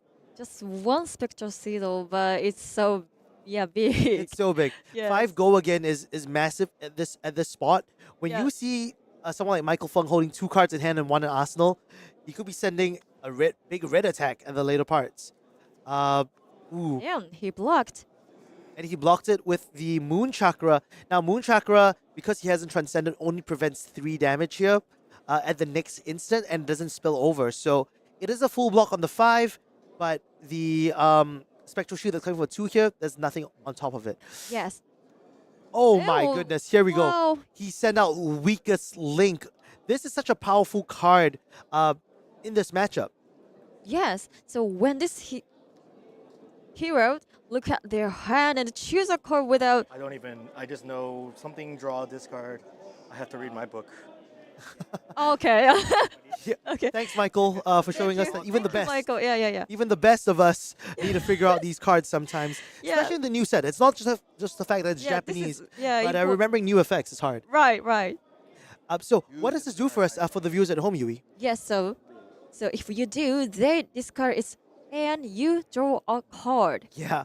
So if there are any instance in in Channon's hand right now, sorry man, wow, these words, they're all like tongue twisters when you start saying first 10 of this, first 10 of that. But the weakest link here, if there is an instant in Channon's hand that you can't pitch away, Yep. it's gonna give Michael some additional advantage of finding a card and maybe like not filtering his hand, but maybe playing an instant of sorts. Thankfully, Channon shows his hand. It is a Spectral Manifestations red, and that's not a card without base block, so no extra effect, but 6 damage. Look at the health, Yui, right now. Oh wow, yeah. 19-2. Yeah, 19-2 is a very tough spot. Oh, sorry, it wasn't a Spectral Manifestations. This is Solitary Companion, one of the good zero-cost auras. Yes. So when this Yeah. enters the arena, if you control no other illusionist auras, creates a Spectral Sealed token. Yeah. Or 3. So it's not a bad one, especially because it represents 4 health on the board. Solitary Companion gives you 3, and the Spectral Shield comes for 1. Essentially, it's getting 0 for 4 value regardless, even though it's a blocky kind of card in this case. But if you can protect the Solitary Companion, having a weapon that swings for 3 every turn, still very powerful. Yes. Just not too sure if that's enough when you're staring down a Spectral Shield that has 4 counters on it, swinging for 5 every turn for free at the start of it. Yes. Michael Feng as well, because Channon had to use his action point for this. You know, he's still holding on to a full grip. This is a 5-card hand. Okay, so this is 5. So he must block. Yeah, like I was saying, in this matchup, the moment you're behind on auras or you can't clear your opponent's boards, that's when you're in a very dicey situation and you have to keep getting incremental value over and over and over again from these ward auras. What is the next move? Like, now that it's been fully blocked out, Channon's at 2, so whatever happens, as long as Michael's sending attacks, Channon has to keep giving full grips every single time. This is a Nimble Strike coming in for 5 go again because he had that blue Nimbleism. This is absolutely brutal for Channon. Has to give up 2 more cards, and chances are he's going to have to give up that Spectral Shield on the board as well. So yeah, he blocked. But yeah, like a him's face. Yeah. Yeah, this is going to be really difficult. Yes. I think with the Water the Seeds coming in, it is checking for base 1. And guess what? Spectral Shields have base 1 as well most of the time. So he's Channon going down to 1, sending the Spectral Shield in for 2. He can't block with this. And that's game. A commanding performance here by Michael Feng. But I don't think Channon played badly at all. If anything, that's how these Illusionist mirrors go to. It's never about health. It's always about board state. The more you can control it, the better it is to close out these games. They tend to feel one-sided once you reach a certain point. But, you know, navigating the little mystic wins that they do, Michael Feng proceeding to 10-2 in our second draft of the day. We play again. Good luck. Yeah, it was really good game. Yeah, very fun and interesting. have you learned a lot about how illusionists function now, Yui? Sorry, could you repeat that? Have you learned something about the illusionist gameplay? Yes. So I can't study it now too. Like So But like, somewhere down the line, I'm almost certain you were inspired to try Enigma now. yes. Okay. Okay. So, in order to get more illusionist cards, I'm gonna gift you a pack. Yay! Let's go. Okay. As always, ladies first. Please show the stream what you open. Okay. Marvel. Marvel. I'm so like swear. So I can't. Knees weak, arms are heavy. Come, So let me help you with that. No. sorry. My pleasure. But now that I've touched it, there's an expansion card. Yes, Come on. Yes, please. Let's okay, so let's go. I always. I'm excited. Yes, Come on. Like I've never pulled L in this, like in the set before. In this set. Okay. So well, yeah, then I want to. You have to do it. Let the Please. prophecy be fulfilled. First rail is second tenet of Shimon. Okay. Okay. Cool. M. Oh. Restless Sugoi. This is so hard to pronounce. Oh, this is coalescence. called restless coalescence. Yeah. Coalescence. Yeah. Oh, excellent. I studied the day before yesterday, but I couldn't say it. No, you did, I would say 9 out of 10. Okay. And it's a RF hiss. I like that. yes, I really love the foil here. Sorry, guys, it was a crouching tiger. My bad. Yes. It's because I touched the pack. I'm sorry, you. It's my fault because I touched the pack and I kind of put it down the wrong path. Your fault. It's my fault. I know. It's as per normal. Okay, cool. I'm going to speed run these through. I'm going to go all the way to the back to see what card we got. Okay, so after the equipment. Okay. Key Unleashed. This is a good draft card. And Emissary of Wind. Okay, also another good draft card. Yes. And my RF is... First tenet of Chi, Wind. Beautiful foiling, beautiful art. I've loved this set. Gorgeous. We're going to go jump to a break, and then Yui is going to have an interview with our winner of that round, Mr. Michael Feng. So don't go anywhere. 3 days of competitive play, 14 rounds of Swiss, and one of the most compelling top 8s flesh and blood play has ever seen have led us to one final match.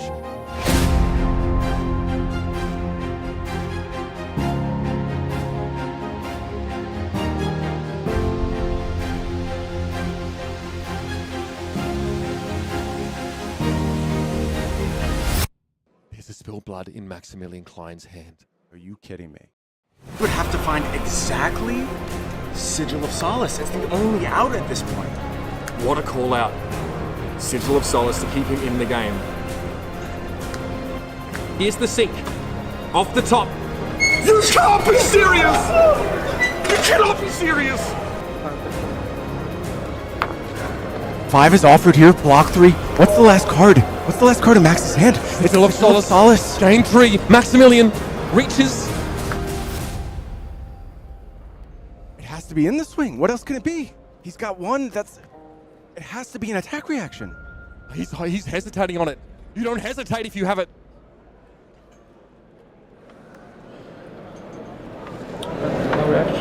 And he's alive in this game! Are you kidding? Burn them all at the ready. Max at 1. Not a 1 in the hand. Not a 1.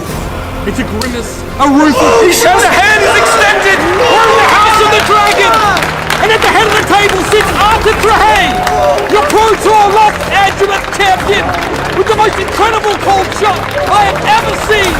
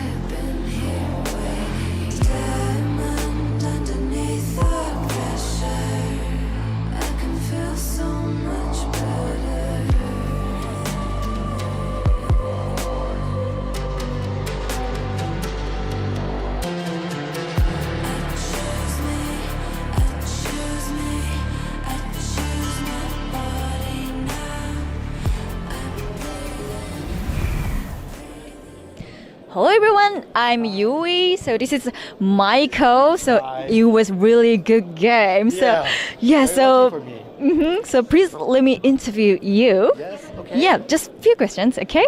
So how did you feel going into last game? Channon is Channon is known illusionist player, so I was very, very nervous. Okay. I told him I was very nervous. Then I won the dice roll and just the game went so good, but like before I was a bag of emotions. Yeah.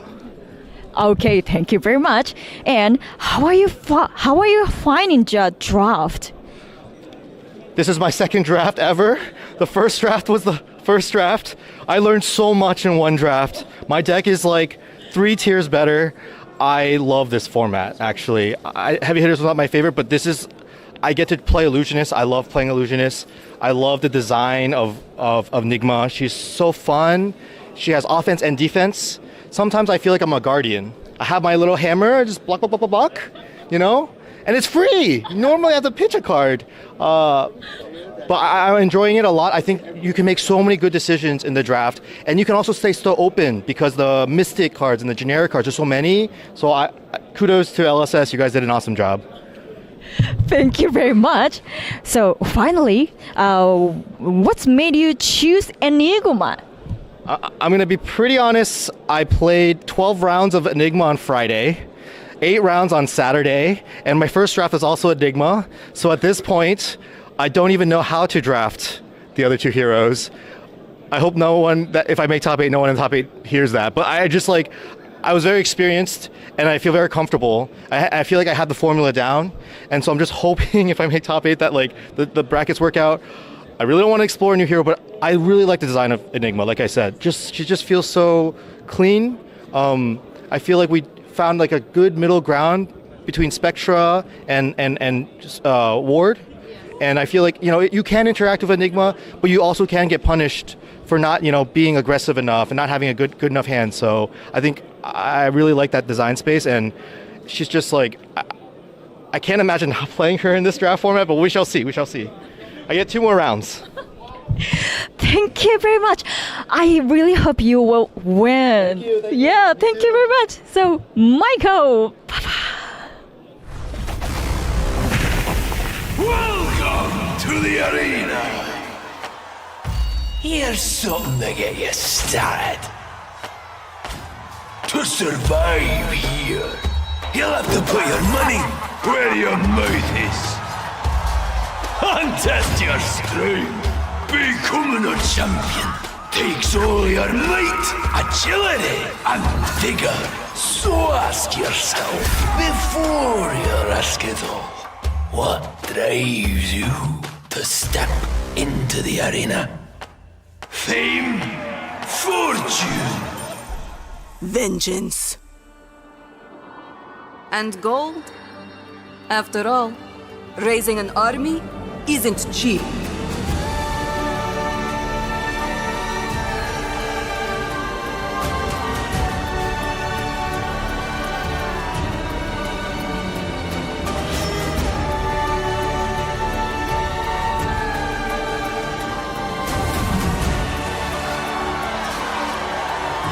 The sands will run red!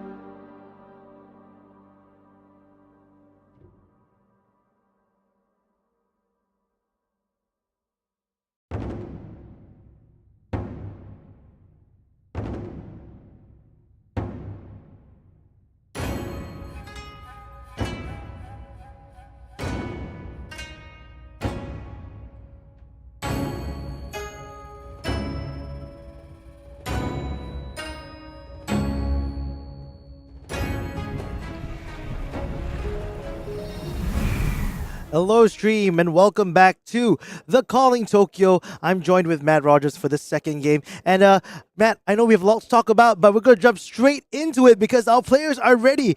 This is one match that we haven't really seen today. This is a Nu versus Zen game. It feels very different from the Illusionist Mirror just now. Yeah, this is your more like melee style flesh and blood, right? Like sort of coming in, but Nu still has a lot of tricks, right? And Zen's gonna try to keep some pressure on, and it's gonna try to play around the tricks, and it's gonna it should be a really interesting matchup. Yeah, this is Tansei Hiroyuki at 10-2 coming from Japan. He's actually the current national champion Yes, I've heard. for Japan, and also he's part of this team Okayu Pirates here. I love the fact that teams are popping up everywhere across the world, right? Yeah, it's really cool, and I think like the team thing has developed so much this year. I think we haven't really seen it. Like I think there's more than probably 20 teams I could name in Flesh and Blood now, whereas a few years ago there was like 3. Yeah, absolutely. And he's going up against someone that we know very intimately. Oh, who's that? The Butcher Man himself, Nick Butcher, coming from Australia. Now, he's at 9-3, so this is like one of those paired down scenarios. It happens in draft pods a lot of the time because it's a mixed scores, but he needs to win this in order to still be alive for the top 8. So this is kind of not really a win and in, but he's on his last life. Yeah. This is do or die for Nick here, Nick being a national champion as well. This is kind of a battle of titans going on here. This is a great one to watch. I love that narrative. So Nick here running that Zen deck. He was telling us earlier on that he's very confident in the Zen lines. He knows that its consistency is there. The ability for 4 to 5 card aggression is very strong. In the Nu matchup, what do you think changes? We saw one with Enigma just now. What's different against Nu? I think that it's just really important for Nick to not give the new player too much room, right? Like every time that Nick's not pressuring and not keeping Nu blocking with cards, they are going to be able to get a lot of value out of their cards and their tricks. But at the same time, it's also not great if they just get to block with 2 cards and then play a stealth card and kind of just do that over and over. So it's going to be a dance. And from what I understand, blocking with cards as Zen in this case can be quite tricksy because you don't want to be blocking with blue cards that can be banished and used against you later on in the game. Yeah, that is very true.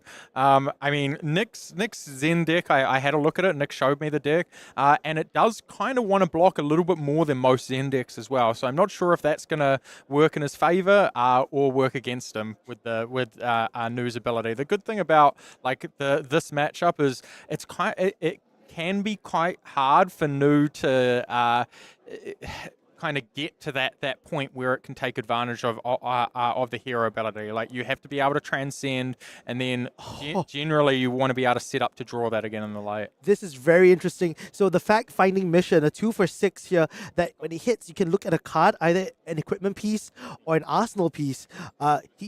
Nick just showed us the Sacred Art Jade Tiger domain. Yeah. So, also interestingly enough, unfortunately, Nick only has 1 piece of equipment here that's shrouded at the moment.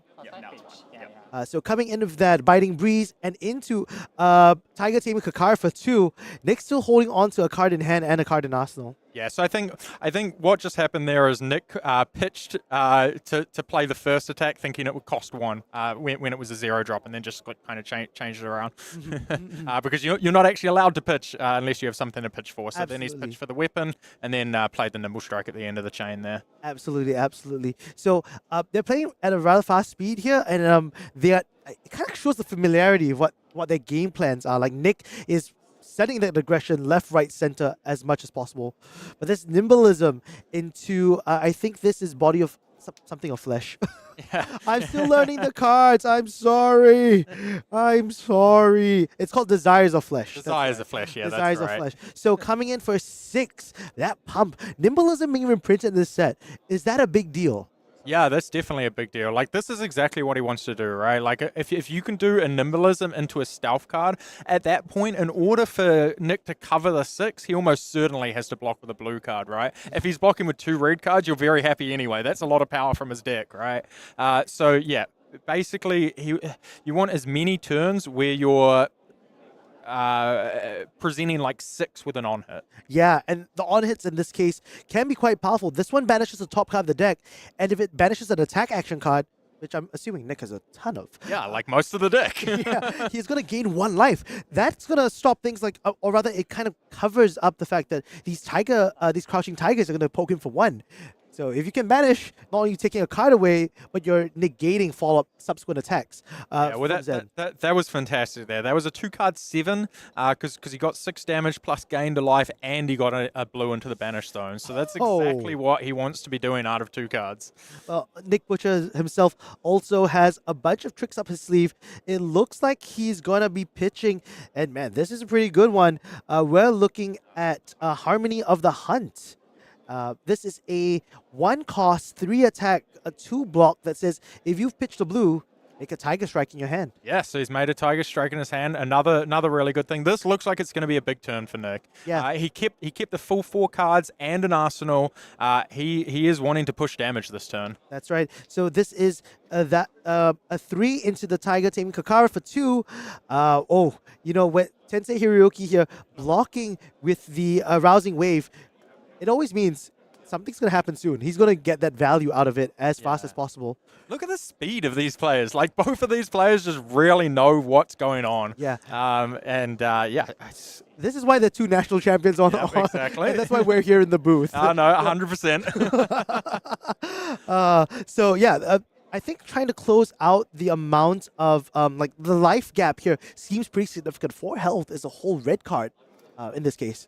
Yeah, well, I mean, we see that Tansei's on a full 4-card hand here, so he definitely has momentum advantage in this spot. So it'll be interesting to see if Nick can find a way to kind of navigate his way around, but a lot of pressure is going to be put on. Yeah, this is looking pretty intense. This double trouble with a 4-card hand and an arsenal is usually never a great sign. It is blue, at least. A red one would be a lot more damage, but I think this is going to hurt no matter how you do it. This hand looks insane. We're looking at using this for a go again. Yeah. Playing a blue, getting that chi off the top. The fact that it's giving go again and you can use New's ability means you can still end the turn. Wow.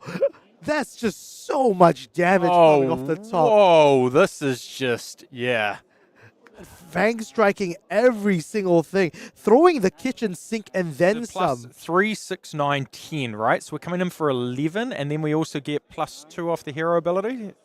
Double Fang strikes coming in here. So we're looking at, so double trouble itself is 3 + 2. Wow, just closing out the game instantly, going for 12 damage off the top.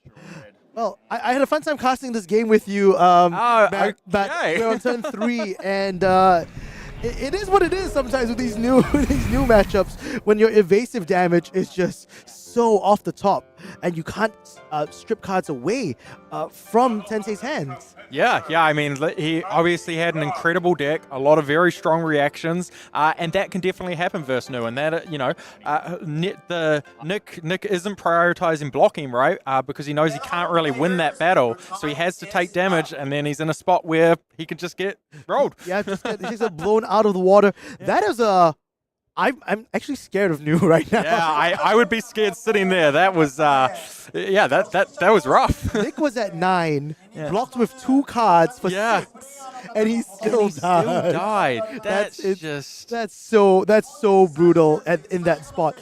So we're probably gonna talk to Tansei afterwards. But in the meantime, we need a reward for doing that amazing 3-turn casting. We get to open another pack? You take that box and we're going to open more stuff. Am I going to get a fresh box? Of course. Let's go. All right. There's an open one here already.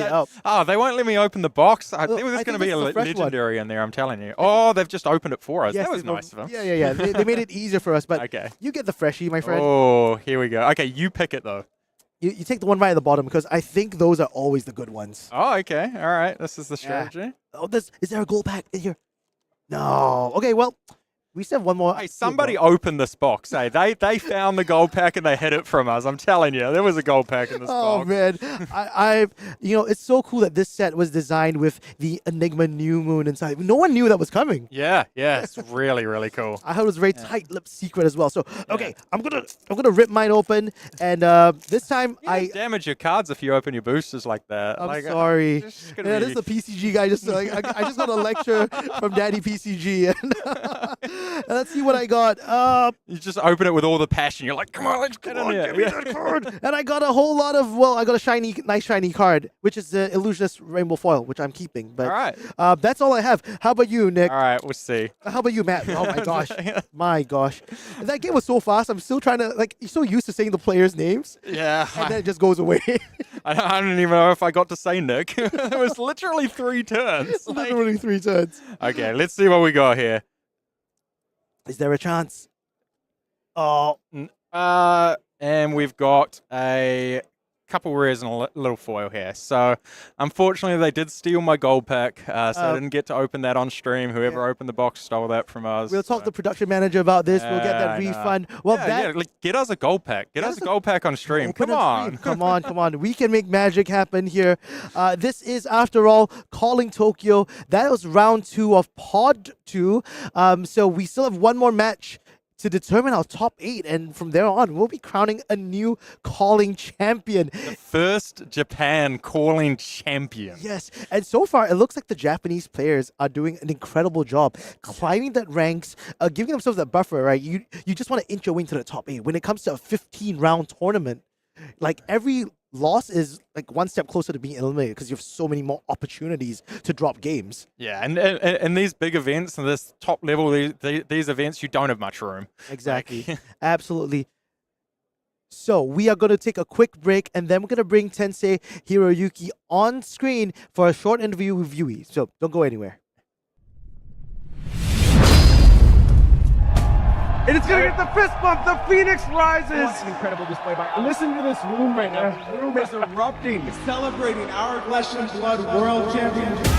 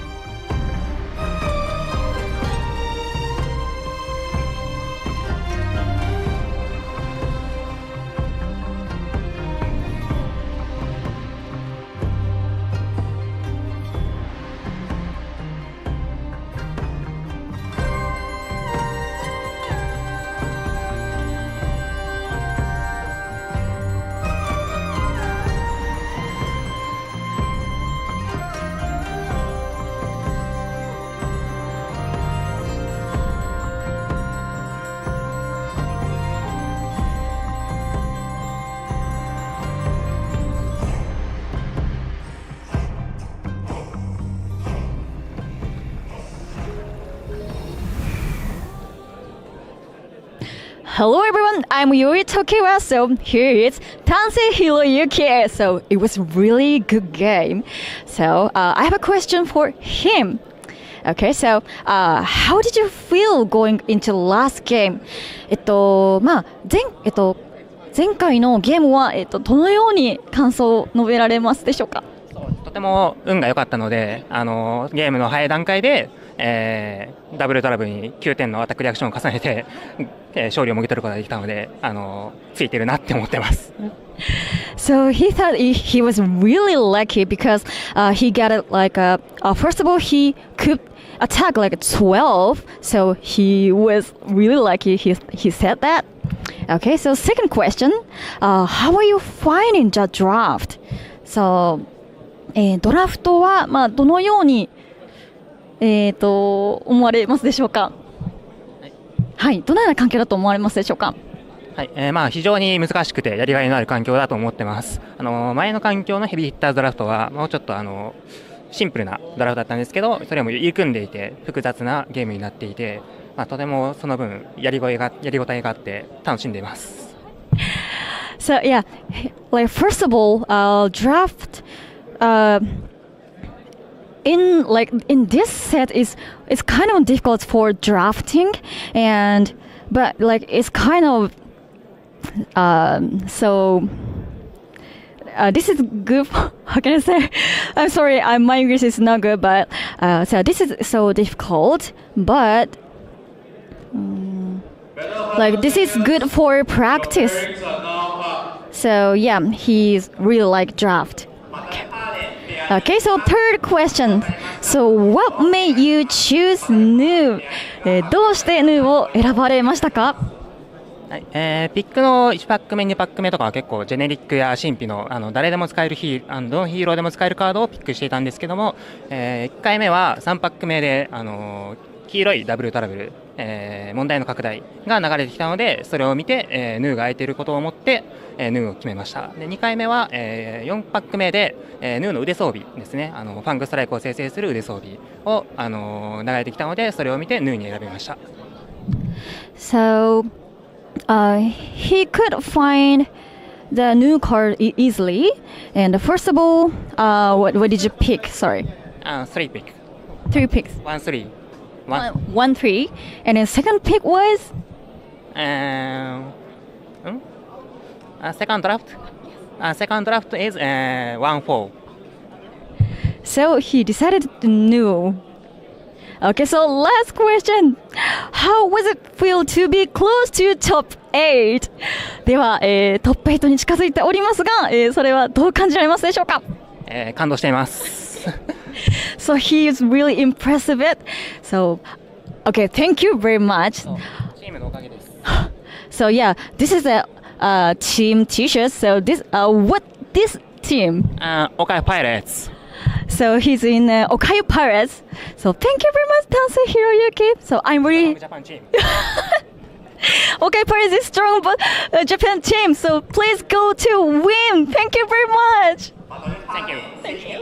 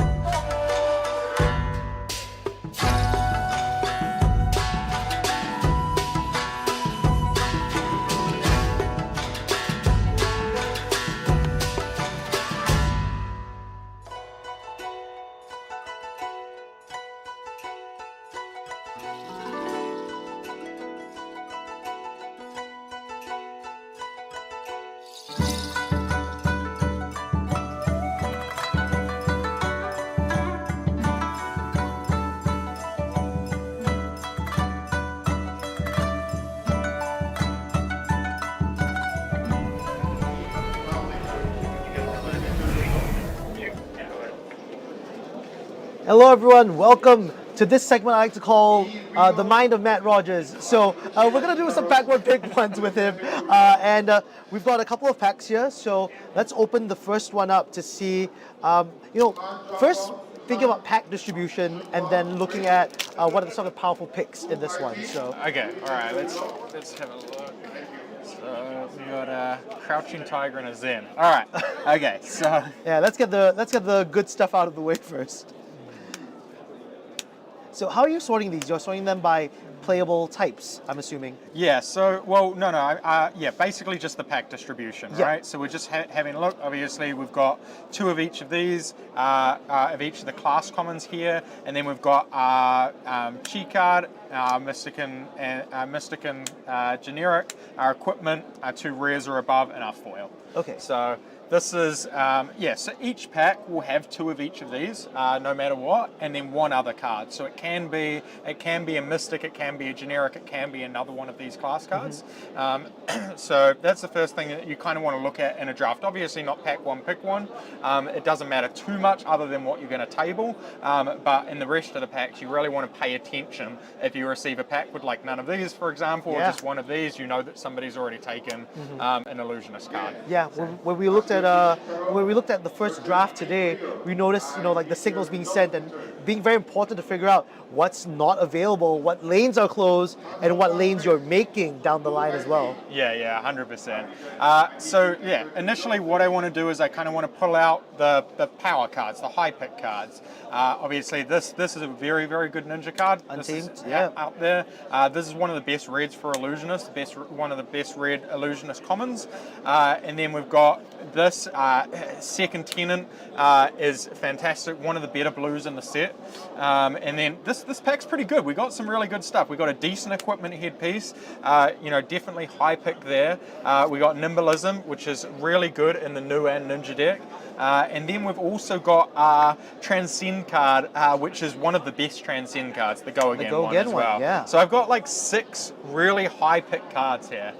So this is a bit of a power pack. And so the other cards I don't have to pay too much attention to. I want to have a good kind of idea about how many of each class card and stuff like that. But these are the main ones I want to pay attention to. And also I want to remember as much of this as I can, because if I table this pack and it has any one of these cards, that's going to give me a lot of information. Yeah, right? for sure. And then more so, I'm also going to get a lot of information about what I'm passing of these 6 cards as well. So I know that, like, if I take this ninja card, for example, I'm passing all of these, like, cards that are really good in Illusionist, or and not so much ninja cards. And yeah, likewise, if I take, maybe I take a second Tenant or whatever, I think this is going to be picked pretty quickly, and so is this. So I might end up fighting with the people that I'm passing to there as well. Absolutely. So the big question remains, though, out of these 6, you have a lot of options, but which one feels the best to pick up in this scenario?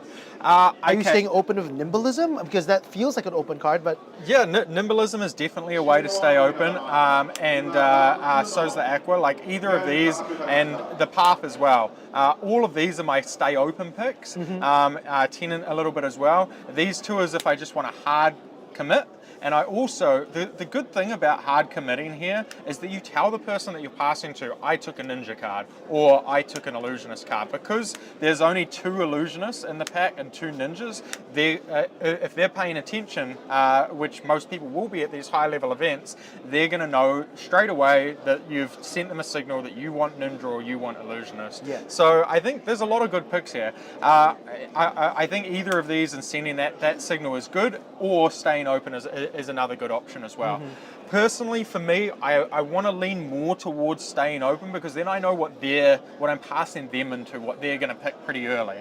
And so on the stay open lines, like, I feel like if I take Tenant, this is the one that goes, kind of leans the strongest into new, right? So I guess I kind of want to lean into new, because then I'm passing cards that ninja players are going to take and illusionist players. I'm passing a ninja and an illusionist signal. So if I take the blue that keeps me open and sort of leans a little bit into new, I put myself in a really good spot if they just take this and this. Excellent analysis there. I have nothing to add because I don't know too much about, but no, the breakdown is very, very helpful in this this case. Yeah. And taking that blue card, I mean, we also noticed that there are 2 blue assassin cards in the pack. So Yeah. chances are, if we are thinking about the wheel, there's still some opportunity for us to take these cards when presented with all these other power picks within the set. I think that's a really good point as well, because when I table this pack, if both of these are still in here, I could like that is a little bit of a signal that like new might be open, because down in the late picks, if after a lot of these power cards have gone, if you're new, you're just going to grab one of the block 3 new cards, right? Yeah. So this is going to give me some information about the people that are passing to me, because this is going to get round to them at that point, and so the people that are passing to me, it's going to give me a bit of information if they're new and if I have to jump ship or not. Yeah, no, that's excellent. Well, thank you for that. So, just for the audience sake, Matt Rogers, what is your pack 1 pick 1? It is second Tenon of Chi, Wind. Okay, excellent. Let's move on to a second pack. Yeah. All right, get these out of here. All right, what do we reckon? This one? Do you want to open this? Oh, don't. Okay. So sorry, we ran out of time for for the mind of Matt Rogers, but we'll be back later for maybe a bit more. We still got great games ahead for you guys. Don't go anywhere. We'll see you soon.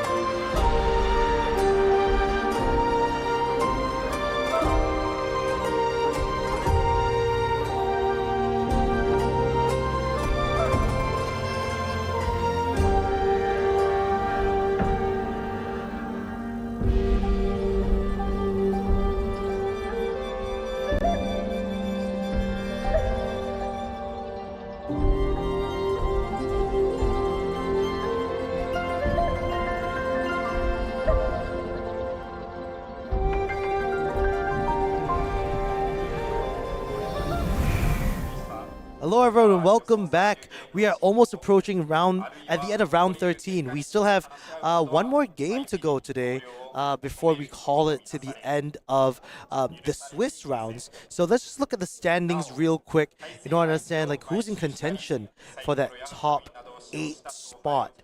I believe this is this should be currently up to date. Oh, this is a round 13 standings. My bad. But top spot at 10 points. We have 2 players here, both Japanese players. Yeah. So Yui, who are these players? Okay, so number 1, Urase Ryosuke. He is really good player, and second is Hiroyuki Tansei. Yes. So we've seen Hiroyuki Tansei on the stream earlier on. Amazing performance, a really blowout performance actually from that one. And then in third place we have Ming-Han, all the way from Taiwan. Alexander Dobler from Australia. So yeah. Mizutani Yoshiki. Nick Butcher at 9 points. Also from Australia. Also from Australia. Yeah, that's nice. Channon Puttaree at 7th from Thailand. And Michael Feng is still in the top 8 right now with 9 points. So he's still in all the way inside. In the second bracket, and one of the matches we're watching today, at 9th we have OO, but number 10 we have Brodie Spurlock. We're wondering South always in there. Yeah, he's going to be next on stream. Number 11 we have Makigano Motohiro. Is that correct? Correct. Oh, excellent. And then Tariq Patel. Yeah, the boys. there we go. Yeah, look at that. He's at 9 points. Okay, so with that being said, let's jump in to see Brodie's game. We're entering the final round of your Swiss game. So 9-4, both sides here. Tsang from Team Blue Pitch and Brodie Spurlock all the way from the US of A. So, this is another Enigma Mirror. We've seen a couple of these on stream today. Tell us, are we expecting anything different? Is it going to be one of those blowout games where someone has a big spectral shield and then the other guy is just like waning away? Yeah, I think I wouldn't say it's just a complete blowout. I think there becomes a bit of a battle over the shields, right? There becomes a little bit of a battle over the auras, and then one person reigns supreme in that battle, and then that person, once they are enough ahead in that battle, they just steamroll the other person. And so that's why we end up, the vast majority, or like quite a few of the games that I've seen of this mirror end with one player on close to 20 life and the other player on 0 life. Yeah, it's all about like this board state control, right? Assert dominance with the board state. Dominance. Yes. So Yui, who are you rooting for in this matchup? So difficult. I mean, we've all hung out with Brodie during our time in Queenstown. Yes, right. And he's so yeah. what a great kid. Have you met Tsang before? No, yes. Okay, No, well, yes. Shin is one of the best players. Last year at Worlds, he did exceedingly well on Icelander all the way in. So he was our runner-up basically at Worlds last year. Second place. Shin is a very, very talented player. Like I've watched him play a number of times, and he's phenomenal at this game. Yeah, and he's very humble as well. Like the way he's just like, oh, I don't know what I did, but like I did it. But he actually knows it inside out. When you talk to him about how he analyzes the game, how he's approaching even today's set, right? Like we're all drafting this mostly for the first time. Yeah. Shane kind of knows like things like his ratios, like what are his power curves, the spikes that he needs to hit, and I hope that shows in this wonderful illusionist mirror.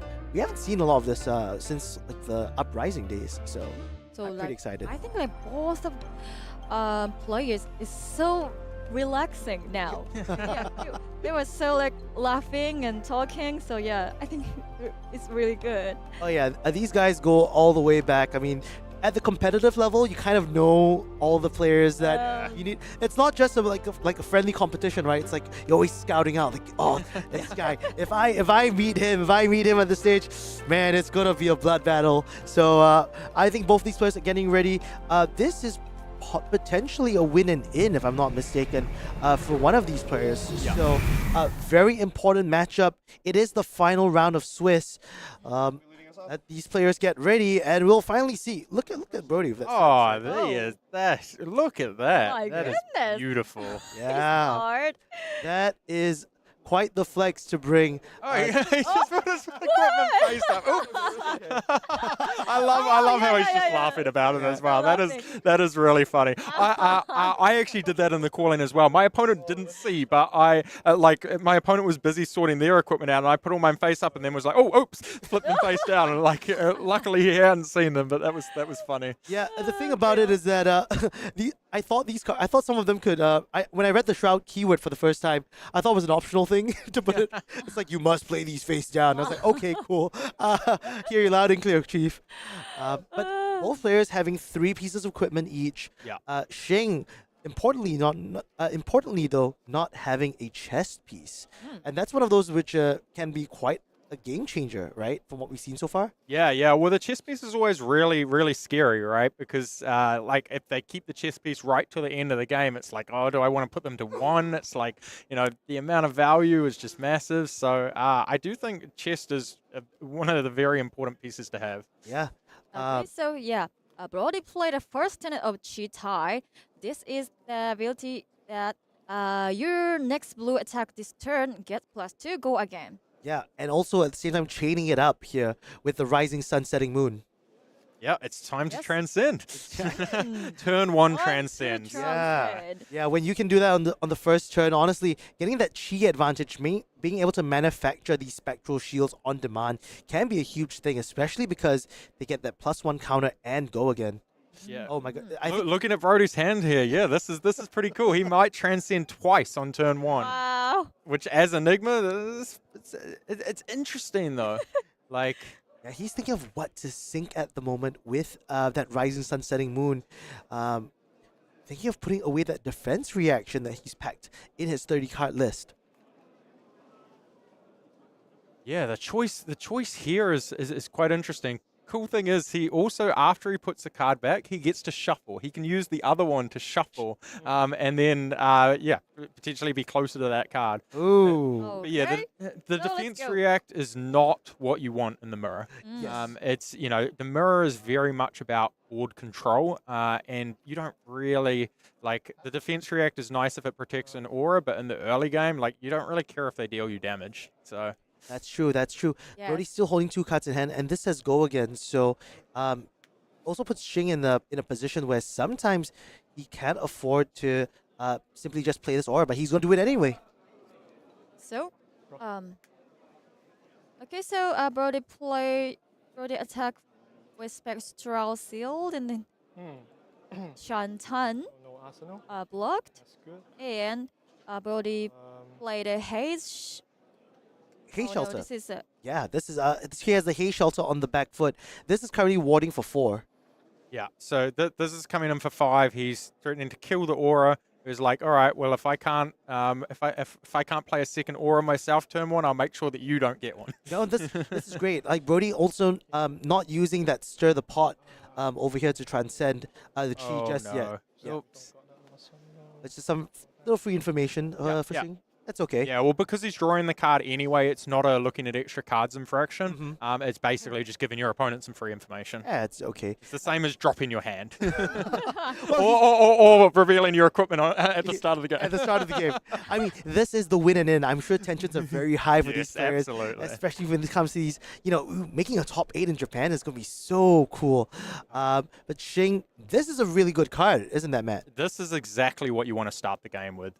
So, yeah, basically, this is a 4 attack, and the waxing spectre, 4 attack and ward 3. So in the absolute worst case, you're still attacking for 4 and preventing 3, the majority of the time, right? So it's 7 points in worst case from 2 cards. 7 points from 2 cards is usually very good. Yeah, that's basically a 2-card 7s always feel really, really good because it's both on the offense and on the defense. Yeah.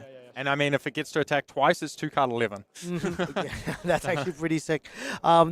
Getting rid of the Gekoi, which, Shing already kind of knew about, but setting a 4 into a 4 turn and getting an arsenal where Brodie didn't have, it's almost a reversal. Like he got the tempo and he has the card advantage in the case of getting that arsenal first. Yeah, exactly. And like the 4 into 4 is really good here because you're like commanding an equipment piece on the first one and an equipment piece on the second, or 2 cards, or Brodie has to give up the Spectral Shield. Like either way, you're in such a good spot here. This is very, very nice. The Emissary of Wind is being played here. You don't really need to go again, so I guess sinking the card doesn't really do much. Yeah, exactly. He's not going to attack after this, right? So you might as well just arsenal the last card. Yeah.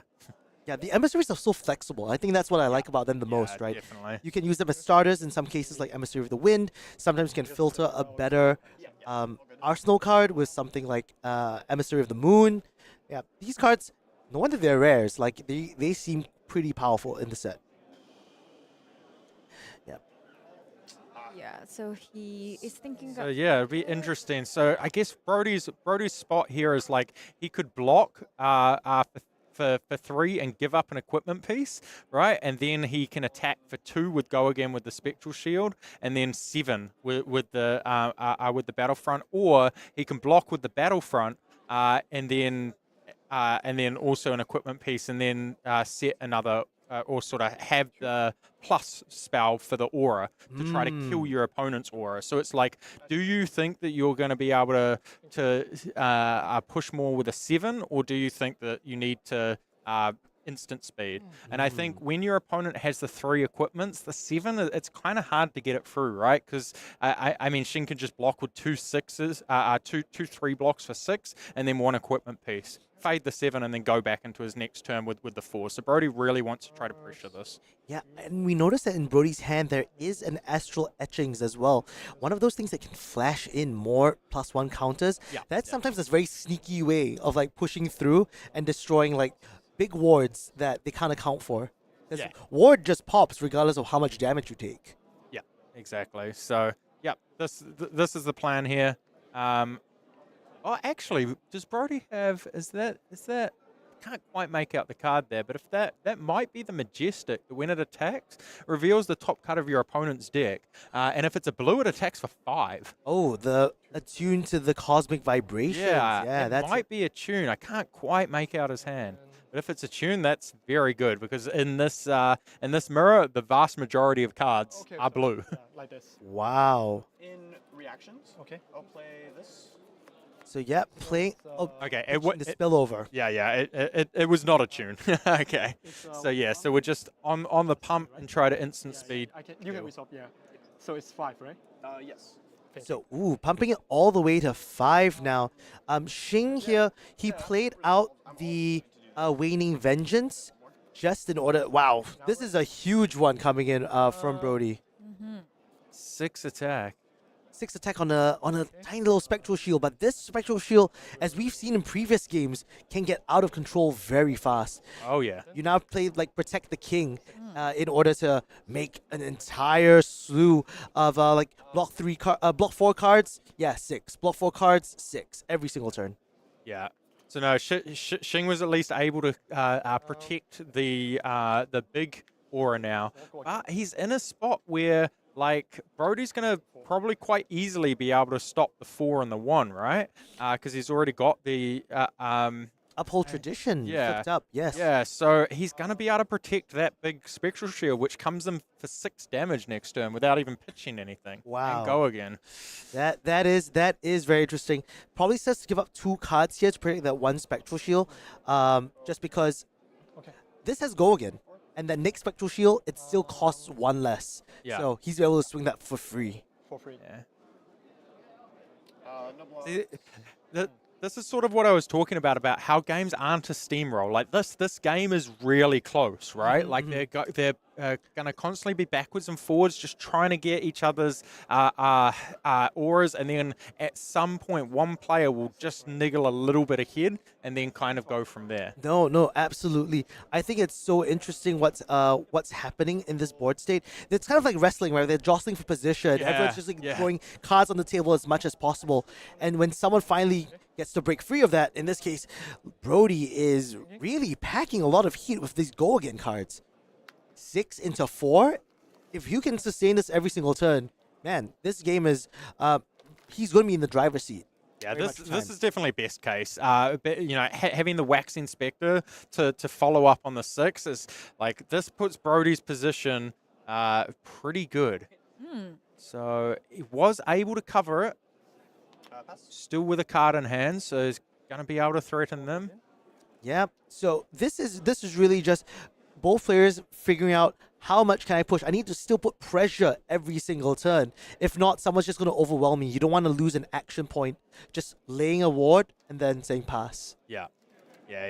Both players are blocking, protecting their things. Like we've seen multiple equipment uses from both sides now as well, and it's so important. I think you have to use everything at your disposal in the early game in this. A lot of Fab has taught us that you kind of save equipment for later in the game and make sure you get a lot of value out of them for stopping on hits and such like that. Whereas in the Illusionist Mirror, that whole thing goes straight out the window. If you fall just a little bit behind in the early game, it's going to be hard to come back. They're going to snowball that. So you've got to utilize your equipment to make sure that you don't fall behind. Yeah, that's a very interesting point.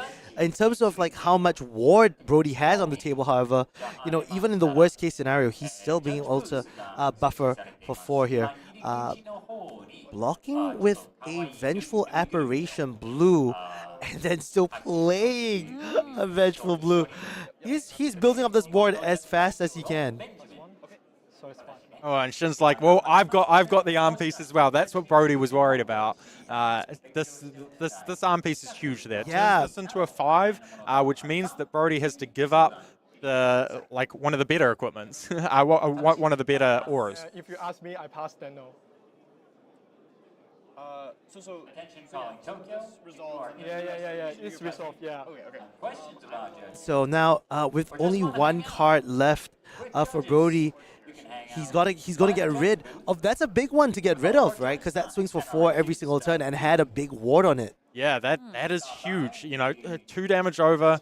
So he got to ward 2, and he lost a massive board permanent, which is So, but still, that Spectral Shield with 5+1 counters on it, that's a big threat, right? Coming through, and with the Waxing Spectre now also holding for 5 every single turn, they're looking to even up the board state little by little. Yeah, this is a very close game. Like, I couldn't tell you who's ahead right now. No, I legitimately couldn't. This is a great game for a stream.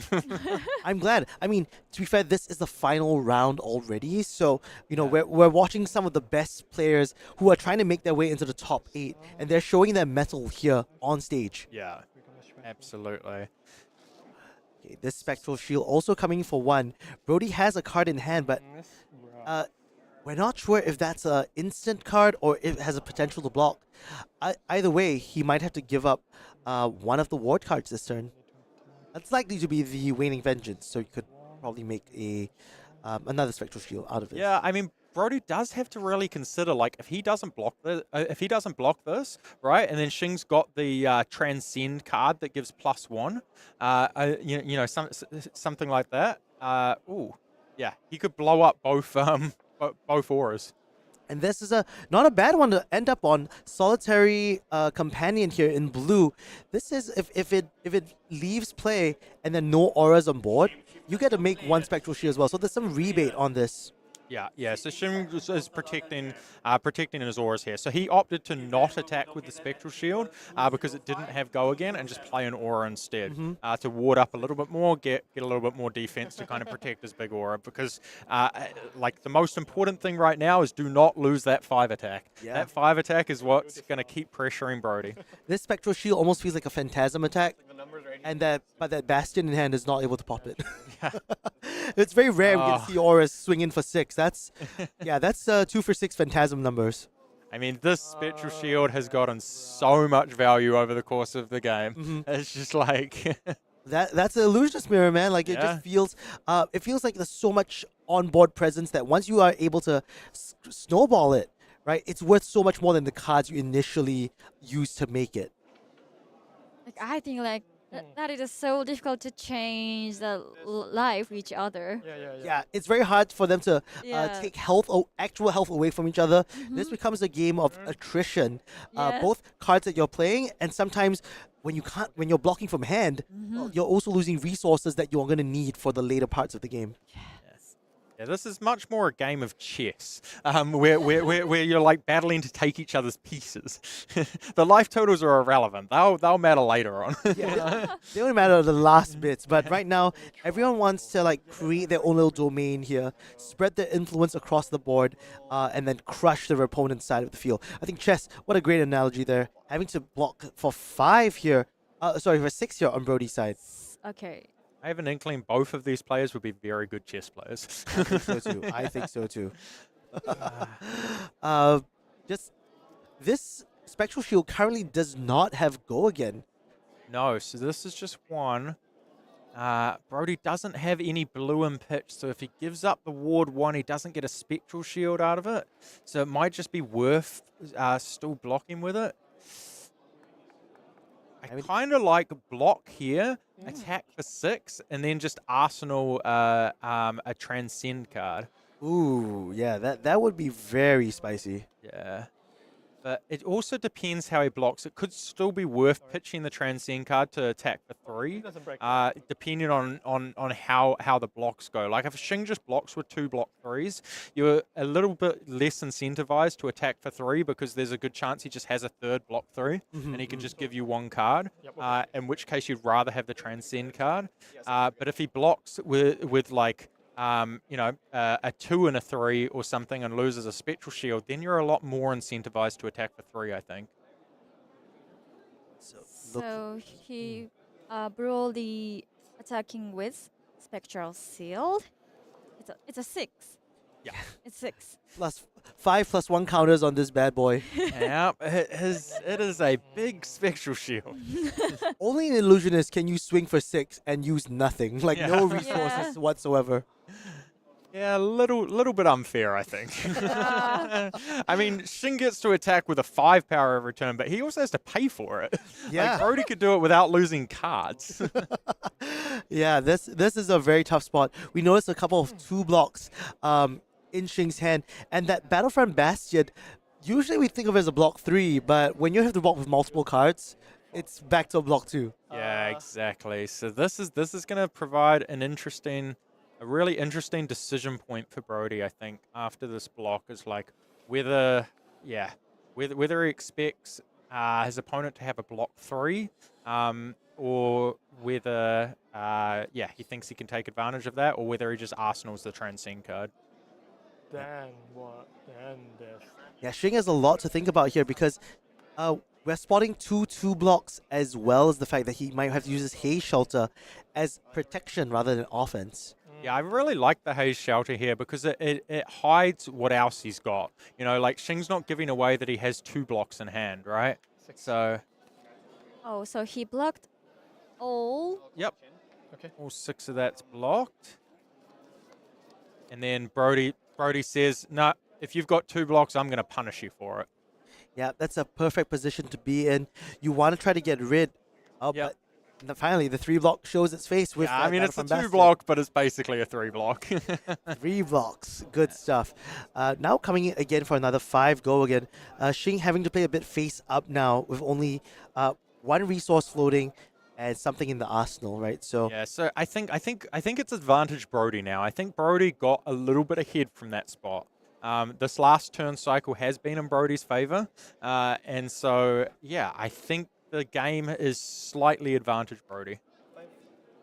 So he blocked. Yep, 1. Yeah, blocking for 5 now, just fitting the perfect breakpoint. We've 2 Transcend cards in hand, is it? Or was that? I think it looks like 1 Preserved Tradition. Okay. And something else. This, and then this trigger goes in the stack? I'm gonna respond to the trigger. So. It is two Double transcend transcend. cards. So. Which order? Yeah, he translated twice.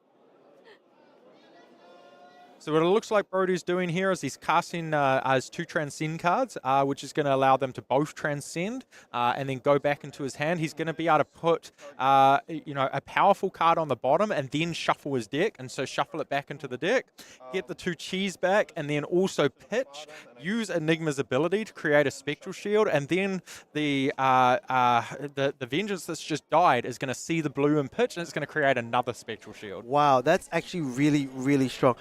The craziest part about all of this is that he put in an astral etchings red into the deck. You think 6 is good for the spectral shield? It could be 9. Yeah, exactly. If he draws that, and the fact that he gets to shuffle straight afterwards as well, that is some synergy. Yeah. I think it's now heavy advantage, Brodie. I think so too.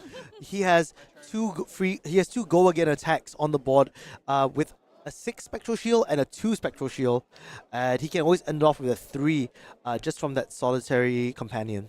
Yeah, well, it's kind of at this point in the game because Brodie's going to be able to. Is that 5 or 6? Spectral shield should be 6, I believe, or am I missing something here? Yeah, I think it should be 6. Okay. Oh. Yeah, so Brodie's got 6, 7, 8, 9, 10, 11, 12 points on the board. Now, 12 is kind of the sweet spot, right? Like 12 is your opponent, even if they block their entire hand, probably can't stop it. Yeah. There's no equipment left. There's only 2 auras. You kind of get from this point, and you generally be able to push through and break the auras. Yeah, you got to overwhelm your opponent on board at this point in time where no amount of hand value can match the board value. Yeah, it's very hard to stop the spectral shield now because there's so much ward protecting it. It stacks up and it ramps up fast. This is, if you ever want a lesson in finance and investments, this is like your interest rate just going up and up and up. Incremental value across a long period of time. Yeah, compounding. Yeah, compounds all the way. Yeah. You get that exponential value. So we see this turn, Brodie's getting his queen in there to threaten Shin's queen. Yeah, very, very chess-like, very chess-like. And in this spot, like Brodie's game plan from here on out is protect this queen, protect this big spectral shield, which he's already done so well, and that should be able to keep pushing through. Mm-hmm. It gives just so much advantage in terms of how much he doesn't need his hand anymore to function, right?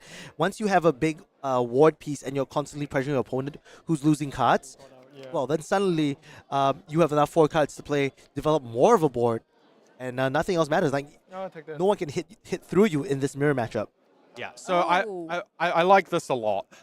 Generally, if you find that you cannot protect your auras, if they're going to be able to present 12 a turn, you just got to take a big turn of damage. Just take a bunch of damage, and then play your aura, and then start coming back and make Brodie have to block with cards. And then the way that you can get ahead is if Brodie gets an awkward hand with a bunch of no blocks, and he can't stop it, and then those auras just beat up the big auras. Yeah, I think that makes perfect sense here.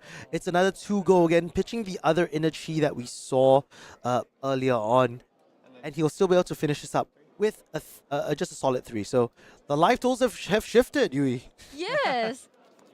Now, 16-20. Yes, and we're at turn 5 of the game. Just Yeah. an excellent display of what illusionists can do. This is the Enigma versus Enigma. Yes. Yeah, the life total is mostly irrelevant, so I really like that Shin's just taking all of the damage here. I'm not going to give him any cards. I'm going to give him life. That the difference between me being on 20 and 13 is almost nothing in this matchup. If I fall behind on in the auras and I'm not able to kill Brodie's auras, I'm going to lose this game anyway. So I might as well use my life as much as I can as a resource, and then hopefully build a board of auras and get back into it that way. Like I think both deck is really, really good, but like Is there any different points between this deck and that deck? Are there any differences between the two decks that are made? Yes, Oh, like- interesting. Yeah. I think it all comes down to the rare that Brodie played, the one that gives 3+1 counters. Yeah, Astral Etchings. Yeah, Astral Etching. I think it all comes down. That card absolutely blew this game out of the water. Yeah. And he shuffled another one back in with that preserved tradition and stirring the pot. So just, one is bad enough. Playing it a second time at instant speed because he has the Spectral Shield will catch you off guard as and when. Yeah, it's kind of at the point where you just wouldn't be able to play around it. That card is an absolute slam dunk first pick for me. Strong card. So now Shin has to really think about action economy as well. When you have those action auras instead of the instant auras, you don't want to be spending your whole turn just being like, all right, slap aura, pass. Yeah, exactly. Right? I mean, if you just play an aura with a little bit of ward, well, Brodie's going to say, I've got 10 plus damage. Ward that. Yeah, and it's a wide board as well, so it's hard to protect those little breakpoints, especially 6 asking for 2 to 3 cards. Yeah. So I think what Shin's trying to work out here is can he take a bunch of damage again next turn as well? Ideally he wants to use his life as much of a resource as possible. So he probably just wants to get Brodie to block with maybe a couple of cards so that Brodie can't play more auras. Yeah. Just limit the amount of more auras and then hope that he draws a strong red card or ideally a couple of them and then make a big board, take all the damage again and then make a big board to come and pressure Brodie. Yeah, this 2 go again might seem insignificant at the moment, but if you take a whole card here and then present a 4, for example, after this, that can still be really good in terms of taking even more cards from Brodie's hand. So Brodie's 2 go again. Yeah. So and we're transcending again. Wow, Brodie Okay. is he's reaching the next level, dude. Just transcending twice in 2 turns. And Brodie's, how can I say, Brodie's here? Yes. There are a lot of seals, so I think he has an advantage. So is it good? It's a huge advantage at the moment, I would say. The amount of damage presented on board is... It's way much than what Shin can output with a 4-card hand most of the time. Yeah, I also really like the way that Brodie plays the 2 here, right? So he plays them both at the same time, resolves the Stir the Pot first, shuffles his deck first, and then that way the Stir the Pot goes back into his hand so that when the second one resolves, he can draw a card, and if he wants, he can put that card back on the bottom. If he doesn't need the Chi, he can put the Chi back on the bottom. That's actually really, really interesting. Being able to find out and flash out a different card this time. I think he's found another Haze Shelter in his hand, and this is very dangerous. It's going to be another, just using it to block out the damage that Shin is pushing. Yeah, so Shing's doesn't have an arsenal and just has 1 aura. He really needs 2 strong red auras here. And Brodie attacking 6 go again. You're good. Oh, and Shin drew up the... Well, so Shin has 1 red, but he has double transcend as well. Yeah, the double transcend here, not as impactful as when you're ahead of the game already, because it just gives you incremental life and this 2 go again card almost for free, right? Transcending here is not a disadvantage. But when you're behind and when you're on the back foot, it's not enough to develop just a 1 Spectral Shield to try to swing into this slew of wards. It's because the last turn he attacked with this, so he presented 5. Yeah, I was thinking I was not a ring, so I roll 3 and 1, and I take 1 only. So we did change. It should have been 2. Yeah, so I think the players have a judge call at the moment. They're discussing a little bit. I think it's around the Spectral Shield. I think sometimes Brodie was representing it as 5 attack and sometimes 6 attack. I think that's what we picked up on there before. So it might just be that the life totals are different, and that on the turn that Shin took all of that damage, he should have taken 1 extra damage. Understood. Oh, so yeah. Sorry. Yeah, okay.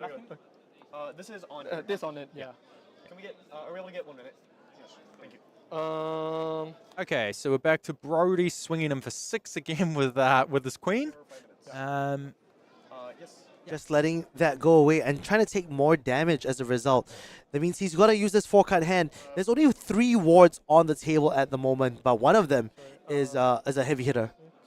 Yeah, one of them is a heavy hitter, that's for sure. But yeah, I think Shing's plan this turn, again, is just use your life total as a little bit of a resource, take some damage, and then try to have a little bit of a board back. He's not going to fight over that 1 aura in play because ultimately he can't stop. He can't stop what Brodie's doing. He cannot protect that aura. He has that haze shelter in his hand. Like, Shing is ready to swing for 4 on his turn and maybe do a little bit more. Yeah, well, I mean, he has the double transcend, right? So Shing wants to transcend and then get the chi, and then the Enigma ability is only once per turn. So he wants to do this on Brodie's turn so that he can make a Spectral Shield on Brodie's turn and then another one on his turn.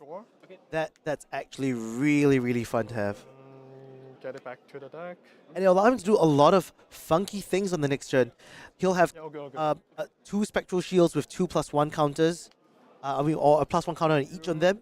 He can still play the haze bending, swing with a Spectral Shield, go again, and then swing with the haze shelter. It's just a really, really powerful turn. But I'm not sure if that's enough to go into these 3 Spectral Shields that Brodie's protecting with his life. Okay, so he had enough other things to do, so he opted against doing the thing on Brodie's turn and on his turn, I believe. And he's coming in for 2 and then 4. All competitors, this is time in the round. Current turn player finishes their turn, followed by 1 additional turn by their That's a really, I mean, it's a card that I think isn't generally used in this matchup, but just having the defense reaction to maybe counteract like something like Astral Etchings could be really good sometimes. Yeah, very good against that. But also, I mean, it is a 3 block still. Yeah. Like, you know, it is important to be blocking things for 3. And I really like that card in Illusionist in general, just because it's such a good arsenal. So Brodie's turn, 6 go again. With 2 cards in hand, is it? There's 2, right? I think he had 2 left. I'm going to draw. He's thinking to block. You can block 3, and then the thing is the haze is only ward 1 at the moment, because it's no blue pitch. So he's gonna have to cast something if he wants to get it. You know, pitch a blue if he wants to get it to ward 4. So blocking a straight 6 here, getting rid of that blue Astral Etching as well from his hand. Shing is kind of stuck here with the no block in hand as well. And next attack, it's... No, there's the other etching. This is absolutely incredible. Brodie just got his pawn to the end and made another queen. Yeah. This is he's got those Blood Rush Bellows on Mandible Claws kind of turns now, right? This is, 9 attack a turn. Now Brodie's able to say, even if you kill my queen, I have a second one. So Brodie blocked. 6 go again. All right, these go players again. are playing rocket speed now. They got 30 seconds left to close this game out. Yes, just 30 seconds. The amount of blocks Oh. gives that fist bump, knowing that this 6 and 4 every single turn is just going to be brutal. 10 damage on board. Incredible plays by both players. They were really jostling position, like you were saying earlier, Matt. The idea that it's going to be a very slow game for a long while, and then suddenly, once someone has that dominating lead on board, it's like a straight push to the finish. Yeah. I mean, the first few turns, they're just developing their pieces, right? Like, they're developing their pieces, but they're also trying to put enough pressure so that the other person can't develop even more pieces, and they just have this, like, little thing, and then one person etches a little bit ahead, and then they win 20-0. And that's exactly what we saw. We're going to go for a short break after this. And we're going to look at the event schedule first. Yes, of Oh. course. There's a bunch of stuff that we Going want on. to... There's a lot now. There's a lot of events that are happening across this season of Part the Mistveil. We're going to start it off in May, so coming up really soon. May 31st to 2nd June, Battle Hardened Montreal. This is going to be a Part the Mistveil Sealed, so whatever you've seen today in terms of the cards and how they interact with each other, that's the event you want to be at. From June 7th to 9th, across 3 locations across the world, Athens, Singapore, Las Vegas. We've got some Classic Constructed and a special Team Classic Constructed in Athens. We'll move on to U.S. Nationals and calling probably the biggest Nationals we have in this game in Minneapolis, 14th to 16th of June. This is going to be Classic Constructed and part of the Mistveil Draft, a mixed format altogether. June 21st to 23rd. Battle Hardened, Seattle Tacoma, another CC event. And for all of us here, June to July 21st to 7th, we're going to have all our national championships, where we will also be playing mixed formats, Classic Constructed, and part the Mistveil Draft. Then you'll probably catch me in Bali, July 19th to 21st at Battle Hardened Bali. I'll be bringing my Enigma deck, hopefully, if I can finish it by then. We'll be then moving to Bologna with another Battle Hardened from July 19th to 21st for Classic Constructed. And at the same time, we'll be having a blitzed one all the way in New Jersey. The culmination of all these efforts will be happening at Pro Tour Amsterdam. Pro Tour 5 this time for probably the most developed meta we have for both Classic Constructed and part of the Mistveil Draft, right? We're going to have like months of this season first, so I'm expecting like the meta to be fully formed by then. Then we'll move to August 2nd, 4th, all the way in Australia, Melbourne, Classic Constructed. Yep. August 9th to 11th, Sao Paulo, also a Battle Hardened with the Classic Constructed format. August 16th to 18th, I'll be flying for this one as well. Manila, Classic Constructed. Then San Diego the week after in the US. On the way in the West Coast, August 24th to 25th, we have another Battle Hardened just for y'all right there. And we're capping the month in August 31st to 1st, Lisbon with another Classic Constructed event.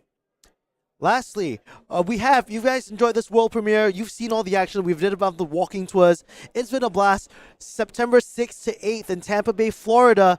The next, and we don't know what the set is just yet, but it's going to be big. It's going to be fun. We know that it's going to be something that will be for our capstone event for the year. But we still have Calling Sydney. Man, will you be for that, for Calling Sydney? Yeah, I'm definitely going to try to actually, yes, I've already booked tickets. I have booked my tickets for Sydney, so yes, I am planning to be there. That's awesome. That'll be happening September 20th to 22nd. Following week, then, we'll have Calling in France, Lyon, September 27th to 29th. And another big one before the final event, Battle Hardened Milwaukee, September 28th to 29th. All of that culminating in Yui's hometown. Yeah. Okay, thank you very much. This is my turn. So, World Championship is in Osaka. So, Osaka is a really, really nice city. So, please come to World Championship players. Yep. Yes. This one will be happening October 31st to November 3rd of this year. I cannot wait to see all of our friends, all of your beautiful faces in Osaka. Come on down, celebrate the culture, celebrate the game, play the game, see the world. Yeah, and I think Osaka is the one. I think that this World Championships, everyone and their mother is coming. I mean, literally, my parents are coming. Nick Butcher's mum is coming. Like, honestly, so many of our friends are just coming to this event because they really wanted to have a holiday in Japan, my parents included, and they're like, well, we might as well go at this World Championships and see this really cool thing about Flesh and Blood. So, bringing the family together. What a great game that we're in, and what's a wonderful community to be a part of. Thank you all so much for watching the second pod of this draft. We're going to cut to a top 8 and announcement for it after this, so don't go anywhere. We also have a giveaway afterwards, so there we go. Want to tune in for that. Stay in chat. Yeah. 3 days of competitive play, 14 rounds of Swiss, and one of the most compelling top 8s Flesh and Blood play has ever seen have led us to one final match.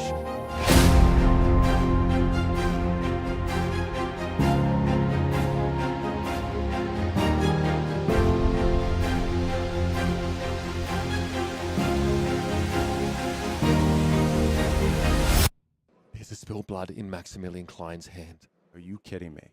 You would have to find exactly Sigil of Solace. It's the only out at this point.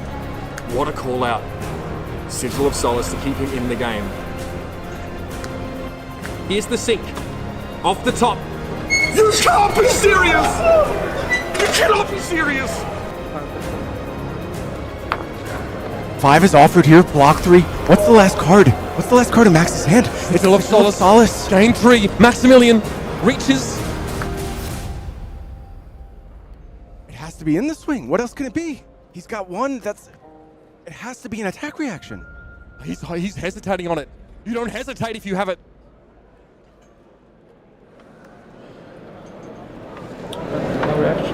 And he's alive in this game! Are you kidding? Burn them all at the ready. Max at 1. Not a 1 in her hand. Not a 1. It's a grimace. A ruthless. And the hand is extended! We're in the House of the Dragon! And at the head of the table sits Arthur Trahay, your Pro Tour Lost Angeles champion, with the most incredible cold shot I have ever seen.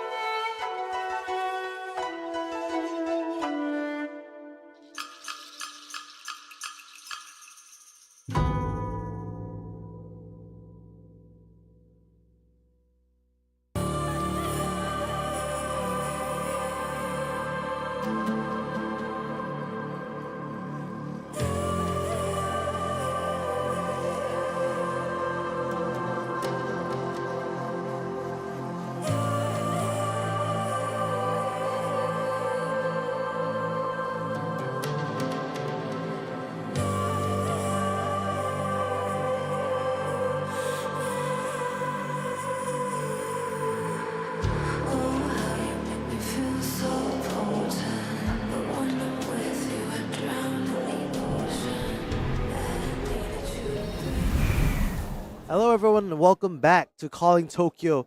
I am so happy to be alongside Yui to announce the top 8 players who have made it Yes. to Calling Tokyo. Mhm. Yui, let us do the honors of running through these numbers. We'll start at the bottom in 8th place, all the way from the UK, Peter Ward. Peter Ward. Yes. Yes. After which, we have our first Japanese top 8 player here, Nice. Shu Murashima. Right. Shu Murashima came in 7th. We just saw in the featured match, Brodie Spurlock. Yes. Yes, a good friend of yours and mine. Yes, right. We are nice friends. And number 5, could you help me pronounce this one? I'm afraid Okay, to yeah, butcher it. sure. So 5th, Yoshiki Mizutani. Yoshiki. Okay. Yeah, Yoshiki-san. So Yep. 2 Japanese players already Right. in our first few announcements here. Oh, from Taiwan coming in number 4. This is a great one to have. And also with him we saw on stream Michael Feng. Yes. Yes. Okay. But our top 2 seeds, and I'm so happy to see this. I'm really happy to see this. Me too. Oh, can I introduce? Of course, Okay, of course, thank you very much. please. Okay, so second place is Tansei Hiroyuki. Yes, the good player. And first, Ryosuke Urase. Yes, well, I'm really glad to say this. no, I'm so happy. Like the dream of having Japanese players enter the game and do well from the get-go. Even in this sealed and draft event, this limited event, it's so interesting. Now, these are the top 8 players, but it doesn't necessarily mean that they'll be paired against traditionally in classic constructed or any sort of constructed formats. Like the first place will play the 8th place, second will play 7th, but in this case, that's not going to be happening. Right. Instead, the players will draft first, and then there'll be a random pairing for round 1. This is so that people don't have to conspire during drafts, or it helps create a little bit more unknown factors during the draft process itself. Yes. So, so excited to see the game. we are very excited to see this. We are going to take a break afterwards and then watch the perspective of the number 1 seed as how he drafts it. But at the same time after that, don't go away because we actually have a giveaway ongoing where you'll want to stay in chat. We'll be giving away a box of Part the Mistveil just for you all back home. So we're gonna take a short break. Yui and I are gonna freshen up, get ready and pumped up for this top 8 games. There's so much more action to happen here at Calling Tokyo. So see you guys real soon.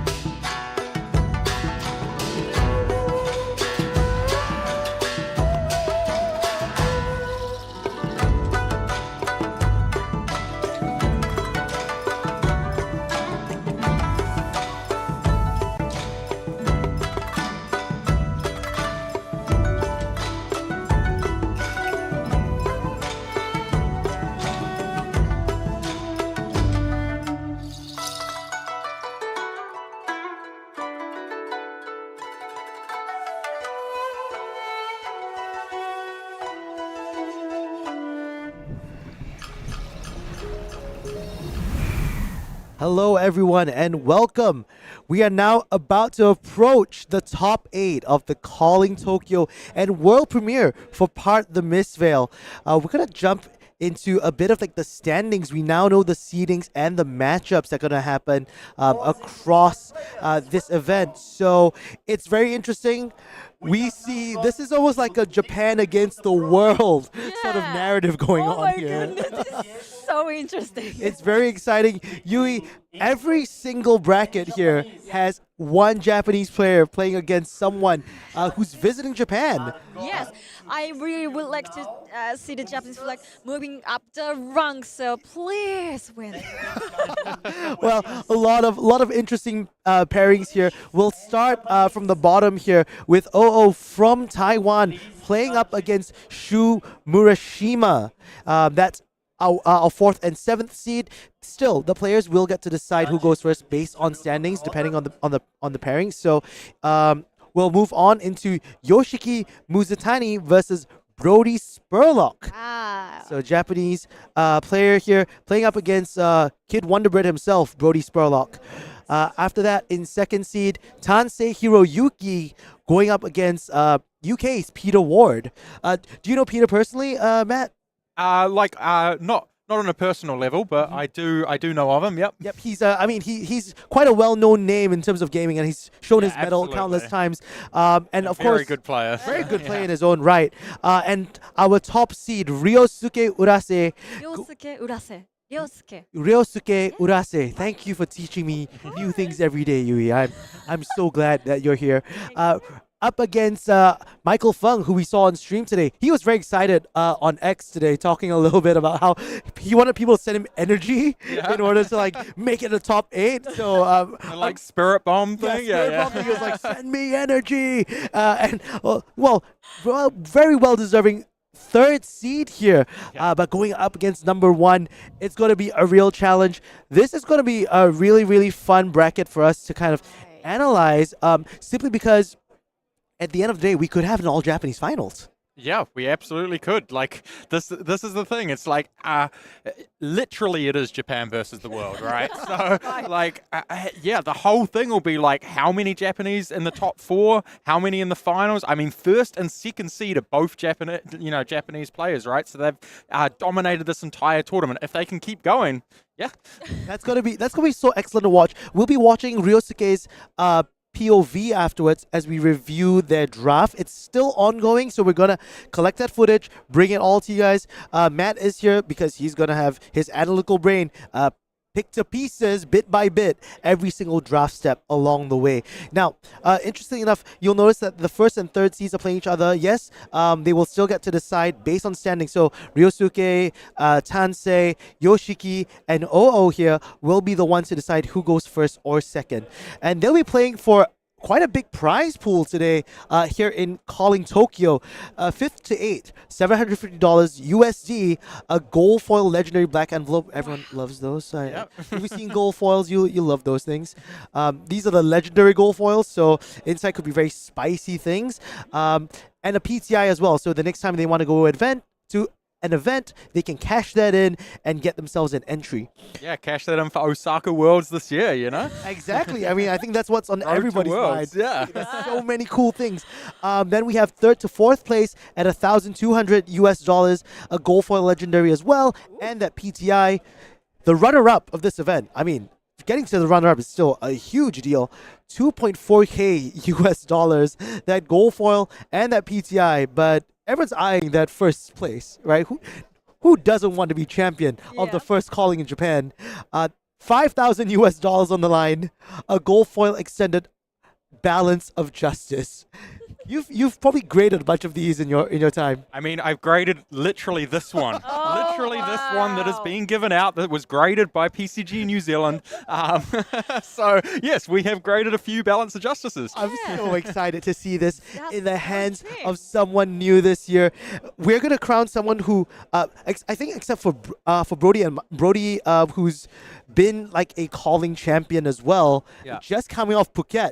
Him making another top 8 is insanely crazy. My goodness. I don't know. We're almost getting to the point where like Brodie not making a top 8 is kind of crazy. Yeah, like I always consider the name of the Brodie like in the top 8. Yeah. So good. Yeah, he's been just showing his mettle. We watched his stream games today, was absolutely clean. He knew exactly what the decks were doing. And I think every single player in this top 8 is going to show us some incredible moves today. So be prepared for some great games. We'll be showing top 8, top 4, and then the finals. In the meantime, however, after we do the draft review, for the players at home, we actually are going to give out a part, maybe not this one, because this is in English. We're going to choose, you get to choose what box you want. You want an English box or you want a Japanese box? We'll ship it anywhere around the world. All you have to do is be active in chat after our VOD review, and then we will send that out. So, without further ado, let's jump right into Ryosuke Urase's POV. Go. Love me some over-the-shoulder shots. Opening Yui's favorite black envelope. Oh yes, I really would like to try this. So like Urase, Ryosuke Urase, like can I introduce just a little Oh yes, bit of about course, him? please, Thank you please. very much. So he has generally known by the name of Rider. Okay. Rider. Yeah, cool. and like his article is really useful in Japanese Flash and Blood player. So like we always use his article. Oh, so you write things. Content creator. Okay. Yeah, hey man, representing. I like that. Yep. Even content creators can be good at the game too, just not me.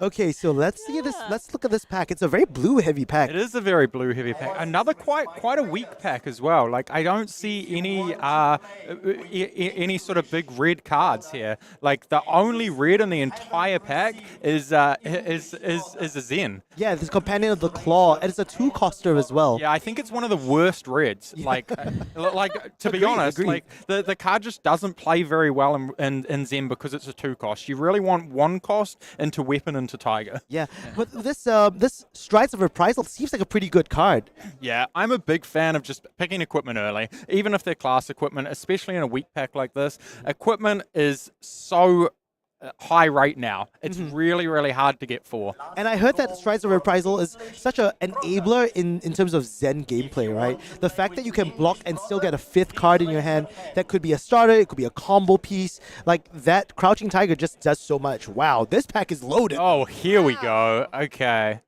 And is the equipment missing from this one? So they took an equipment.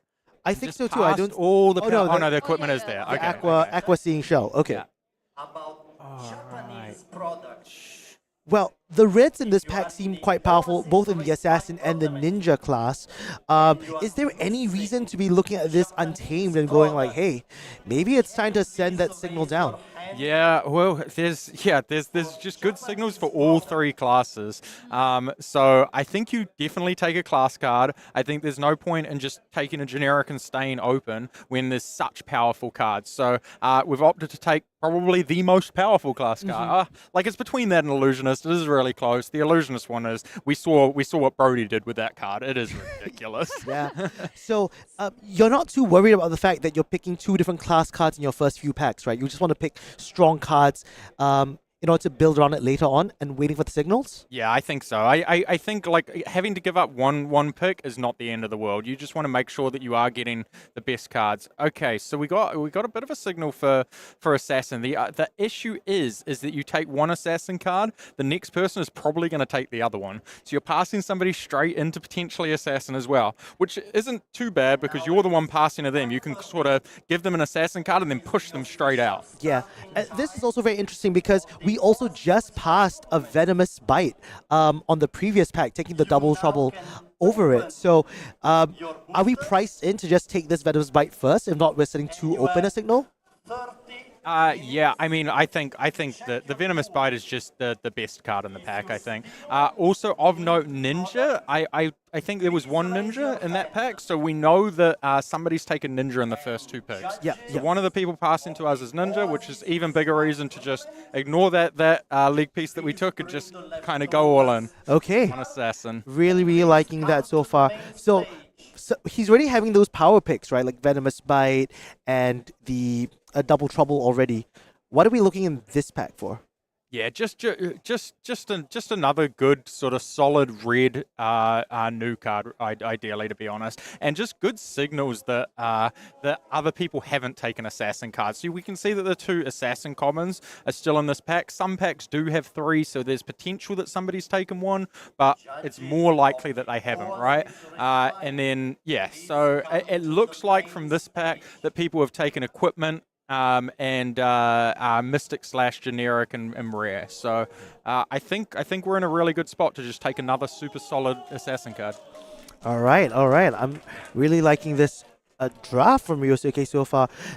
Unafraid to be like hard. Like in some of my experiences, I would have just hard committed as a ninja, and that would have been such a big mistake here. Yeah, I think so. I think that it was pretty obvious early on that a ninja card had been taken. So I think that we're in a spot, Ryder's in a spot where he's past ninja, he's past good ninja signals, and he's gotten a signal that somebody passing to him is ninja. So I would want to avoid that class in his spot right now. And then also he's past a massive illusionist bomb, which somebody would slam, and it'd be very hard to push them out from there. Whereas the assassin cards he's past are like fine, good, but they're not like crazy bombs. So I think assassin is the best spot to be in right now.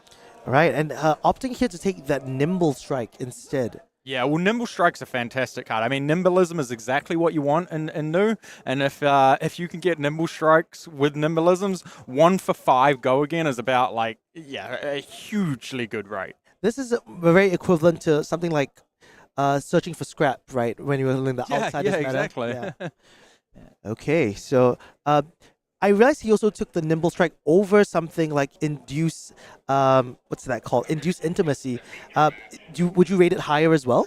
Yeah. The Induce Intimacy is just like any other stealth card. A lot of the stealth cards are just kind of pretty interchangeable. They're not super high picks. They're just sort of like, if there's nothing else for you, you kind of take them and you get more than enough of them usually. So it's not something that I would rate as high as something like a Nimble Strike. Understood. So he picked Art of Desire Body.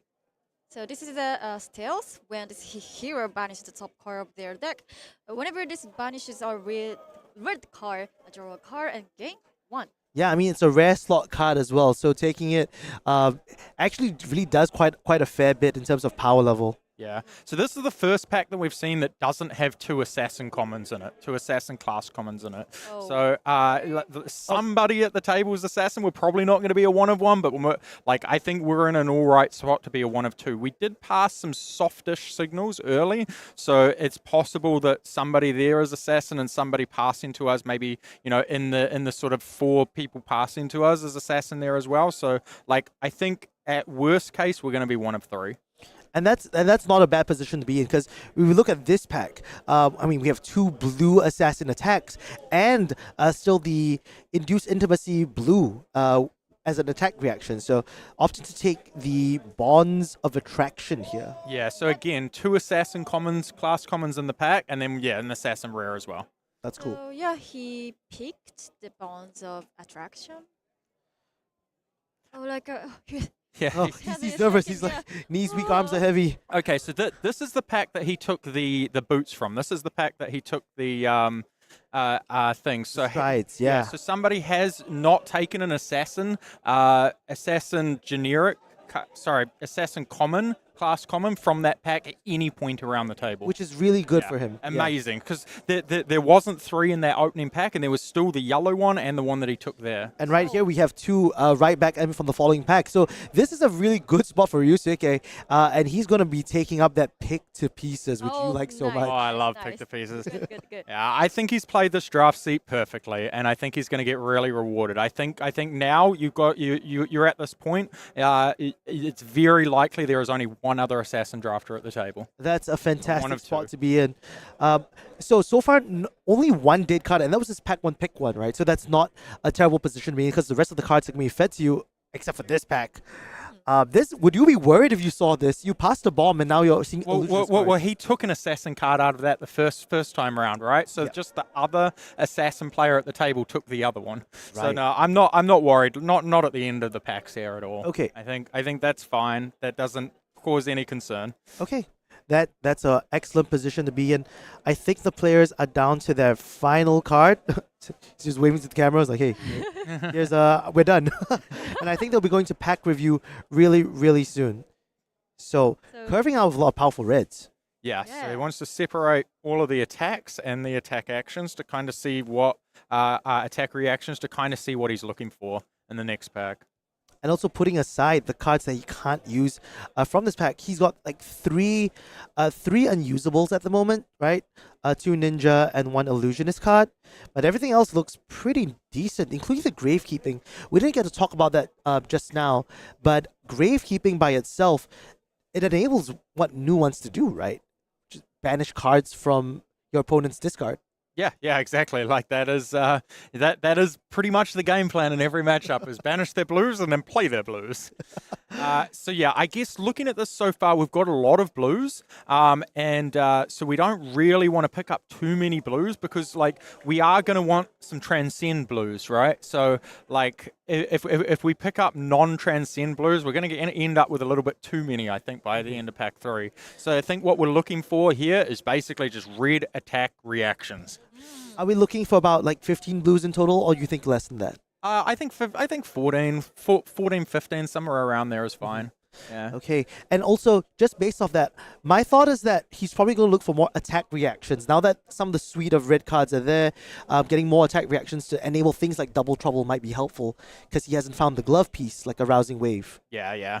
It just really depends on how the deck. Oh, there's a nimblism and there's a. Oh my, this is great, and a hiss there as well.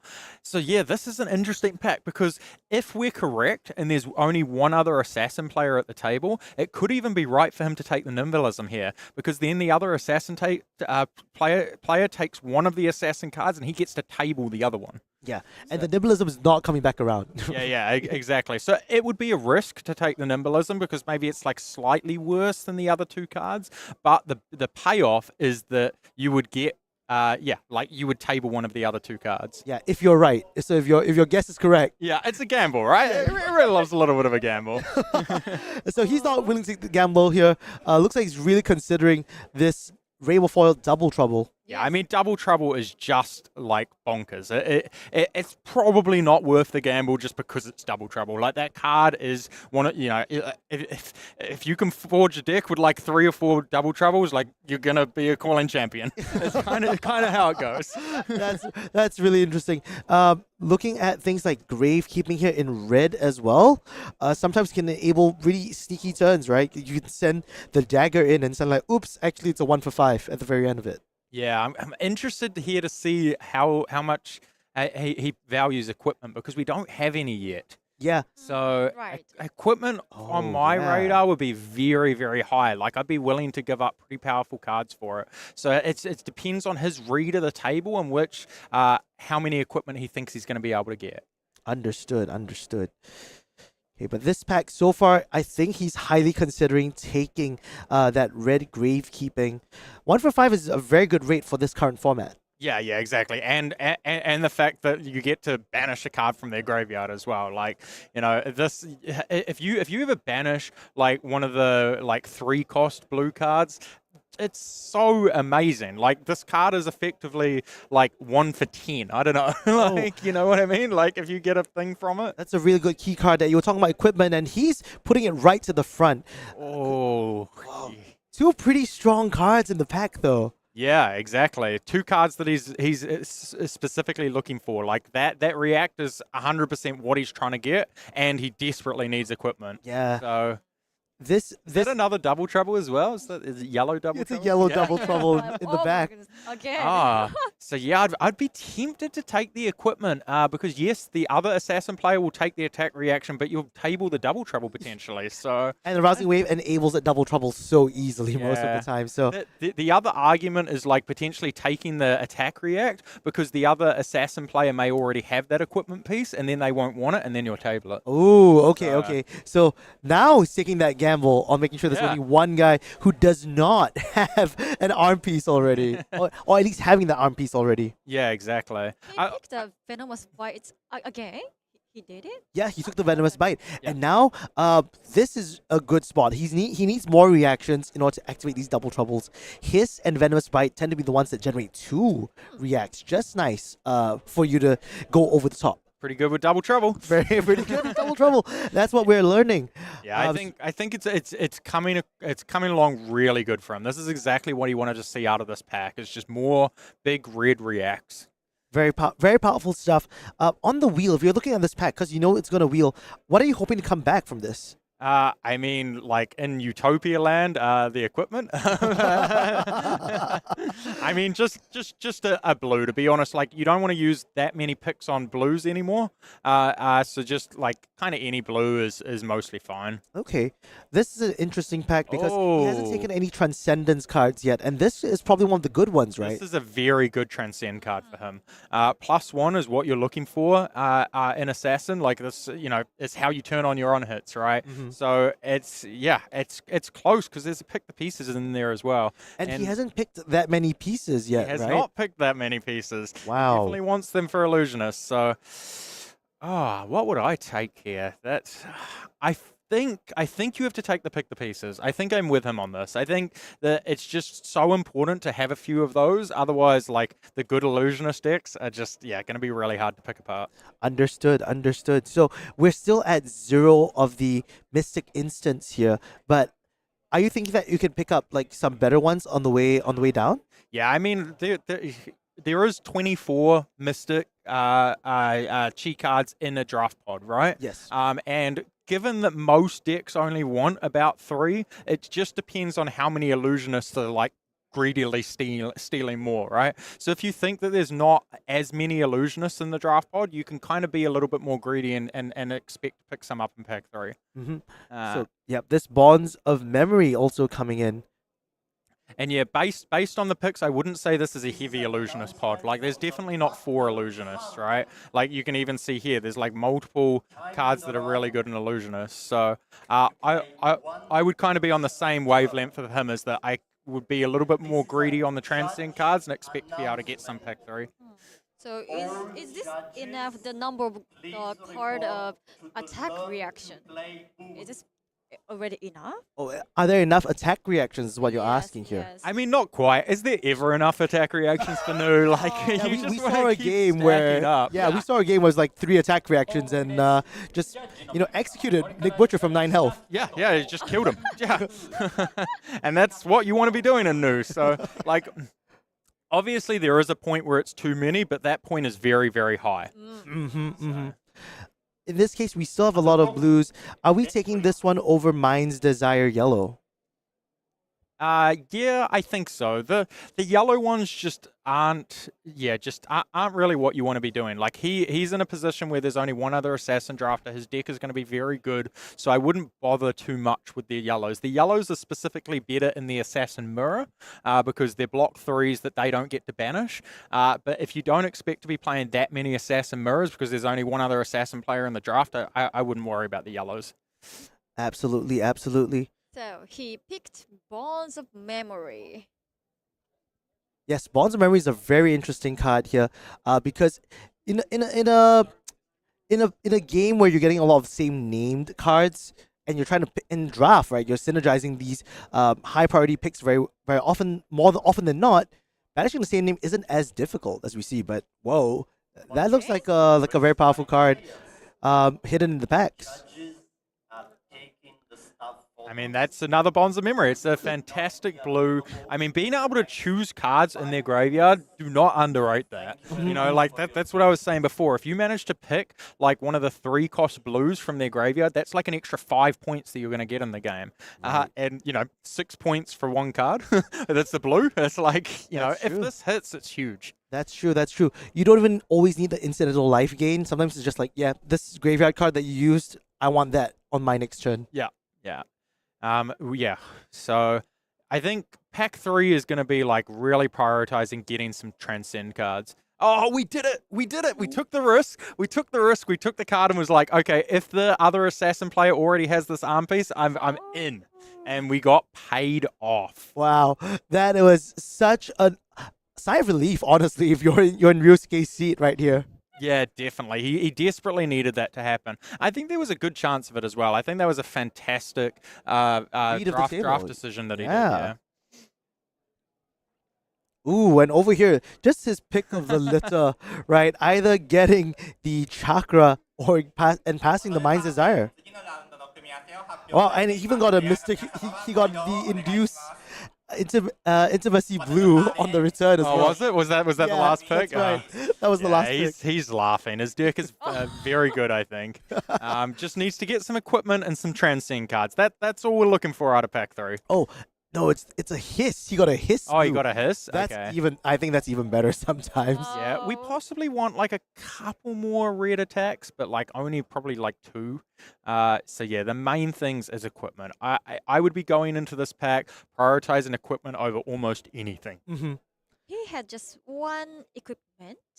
Yeah, just the one. Just the one. Yeah, so we don't count like the boots of Strides of Reprisal, just because that was a ninja card.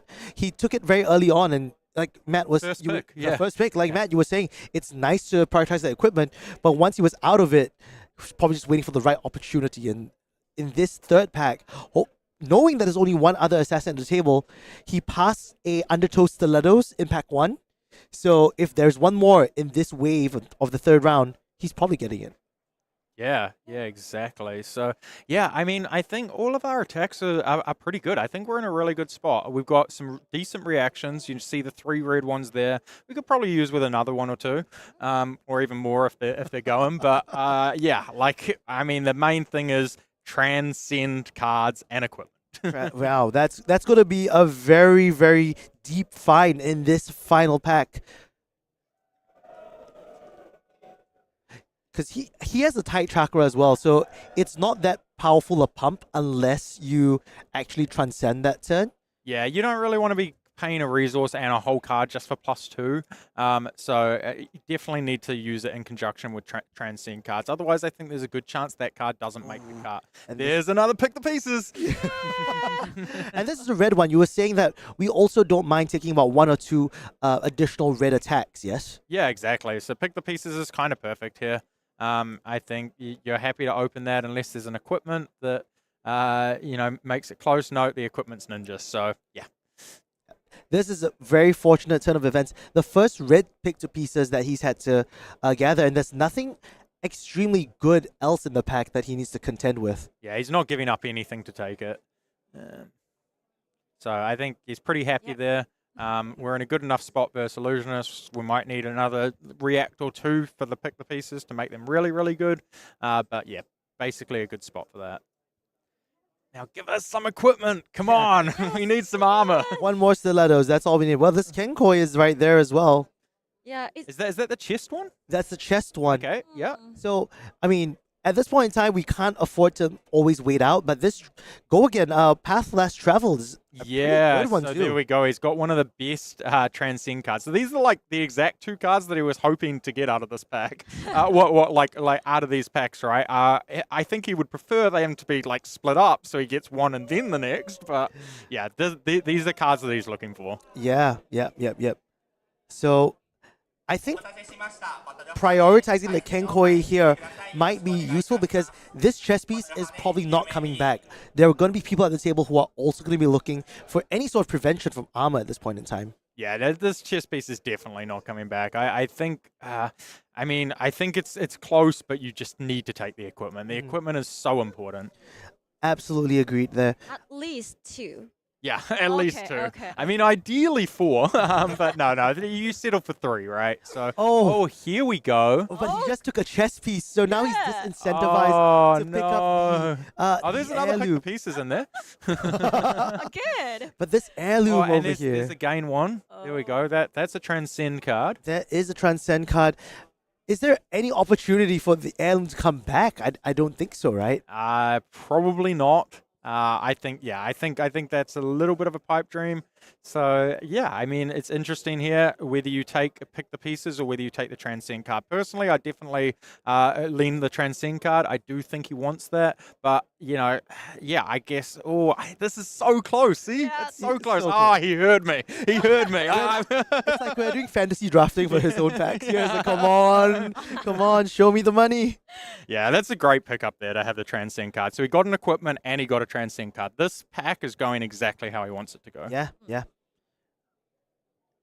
This pack itself. Another Transcend card or a reaction or a blue. The good thing about Transcend cards like Stir the Pot is that it doesn't need targets most of the time. So sometimes, if you take things like Pass Over and you don't have any cards to banish, or Preserve Tradition and you don't have anything to tuck below the deck, sometimes it's really awkward because you can't chain them together. But Stir the Pot is always like, you can always shuffle your deck any single time. Yeah, exactly. And Shuffle is definitely an upside in New. New is good at whenever it first flips and gets a Transcend card, if you pitch it goes to the bottom, you really want to draw that again soon.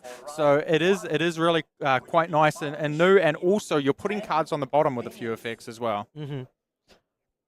All right, this pack itself, the Undertow Stilettos came back. Oh, that is perfect. This is going...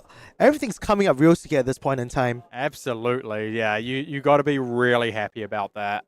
So that puts us at 3 equipment. Well, there we go. Yeah. Yeah, from 0 to hero, dude. Like, that was an insane amount of picks that he had to choose within just the last few of the previous pack and the first few of this pack. Yeah.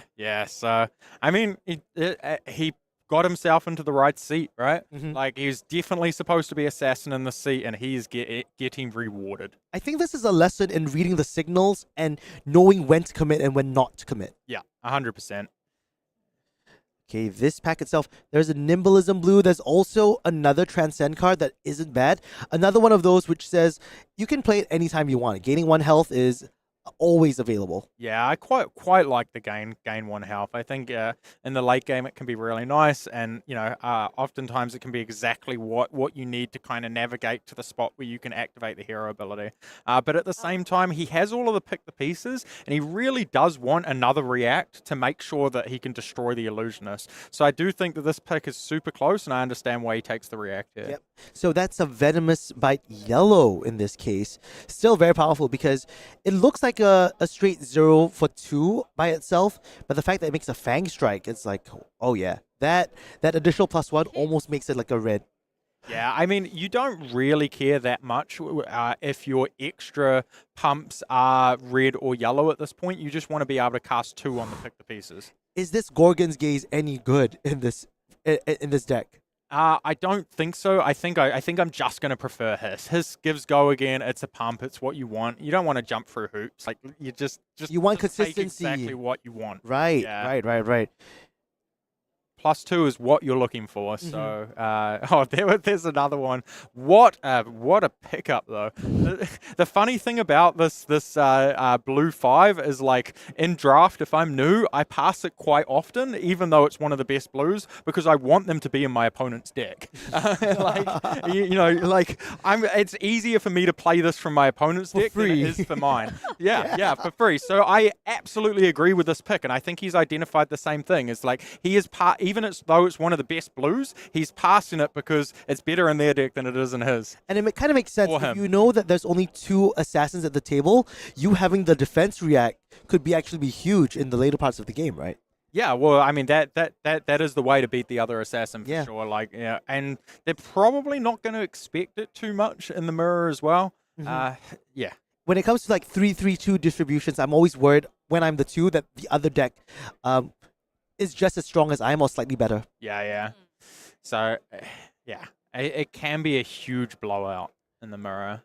All right, so just get another yellow here. And that yellow, in this case, I don't know how many times you're banishing yellows in order to get the upside of Body of Flesh. Or a desire of body. Okay, so we did table it. We did table the other equipment. Oh, wow. So we just get a free pick to upgrade our Kenkoi. Yeah, we get to upgrade. Good. What an upgrade from the Kenkoi. we're still missing one headpiece, but I don't think there's anything coming back left. No. All that's left is illusionist cards, and now he's going to cut away that moon chakra. Austin Somers. Austin Somers. Oh, Please come to the resistance so we just want area. to take blues off the ninjas here. In case there's a ninja to his left. Yeah, if he's trying to table the last blue he needs, just cut that out of the pack because we don't want the defense react anyway. So we might as well make a cut. All right, so that was Ryder's POV. Our top seed here in the draft. The players are going to get ready. They're going to start playing their matches. We're going to get one of them on the featured table so you can see all the action happening here. We have 3 rounds. 3 rounds. Tell us who you think you're going to win. Be active in chat because we're giving away this part. Not this in particular. I just need to make a big disclaimer here. You get to choose English or Japanese. Yes. And why would you not want to choose Japanese at this point in time, right? Japanese. Yeah, All right. and we're gonna I'd send choose this. Japanese. Yeah, no, I choose Japanese 10 out of 10 times. We're gonna send this anywhere around the world. All right, somewhere it might even get to you faster than I'll get home actually, because we're gonna send it as soon as we possibly can. This could be yours. This metaphorically could be yours. So just let us know who you think you're gonna win, who you're hoping to win, and what hero you might think is gonna take it all down here at Calling Tokyo. That draft looked really fun. The picks look great. So, do you think Ryosuke has a good chance of taking this all down? Yeah, personally I do. I think he drafted his seat almost to perfection. And I think that, everything went really, really well. He set up, he took the right risks where he was supposed to, and kind of tabled the right cards and ended up with a really, really good deck. I think his spot's fantastic, and I think he's really showing a masterclass. So, Yui, I think the dream is alive. Yes. So, please go, Urase! Yes. Everyone in chat, please cheer for Yui and Ryosuke as we go into our next featured match. All right, Japan versus the world. Yeah. Oh, we're going to do a giveaway right now. Hey! Okay, there we go. We'll take it. Okay. So, Ethan's in the background. He's going to choose a name for us to give out this box to. It's of course it's random. Sorry, he's gonna pick it randomly. That's spinning a wheel. He's spinning a wheel of names on his side of the thing. We don't have the bot on the YouTube end, but keep sending those entries. Keep writing stuff. Here we're gonna do a countdown so that he can pick a name. Okay. Yui, can you teach us how to count down from 5? Sorry. Can you teach us how to count down in Japanese? Yes. From 5. So like 5, 4, 3, 2, 1, but in Japanese. Oh, okay. Of Yes. course. Okay. Yes. Okay. Okay. Okay. So 5 is. Can I say? Of course, please. Okay. Of course. 5, Go. 4, 4, 3, 3, 2, 2, 1. 1.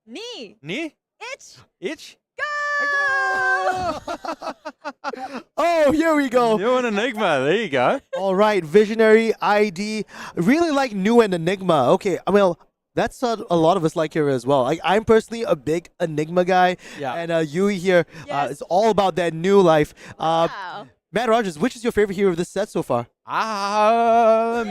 In draft, maybe Enigma. Yes, okay. We're right there with you. I'm sorry. We're right there with you. New was really cool as well. And I think this is really cool because those are the 2 heroes that we did a draft on. Yeah, that we streamed the drafts of. That's exactly what we did. Yeah, good point. So we're going to be sending Visionary ID. We're going to get in touch with you, and we're going to send you a box, not this box, of Part the Mistveil. Wishing you all the best. Hopefully inside there's like a bunch of Marvels. Like I hope they printed a gold pack. A gold pack. That one you want to have, okay? And if you do get a gold pack, please tweet at us. Tweet Matt, Yui, myself, and let us know and show us the goodies, okay? So that's an almost excellent way to segue into our break. We're going to take a short one after this in order for us to take a breather, get ready for the games, maybe kind of see the floor and how the players' distribution is looking like. And then when we come back, we'll be jumping into that game right away. So don't go anywhere. Oh, we're going to keep going. We're going to keep going. Okay. So in this case, I think how the packs look like as during the draft process, do you think it's a clear 3-3-2? Like, I think like it's quite clear that we have 2 assassins at this table. Yeah, I think for the so. other sides, so that feels really balanced to me in a 3-hero format. Yeah, absolutely. It did not feel like there were 4 illusionists at that table based on the cards that came around, and it didn't feel like there were 4 ninjas either. So I'm pretty sure we're on a clear 3-3-2, and I think assassins are 2. just the way James White designed it to be, right? Yeah, just the way he drew it up.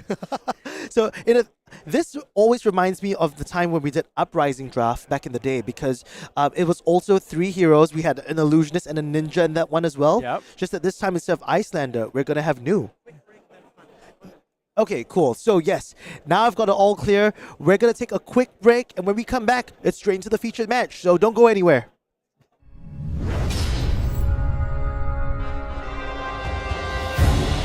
It's up to us to preserve that which we hold dear, to defend the innocent and a future in which all can live free. Bravery is born of the light.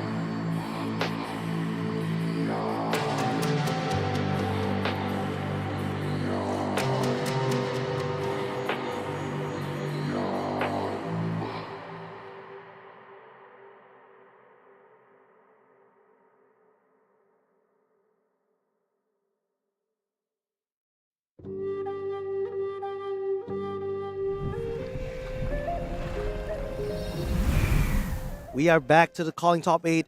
Our next match is going to be Ryosuke Ryder himself going up against Michael Feng from the USFA. So, don't waste time with us. Let's go jump right into the game.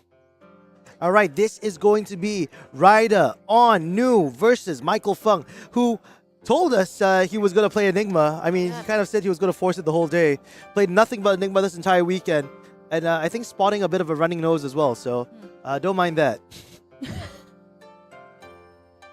Wow, he got a bloody nose because you know, I guess it's heaty for him at the moment, and he's bringing like all these blood boiling emotions piping up. But he's agreed to be on camera. What a sport! Yeah. Is he- Yeah.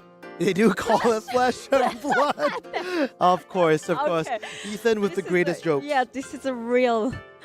Yeah. Okay. So we've seen a lot of new and Enigma over the weekend, Yui. So, yeah, Elliot, who do you want to win? Who do I want to win? Yeah. Like, deep down inside, I actually think I want Ryosuke to like take this entire thing down. Okay. But Michael's deck, you know, we saw him drive a masterclass with Enigma throughout this weekend. He knows the deck inside out. He's drafted this exclusively from World Premiere through Swiss and all the way through all the drafts today. He's only been on Enigma. So this guy's he has the reps into this game. I see. Okay.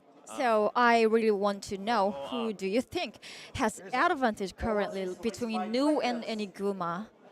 Traditionally, I would say that Enigma has a lot of advantages once you have the board state, but and Ryosuke doesn't have that many number of pick the pieces as we saw in earlier rounds, right? Pick the pieces being such a key card in this scenario. If Ryosuke can line those things up, he does have double troubles, which tend to be quite a powerful card in terms of going over the top, but nothing is as strong as just playing the pick to pieces and giving attack reactions. Yes, so he pitched the Rising Sun and then he played. This is the Vengeful Apparition. I'm gonna read this. Vengeful Apparition, which Apparition. yeah, it's quite an interesting card because he's playing the blue version of this. Yes. So when this leaves the arena, if you control no illusionist auras, you may play your next aura with cost 0 this turn as though it's war an instance. So if you do, it enters the arena with a +1 counter. Yeah, this is such a powerful one in terms of resetting the board. So what Michael is doing here is that he played the Vengeful Apparition. It costs 0, so you don't have to pitch for it. But he played Rising Sun, Setting Moon at the same time in order for it to see the blue, transcend into Chi, and then activate Enigma's hero ability to make the Spectral Shield with a +1 counter on it. Okay. So yeah, what do you think about Urase's hand? Yeah, Ryosuke's hand here. He doesn't have. He has a blue to start the chain with. So just setting in that beckoning Mistblade and letting the ward aura pop. The Spectral Shield is going to absorb this first one. Now the question is, if Ryosuke sends this second Mistblade, which he doesn't, it could trigger the Vengeful Apparition. It's only warding for 1. It will have an additional ability of being able to flash in an action aura as though it was an instant if it costs 0. But this double trouble can spell a lot of pain if Michael doesn't respect it. So I expect to see some blocks here. And if it's a no block hand, that means Michael sending full gas, using his life as a resource to build up a board state. Okay. So Urase Ryosuke attacked with double trouble 3, and Michael is thinking he should block with that. Oh, he said no blocks there. No block. So we're looking at For 9. this is such a powerful attack. Yes. Right? Not only is he getting the +3 from a red venomous bite, but double trouble itself.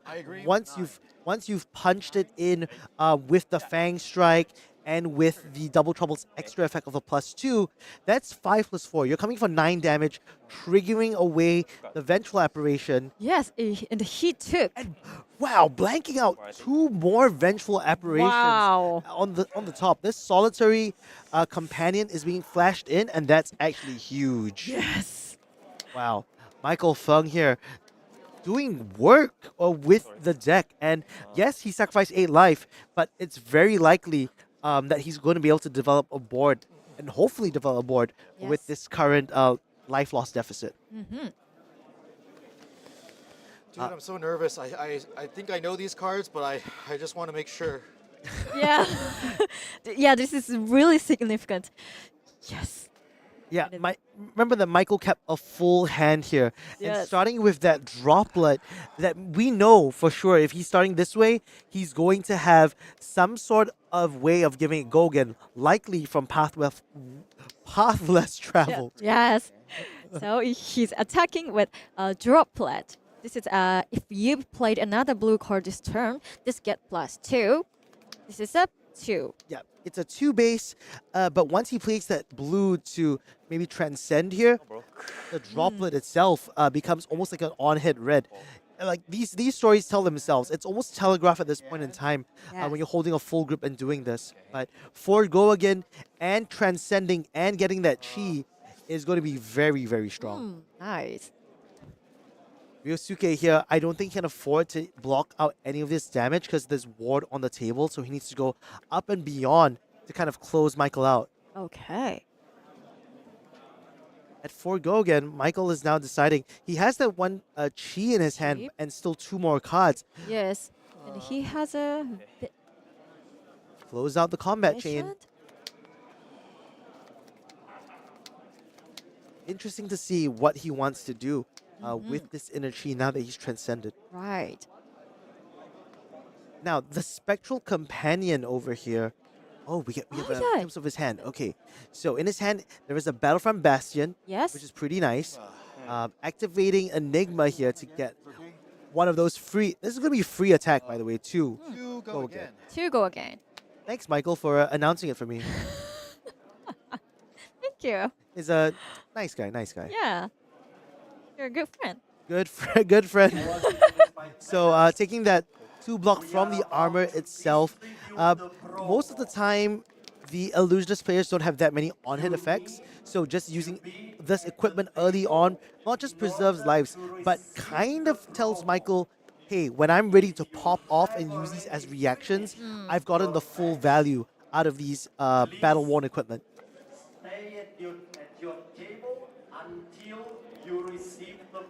Yes, so he blocked with a weapon. Yep, he blocked with his armor in this case. Equipment. Yes.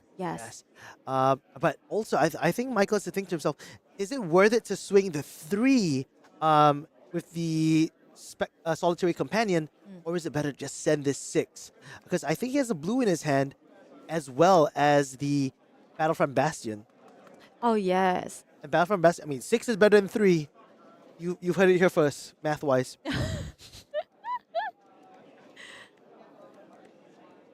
Ryosuke has not dropped any cards from his hand just yet, hoping to play with a 5-card grip. Yes. 4 in hand, 1 in arsenal. Ladies and gentlemen, this is the quarterfinals of the top 8 here at Calling Japan. Calling Tokyo, sorry. And we're going to crown a new winner today. I am so excited. This first match has been spicy. Lots of traded blows. Michael Feng dipping his health, hoping to develop that board. Yes, so the league competition is in the last phase now.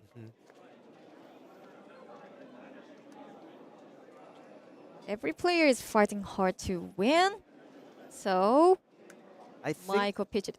Yeah, I think it's because Michael's inner guardian instincts are like, do I really want to pitch 2 inner chi together? Okay. But the good thing about drawing 2 inner chis at the same time really is that you can use one in your opponent's turn because Enigma's ability is a once per turn instant, and then do it again on your turn. That way you're getting about 4 value of these 2 cards, sometimes a bit more even. So, and he took a 3. Yes. Michael now, I think, a bit of a lead here with the solitary companion as well as the 2 wards on board. Technically, he's at more health. Also, the fact that he has 3 equipment pieces that have not been flipped up from Shroud yet. So, very likely there's still blocks there. Whereas Ryosuke himself, Raida, only has that chess piece. And he played 2 pieces. Yes. Oh, this is the exact card that Michael does not want to see. Yes, this is really strong card to Enigma. Yeah, it's gonna ask Michael to kind of overblock it at all costs, because if not, this entire board that he's been spending a lot of time to deal with is going to be torn apart. Yeah. So And in his hand, you can see that Michael only has, I think he has no blocks in this case. no block. Wow. Wow. So essentially, Ryosuke doesn't have to use the entire suite of reactions from his hand. He could even pitch to, say, use stilettos to extend the combat chain. That would be enough to clear out the board. Wow. He's definitely going to use a reaction. The question is which one. Yeah, and you can see in Michael Feng's hand, there are 3 block cards. Okay. But in the end of the day, there's that preserved tradition, which he's not going to use just yet. So he used a shelter. Yes. Okay. Yes, he used the stilettos here, and then the slither after that. Slither. Yes, yes, yes. Slither. So this is 3, has the extra effect, the +1 from its own static effect. Yes. Now this Beckoning Mistblade coming in for 1 go again. Almost telling Michael, hey, I might have another blue attack coming on the chain that could really hurt you if you don't respect this dagger strike. And just imagine that 1 pick to pieces and an equipment. Not committing any additional cards in terms of reactions from hand. Yep. All that, and it just wiped out all the efforts that Michael Feng has done up to this point. And he's using the Keikoi. Yes, the Keikoi here Yep. being very, very important in terms of stopping that break point. But, it's kind of, sometimes it's a bit of a bluff. Yeah. You can throw out the Mistblade and still set out a red attack. So this red attack coming for 3 is Impulsive Desire. Desire, right. And so Michael took it. We banished a card. It was not a reaction or instant, so no life is gained from that. But banishing cards, we've seen about 3 cards being banished against Michael Feng so far. 2 from the Double Trouble, and 1 from this Impulsive Desire. So he played Spectral Sealed. This is a 4 go again. Yes, this one was made off of Spectral Manifestations Red. So comes into play with, you make a Spectral Shield, and if you pitch a blue, you get 3+1/+1 counters on it. Okay. And oh my goodness, this is a really nice one to have. Because he pitched a blue, this Waxing Spectre is going to come in with a +1 counter as well. So 4-4, I mean, Michael's not having it that bad a turn, honestly. A good tempo swing. He took some damage. Yes, he cleared his board. But the return of this 4-card hand still very, very effective. Nice. Now Ryosuke. So this Ryosuke here, thinking to himself, do I need to preserve life, or am I just trying to gas Michael out right now? He has to get through Ward 3 and Ward 1 again, but that's okay. I think that's okay. He has a lot of ways to go over with the arousing wave. Still ready and available. And we know this as well because we watched Ryder draft this. Yep. But the heirloom of the snake hide is in his chest piece. So that's worth another 3 health. This game is very, very close for both players. Yes. All right. Yes. Ryosuke just eating that 5 health. He doesn't mind going to 1 health anymore because of that heirloom piece. Let's see how it starts. It's going to be a Body of Desire Soul. Yes. Oh, sorry, Art of Desire Soul. Yeah, Out of Desire Soul steals when this hero banishes the top card of their deck. Whenever this banishes a yellow card, draw a card and gain 1. This is 2. Yeah, this is only coming for 2 at the moment, and that's okay. I don't know how many yellows Michael is running in this case, but banishing a card from the top of the deck can be devastating, especially if you're trying to develop a board. You're going to run out of options sooner or later as an illusionist, just simply because you have no real weapon.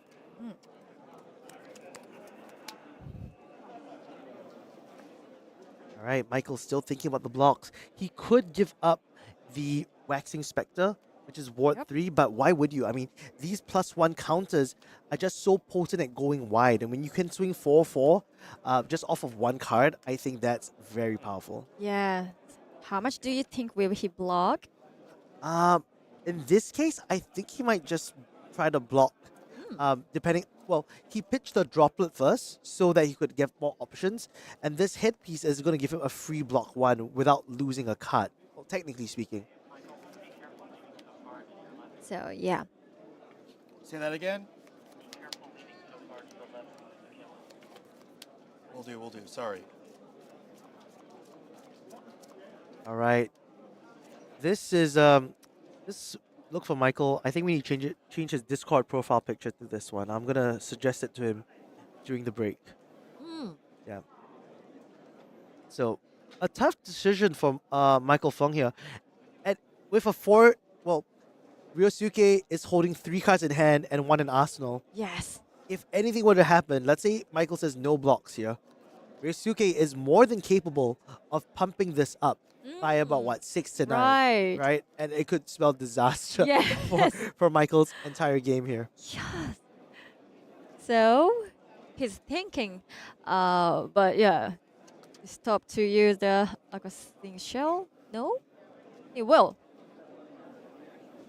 Yes, this Aqua Seeing Shell here still has that 1 block, and it won't break just yet. It will at the start of Michael's turn, but sometimes you just don't mind just chipping 1. Like, one of the odds he banishes a yellow from the top to gain 1 life. I say that now, but it happens to me all the time. Oh, in this case, the ward is there as well, so it doesn't really matter. He's just going to be able to protect 1 piece or use maybe the Kenkoi. Reaction? He has a reaction.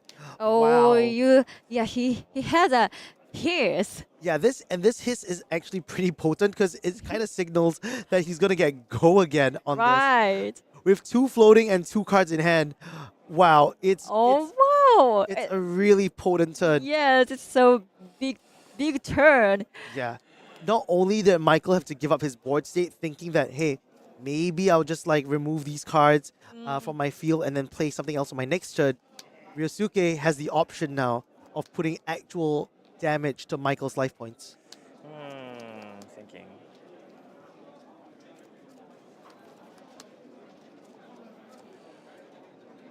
I love how methodical Ryder has been playing this one out. Yeah. Like the punishes that you can make as an assassin in this format as new, truly very powerful. Okay, looks like we're going to put 5 points on the board with Gravekeeping. The unfortunate part for Michael Feng is that if he chooses not to block, the Arousing Wave could just, call it game. Yeah. Okay, so Michael's turn. Michael's turn is, just as you said, just swinging out that 4 damage card. It's not going to be enough to kill Ryosuke this turn, but it is a very powerful one because it says for go again. If he can protect it in the next turn and the next turn, Ryosuke will be in a lot of trouble. But in this case, maybe it's okay for Ryosuke to drop to 1 because that way you get some extra value out of the heirloom of Snakehide.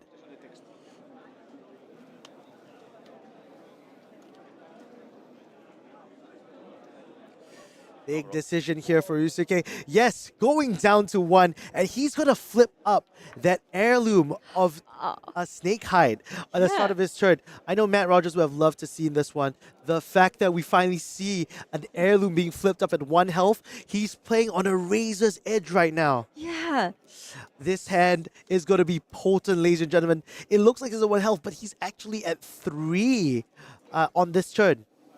This Bonds coming in for 1. You never want to see this at the start because you never know what's going to come up next. He's holding so much. He's holding that full grip, man. So, yeah, he played a Bonds of Memory. So this is a 1. It's looking like only 1 for now, but it's new. Right. So it's not one. Yeah. No, it's never one, you know? Right. Yeah. I think she needs to wear as a t-shirt. If I was a cosplayer, my shirt would say, yeah, never one. I also want to wear that. Wear it. Well, okay, yeah, So, I'll get us printed some matching t-shirts for like the production crew and whatnot. So at Osaka, if Nu is highly represented, we'll have like some cool swag.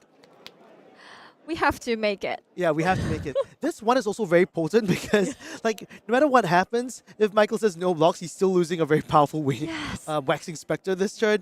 But there are just so many reactions, so many things that could be up Ryder's arsenal. And I say arsenal not just in the arsenal zone, but in the hand as well. He hasn't pitched a single card. Yeah. Information is, like, super sparse. Yeah, so yeah, it's really, really important to Michael. Yes. He should block or not. Yes, how he blocks here is going to determine what Ryosuke does. Mm-hmm.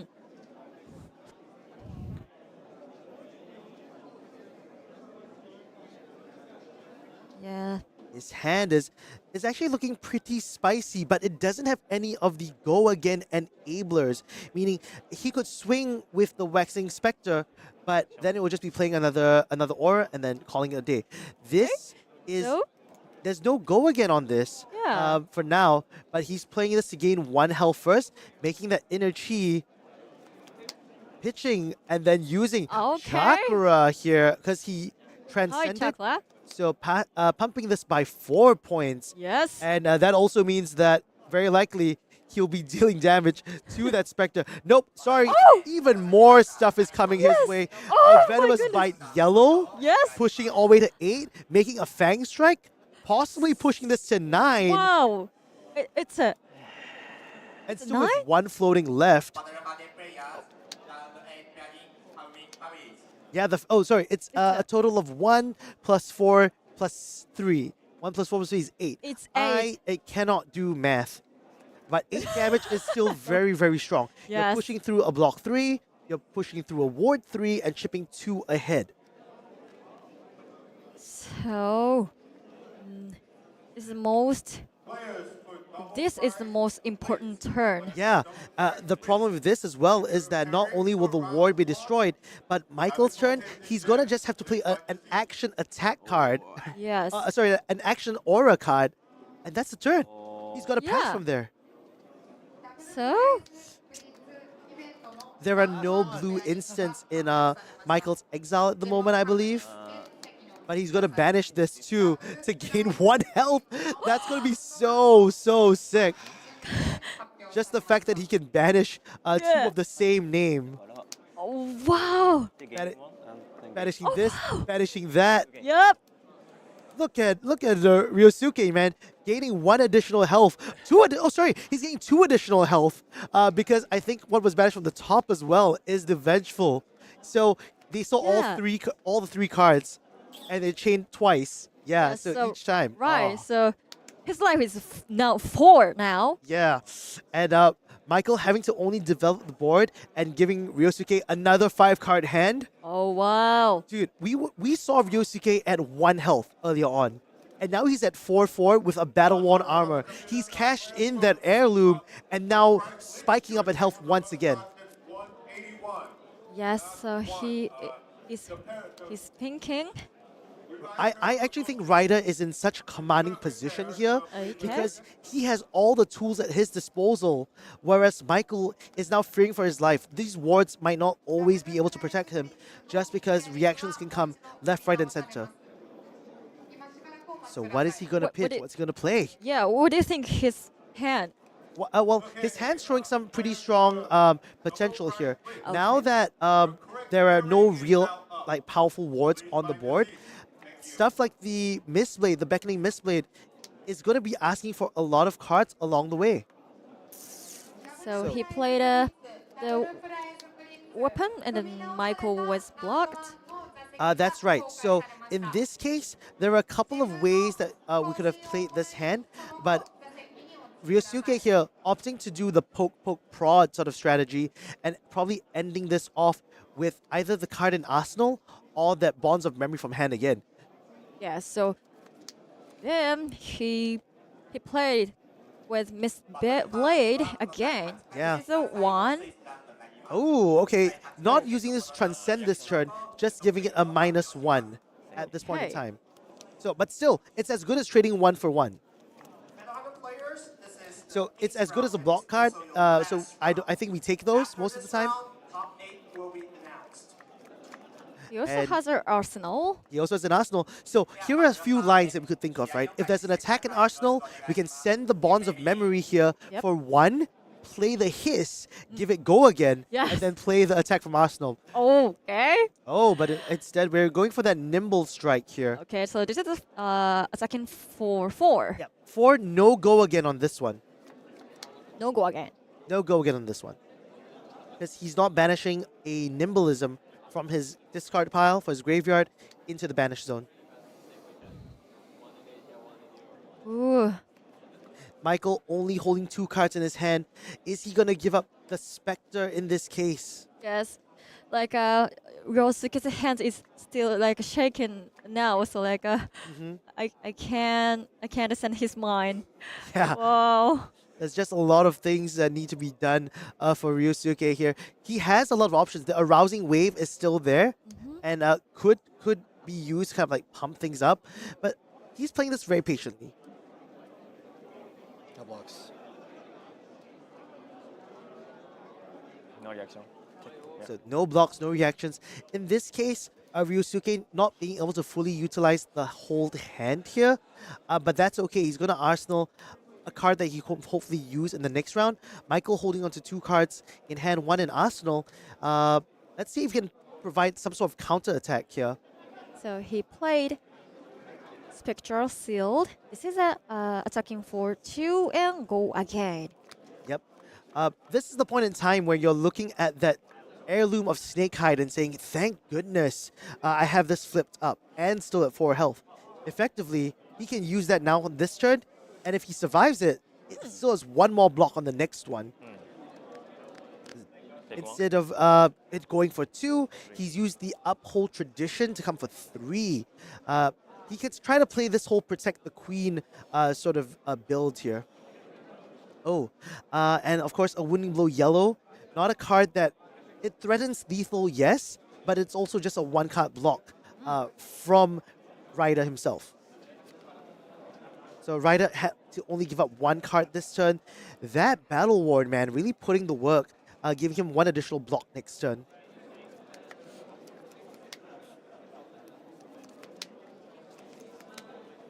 Now, with that Uphold Tradition being face up, it also means that Ryosuke is less incentivized to pitch a blue for that Beckoning Mistveil.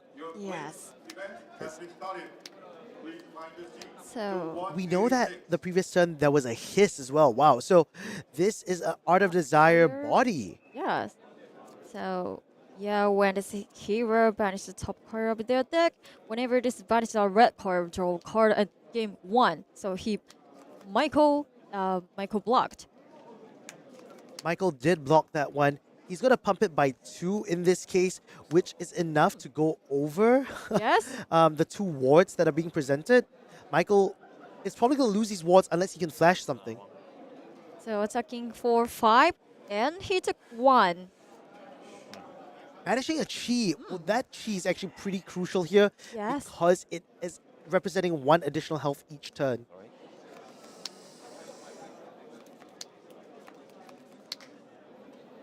All right, Ryosuke gave that last card in hand. Is it an attack or is he just sending that Mistblade for 1? Yes. So just 1.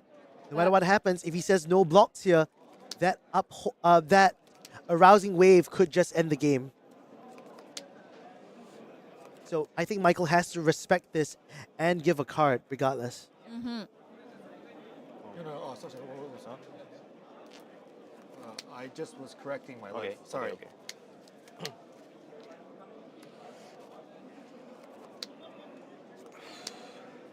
No blocks. And your Fang Strike cannot target the weapon as well, so that won't really work here. But oh my goodness, this is one of those cards which you love to see. And because of the go again, the 0 cost attack here is going to be like 2 points. Yes. So Art of Desire Mind Yeah, he can't just pitch a chi in this case to make a spectral shield and just prevent it. He has to give a card at this point in time. So Michael's life is 1, so he have to block. He has to block it. Yeah, And then so banish that card from hand. He would have loved to have kept the spectral manifestations there. It's a powerful card. Yes. But instead, he's going to make the spectral shield with 2. I don't think Ryosuke is going to be that worried about it. Mm-hmm. Okay, He could even just take this one, and it'll be okay. Yes. So This hand Yeah. from Ryosuke is looking very spicy, ladies and gentlemen. okay. So he blocked. Blocking for 1. And it is kind of like in that state of its battle worn, so there's nothing left to block with. But playing out this blue from his arsenal, Essence of Mastery Mind. Yes. This is one of those interesting ones where it says if it breaks and you don't control any other illusionist auras, the next time you take blue damage, it prevents it. Yes. Strong card. Ward 2. Ward 2. But maybe it might not matter anymore. I don't think Yeah. it might matter. If you can keep A reacting on top of this. Yes. All right, sending out that first Mistblade. Yes, Mistblade. So this is blocks reaction. 1. But Wow, okay. okay. So Michael here just doing some really maneuvering this so well at the moment. Giving the -1 from a drop in the ocean, as well as Preserve Tradition to put an action at the bottom of his deck. These will both transcend, and he'll be able to make another Spectral Shield this turn. Yes. So yes, Michael will have 3 Spectral Sealed. 3 Spectral Shields this turn Wow. is really strong. Yes, it's a big turn. Do some grave keeping.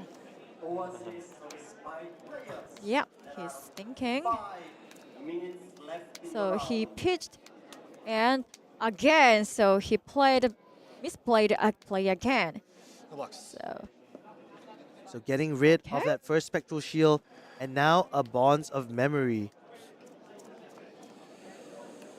So This is one of those moments where one wrong block could spend the end of this game. And also, you don't really want to let Michael banish cards off the top of your deck anymore, and you're kind of like forced to block in some way. If you block the wrong card, you could probably give Ryder some extra life. That's the greatest part about these new Assassin stealth cards. Blocking with a single-minded determination here. That's blocking for 3. The question is it worth it for Ryosuke to do something about it? Reaction. he has a reaction. Yep, so pumping Okay. this over the top. Coming in for 4 now. That Fang strike is still very important because it could clear the entire board Yes. at this point in time. This is a venomous bite. Oh yes. So it's going to be 5. Yeah. And now if he just uses the arousing wave, he could make that final Fang strike to push right through. And yeah, you're thinking 3 cards. 3 cards. Okay. What a critical turn and such a nail biter. Yes. Like I can feel their, how can I say, like nervous Yeah. mind. This is very interesting as well because even though he's coming for 6 and just like popping every single ward here. Yeah, this was a big damage. So he plays Spectral Sealed, attacking for 2, and go again. Yeah, just making that Spectral Shield at the end of Ryosuke's turn. He has 1 more card in his hand as well. And one more chi in his hand, mind you. so one more spectral sealed. This is attacking for 2 and go again. This is the part where Ryosuke is gonna start sweating. He's gonna be getting his cards stripped from his hand. This is looking like Michael really clawed his way back into this one so cleanly. The pivoting, the ability to play around the attack reactions, knowing when to lose his ward, when not to lose his ward. Ryosuke here, once you bring an assassin in 2-card hand, basically they don't have that sneakiness or the advantage of sneakiness anymore. How many cards? Sorry. So yeah, you have to calculate how many cards the deck. Yeah, well, in terms of being decked out, Ryosuke is still leaps and bounds ahead. I think Michael might have about 6 to 7 cards left in this one. Mostly going to be pitches. Some inner chi is there as well. Yeah. But he has to think about what he can do in order to stop Michael from just sending, these go again spectral shields every single time. Yes, right. So there is no equipment there anywhere, and he played a double trouble. Yes. And No, that's right. I think what's going to happen here is we're sending that Mistblade in for 1. He has a pick to pieces in his hand, but because he committed the arousing wave earlier, it's not going to be enough to stop this entire wave of spectral shields that have been built up. yeah. So this is the one go again. Yeah, 1 go again. Yes, so broken the spectral sealed. The thing is, we haven't seen Ryosuke transcend or use News ability that much in this current set. So there isn't that many blues he's able to run without just consuming the action point either. So life is 2 and 1. Yeah.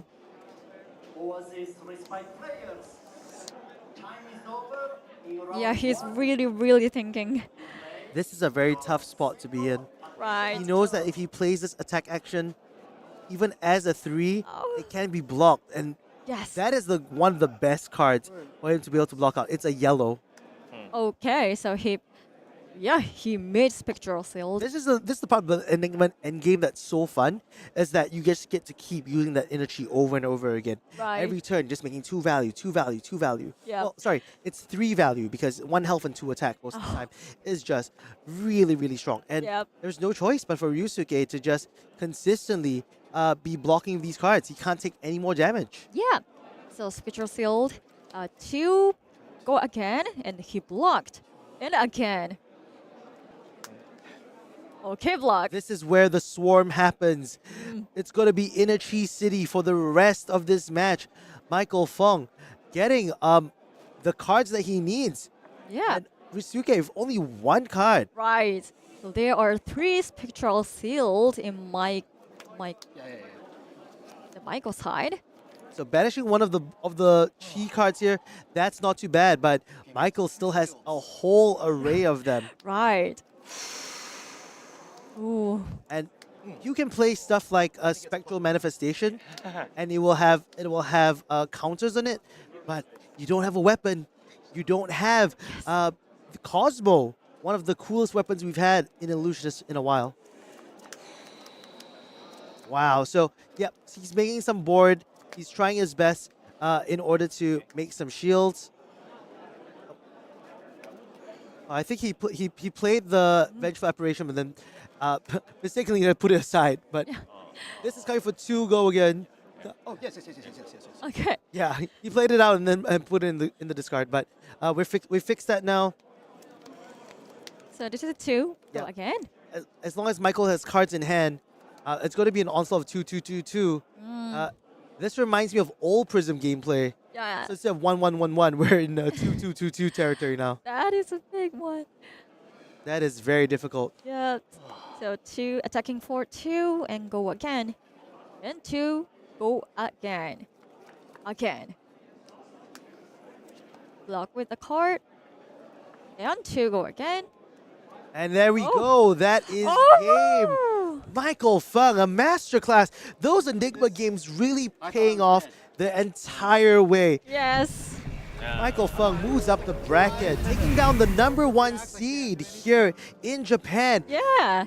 Ryosuke Urase, who breezed through most of his Swiss rounds.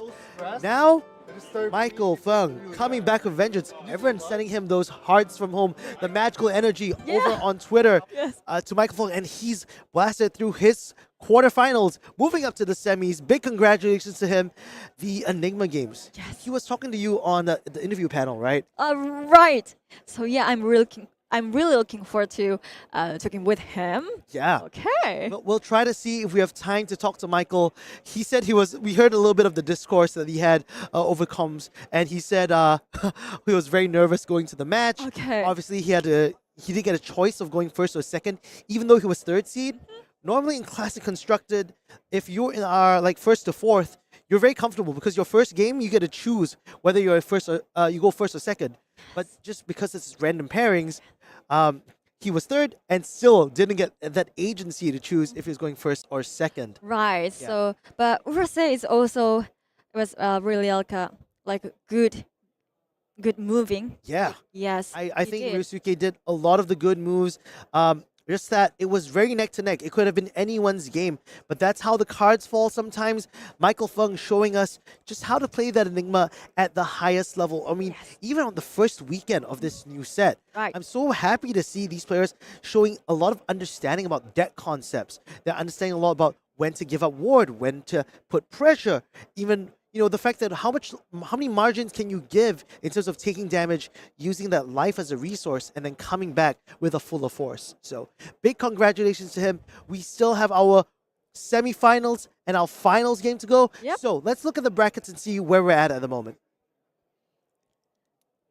Okay, we don't have the results for the rest of them, but here's the hero breakdown. Okay. We know that Ryosuke played against Michael Feng and Enigma moving up into the semifinals. On the other side, we have Tansei on New versus Peter Ward, also on Enigma. It's like almost like the same match. Yes, right. Yeah, like the same match. Yes. So Tansei. Yeah. This turned out to be a 3 assassin pod for whatever reason. Yes. We were viewing the VOD just now, right, with Matt Rogers, and we were so certain it was going to be a 2 assassin pod. Yeah. Turns out it's actually 3 of them on it, even though the cards seemed otherwise. Maybe it was a very strong pool for the assassins. Then we have in 5th position and 6th position, Yoshiki Mizutani. Yoshiki Mizutani. Yes. Playing 5th. Zen here up Right. against Brodie Spurlock on New. And lastly, a mirror between Zens here. Zen and Zen. Yes. From Taiwan playing against Shu Murashima from Japan. Yes. We'll await the results from them first before we fill you guys in. The semifinals match will be coming up really, really soon. So maybe we'll come back to us. Oh, it's updated. Oh my goodness, look at that. This is going to be crazy. Looks like it's going to be Michael Feng versus Peter Ward. Japan, this is America versus UK. Yeah. For the Northern Hemisphere glory to move into the finals. Yeah, Enigma. Enigma versus Enigma and Zen versus Zen. Yes. Yoshiki Mizutani up against OO in that lower bracket before they finally meet in the finals. So we're going to be watching Yoshiki Mizutani and OO in the next round. So stay tuned for more. We have a lot of exciting action. Don't go anywhere. We'll take a short break and we'll be right back for more Flesh and Blood.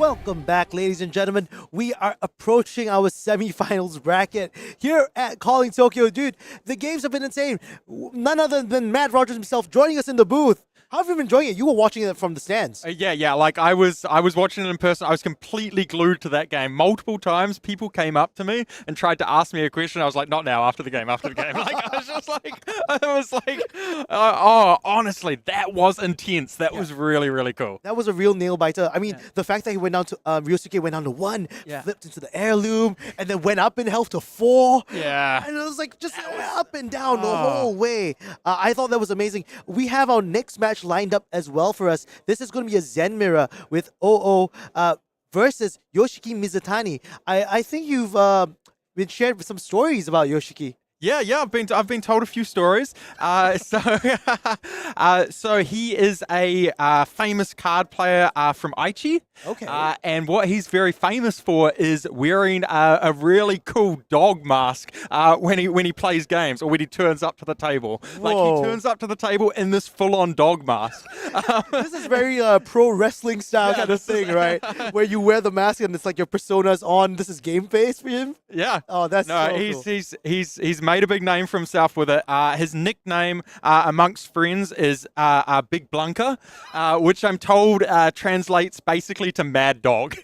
Wow. Okay. Well, this is such an exciting time. I'm so glad that we get to meet these new players with the introduction of Flesh and Blood solidifying or cementing itself in Japan. We're gonna meet all these new personalities. Yeah, I mean, where else in the world do you really get this? To be honest, like this is so cool. Like I was so excited to commentate this match because it is just these sort of personalities or whatever. This is something that like you really get in Japan. This feels so authentic Japan. I love it. I love it. Brodie eats sandwiches in the U.S. Yeah. We wear dog masks here in Japan. So as boring as a ham sandwich, you're saying? Yeah. Everything has its cultural time and place. Yeah, so fair enough. Really, really loving it. This match is a Zen Mirror. We've seen a couple of those on stream so far, and it tends to be like we've had different styles. Some of them really like full gassing each other, some of them tempoing each other, trying to find some of them even transcend, some don't. Like I'm very excited to see what OO and Yoshiki pull together in this game. Because in draft, it feels so different. Like you actually get choices of cards, and you get to build the curve a little bit easier rather than sealed, where it's like you get what you get and you have to work with those pieces. Yeah. Well, I've been told by a few people that both of these decks are very high powered. Like these were the only 2 Ninja Drafters in the pod, right? So it was just 2. They got to share the whole 24 packs box worth of Ninja cards between the 2 of them, and both their decks are super high powered. So this is going to be a battle of titans here. That's absolute crazy. I'm so excited to see what's going to happen. Like on both sides of the bracket, right? We've got an Enigma mirror, we've got a Zen mirror. Yeah. So the finals, for whatever reason, we know what's going to happen, right? It's just a matter of which countries are represented in that finals. Right now, we started with 4 Japanese players. Now, the hopes and dreams of that country is riding on Yoshiki Mizutani. Oh, hey, what a person for it to be riding on, though. Like, that is just, how cool of a story would that be? I'm really hoping he goes all the way. I'm a big fan. It's got that very Mad Max energy when the world needed him. Mad Dog came in to save the day. Yeah, I'm really liking the story. I'm enjoying the personalities that we've met throughout this entire season.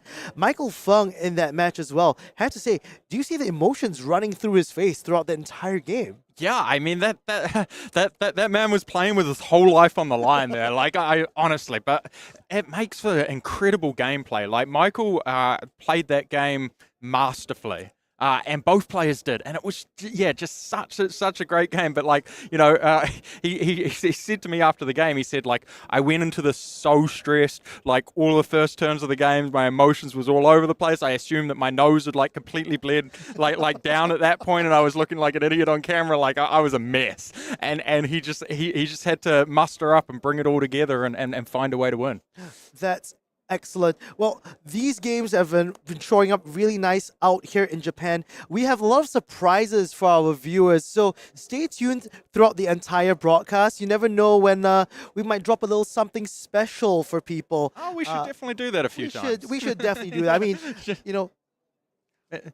You know what we're gonna do? Okay, we've got the all clear from production. Yeah, Okay, yeah, that's good? they're going to give us another Okay. box. Oh, we're gonna give out another box. We're gonna give out. Yeah, all right, Okay. sweet. So we're gonna give out another box just before the finals game. So tune in for that after we are done with the semifinals. Stay, watch, tell us your highlights from the match itself. Tell us some funny sound bites.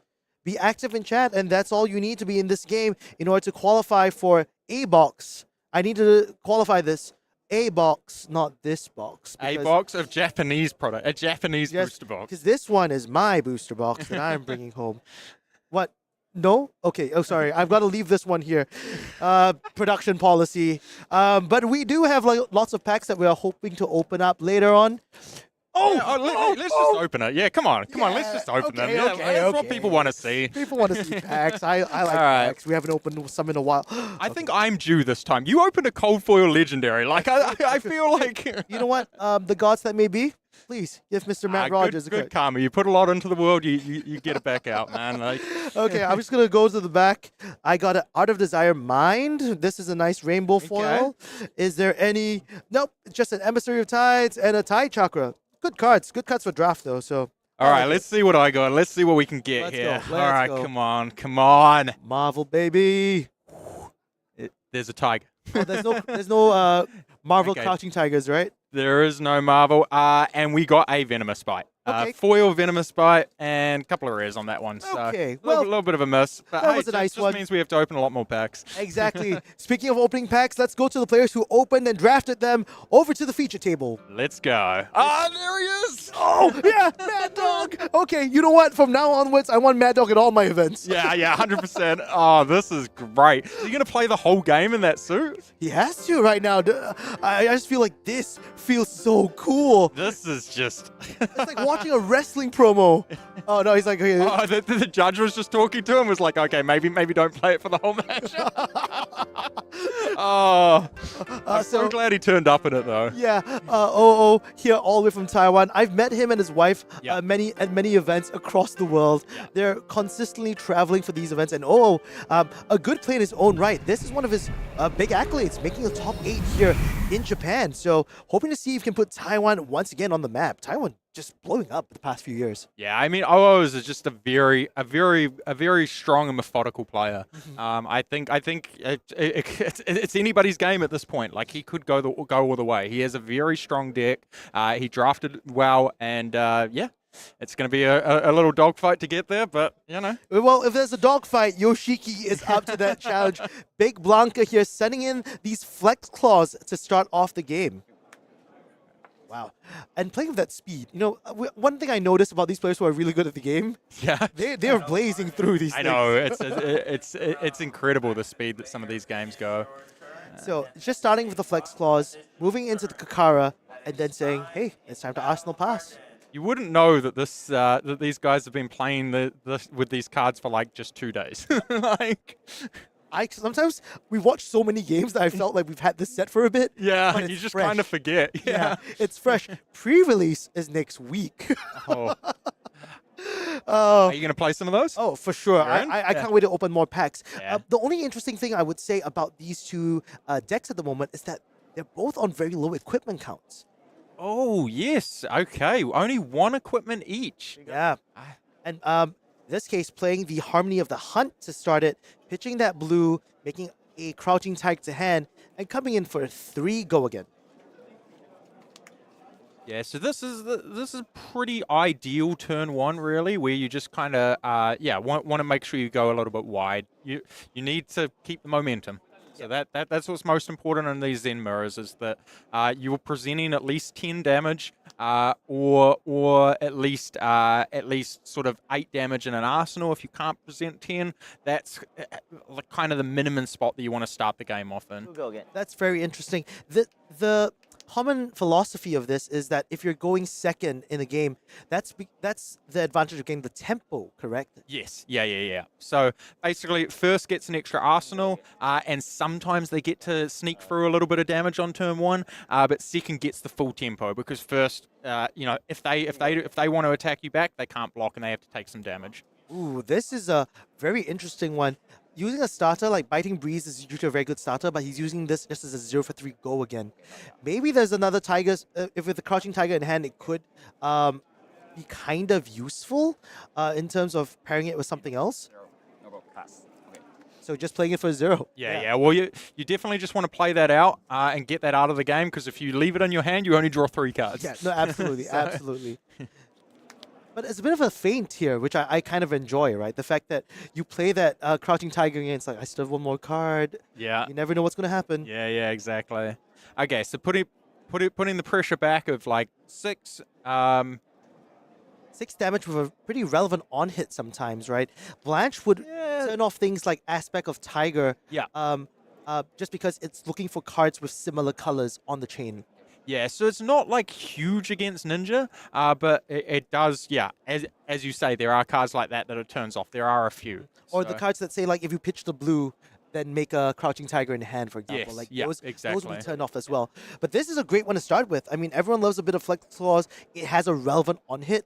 And when you're in the low equipment game, yeah, you're asking for cards. These 4 card, I mean, it's like, do you give up the mask now? You know, this is so early in the game. Do you give up that equipment to stop him getting an extra point of value? Because effectively, this equipment kind of blocks for 2 here.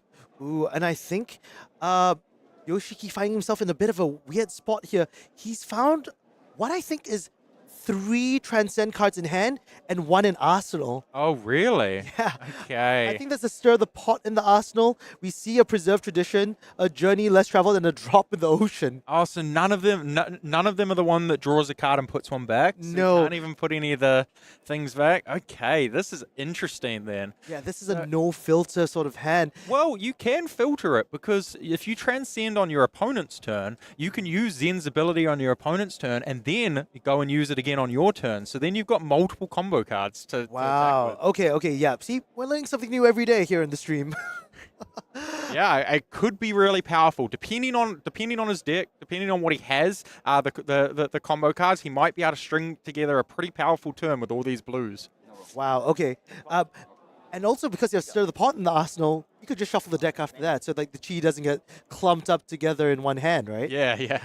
Oh my goodness. But it's almost like, do you want to shuffle the cheese if you were like stack together and just like bam?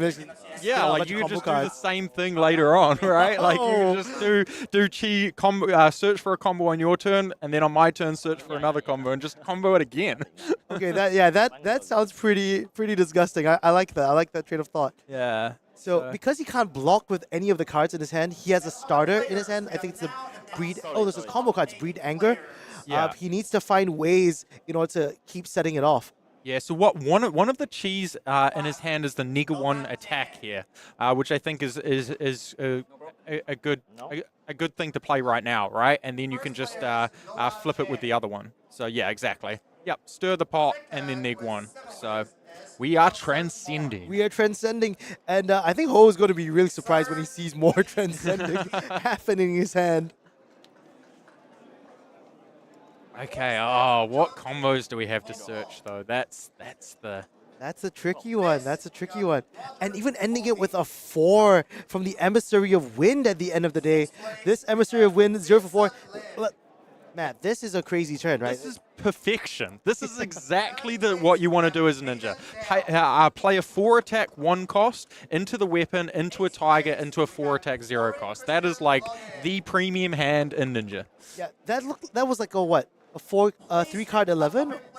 Because yeah. 4, 8, 9, 10, 11. Yeah. Yeah, wow. That's a really 3 card 11. Yeah. 3 card 11 is so above rate. Oh, it's fantastic. Yeah. So O's like he is showing that his deck is very clean. It has done consistent great turns the entire game. Yeah. Wow. So activating that Zen, playing the Kakara, this is going to be one more Tiger Strike in his hand. I'm surprised. You mentioned that he could possibly activate Zen on OO's turn, but he decided not to in this case. Yeah, looks like he needed the blues. So looks like he opted to keep the blues because he's going to do a whole lot of stuff. Mm-hmm. Well, searching out for that Pouncing Chi as well. This will come in for 4 go again after the Tiger Strike. Oh, here we go. We're really comboing here, aren't we?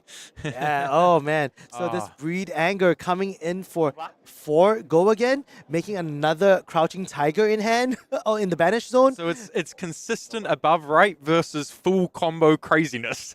Wow. Like, what a game. I thought it was so far behind. It's even up to 6-6. Yeah, it's crazy. Oh, and then it's just pass. Ooh. Okay. So we're keeping another of the Transcend cards in our hand here. Yeah, so he just did draw a little bit too many of the Transcend cards. Yes, it just, I guess, didn't quite have enough combos. Yeah, the fact that Ho is kept a full grip just said, send me the bill. Yeah. This is always one of those worrying times where you're going to be looking at a 2-4 just off the Tiger Form incantation. Yeah, you're not in a good spot. He has 5 cards and he chose not to block with any of them. You know, like he has an arsenal and 4 cards. He chose to just take all of the damage. So there is a big turn happening here, and it's going to be hard to survive it when you're going into it on just 6 life. 2-4 here. It's definitely asking for 1 card. There are a lot of times. The fact that he kept one of the Transcend cards means he's down 1 blocking card as well. Yeah, exactly. So. I mean, he is able to use Zen's ability because he's got a Transcend card in Arsenal and 1 in hand. If he plays both of them, flips them into Chi, and then pitches a Chi to use Zen's ability, he could search up a combo card that he can block for 3 with.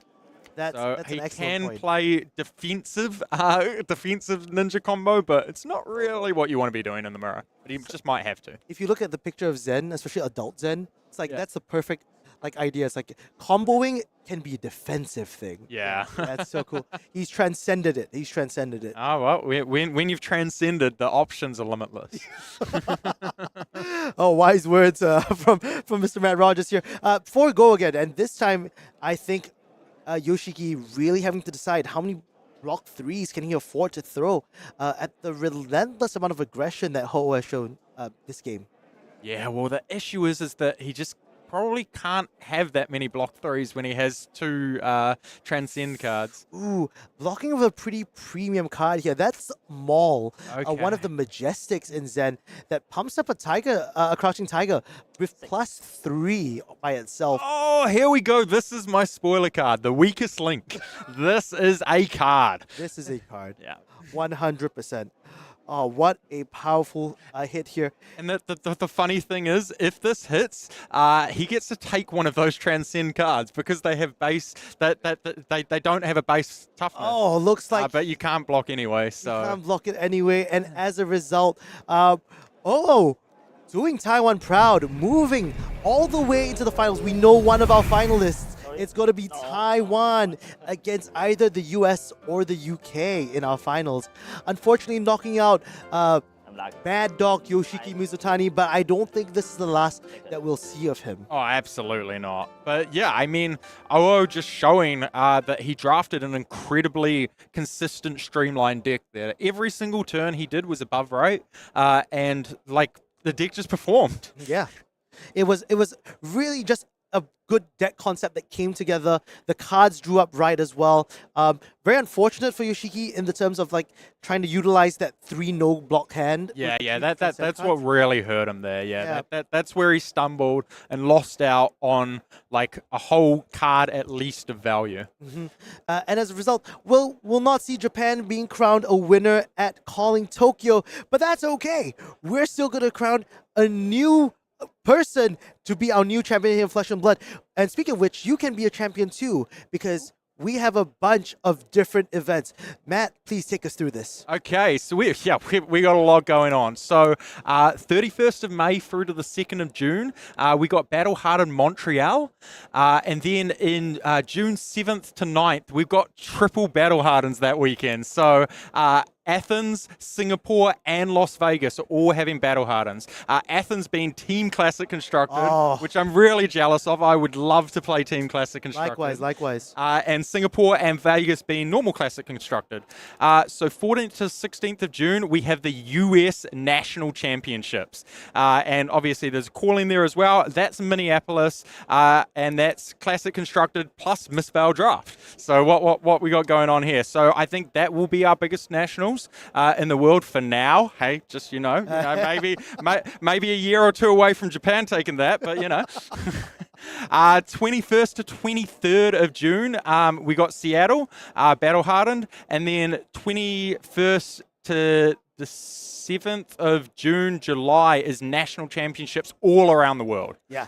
So big nationals week there, a couple of weeks there, and then that takes us over to Bali on the 19th to the 21st of July. So that one's also going to be Classic Constructed, a battle hardened there, and then 19th to 21st July we've also got New Jersey and Bologna. Yeah, but I think it's Bologna. Sorry, I am really bad with the pronunciation. I'm really sorry. It's yeah. And then all of that culminates in Pro Tour Amsterdam. So that's going to be Classic Constructed, and then the Mistveil Draft as well. So we got a little bit of time there. We've got a couple of months to really hone and perfect Mistveil Draft, and it'll be interesting to see kind of what it all comes to down there in Amsterdam. So 2nd to 4th of August, we got Battle Hardened in Melbourne. That one's Classic Constructed. I'm going to try to make that one. You're a busy man. Yeah. Then 9th to 11th of August, we got Sao Paulo, and then 16th to 18th of August, we got Manila. So both of those are Classic Constructed as well.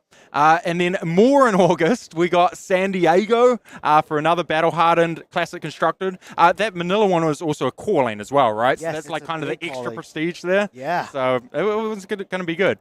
So 31st of August to the 1st of September, we got Lisbon. So that's a Battle Hardened for Classic Constructed again. And then we've got calling and the world premiere of the next set. It's going to be just like this one, I think, or maybe even better. Only even bigger and better. Wow. And that's in that's in Tampa Bay, Florida, home of PCG. Yeah, let's go. So that one will be pretty cool. Then in Sydney, 20th to 22nd of September, I'm going to be going to that one. So yeah, definitely looking forward to that. And then 27th to 29th of September, we got Lyon. So that's in France. Yep. That's right. So that's a call-in there as well. So 2 call-ins, Sydney and France. And then we got Battle Hardened in Milwaukee on the 28th to 29th of September. I like the way you say Milwaukee, dude. It sounded very Milwaukee to me. And then last but not least, we have, I think we'll be there celebrating as well. 100%. We'll be all at the World Championships Osaka, October 31st to November 3rd. Man, Rogers, I cannot wait for us to be there. We'll be enjoying the beautiful weather. It'll be close to winter, but just after fall. So really? You'll see the leaves come down. Yeah. Weather's gonna be nice and chill. Yeah. Nothing too cold, nothing too hot. I'll take it. That's good. And it's just 4 days of just non-stop action. We'll have not just World Championship Osaka, but there'll be a calling, a battle hardened, all of it just coming together, and all these little side events. I'm so excited. If Barcelona last year was anything to go by, Osaka this year is going to be through the roof. It's a whole nother level. I don't think I have ever had more anticipation for an event in my life. I just can't wait to come back. Card event in case my wife's watching. My wedding was the biggest event. Yeah. Good save. So stay tuned till after the break. We'll be coming back, and then when that happens, you guys were interacting in chat. We've got some Mistveil. Yeah. Yeah, definitely. You do have to be here to win. Talk in the chat. You'll be put into the winning wheel, and you have a chance to get a Japanese box. Yeah, so you don't want to miss that. Don't go anywhere. We're going to take a short break. We'll be right back. Cheers. And it's going to get the fist bump. The Phoenix rises. An incredible display by. Listen to this room right now. The room is erupting, celebrating our Flesh and Blood World Championship.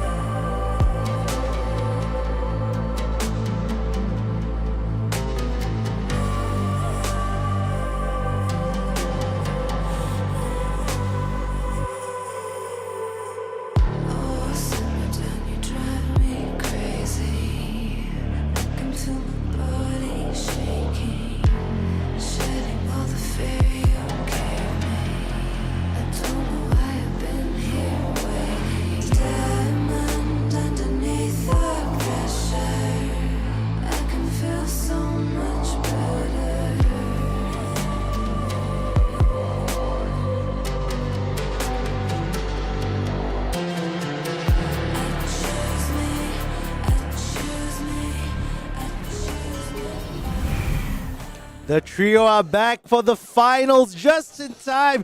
Yui, Matt, I am so excited for this final game. It's been a roller coaster of a ride for all these players, going from sealed into draft, all the way into this top 8 draft, which has been looking so insane. The spread has been good. I'm so excited. Are you guys excited for the finals? Yes! No, not really. It's just another game, you know. Well, a lot of our viewers at home are excited, and you know what? We're going to stimulate that even more because it's time for a giveaway! Oh, giveaway? All right, now I'm excited. Okay. You're excited for opening a pack. These players' excitement comes from packs. Okay. We're going to send one of these beautiful boxes in Japanese away to a lucky winner around the world. Anywhere in the world. Anywhere in the world. Even if you're in Antarctica, but I mean, don't quote me on that. Management might shut that down. So, tell us, engage with the chat. Tell us who you think is going to win. We have our 2 finalists, Michael Feng and Oo from Taiwan. One of them is taking the crown home. Enigma versus Zen. Ninja versus Illusionist. A timeless battle. Tell us who your picks are, and we'll be picking one winner from that. Once again, I learned just now. It's Go, Yon, San, Ni, Ich, Hajime! Oh, yeah, right. That's what I learned from watching anime most of the time, right? Nice. Thank you for watching the Japanese anime. Yeah, I mean, okay. Yeah. Don't tell my wife though. She doesn't like it when I'm watching cartoons. Okay, so we're gonna do the crown for real this time, okay, guys? Okay. Okay. I'm gonna memorize it good. Okay. Go! Yon! San! Ni! Ich! Hajime! All right, Cosmic Octopus. Cool logo, by the way. Yeah, that is a really cool logo. Your profile pic is nuts.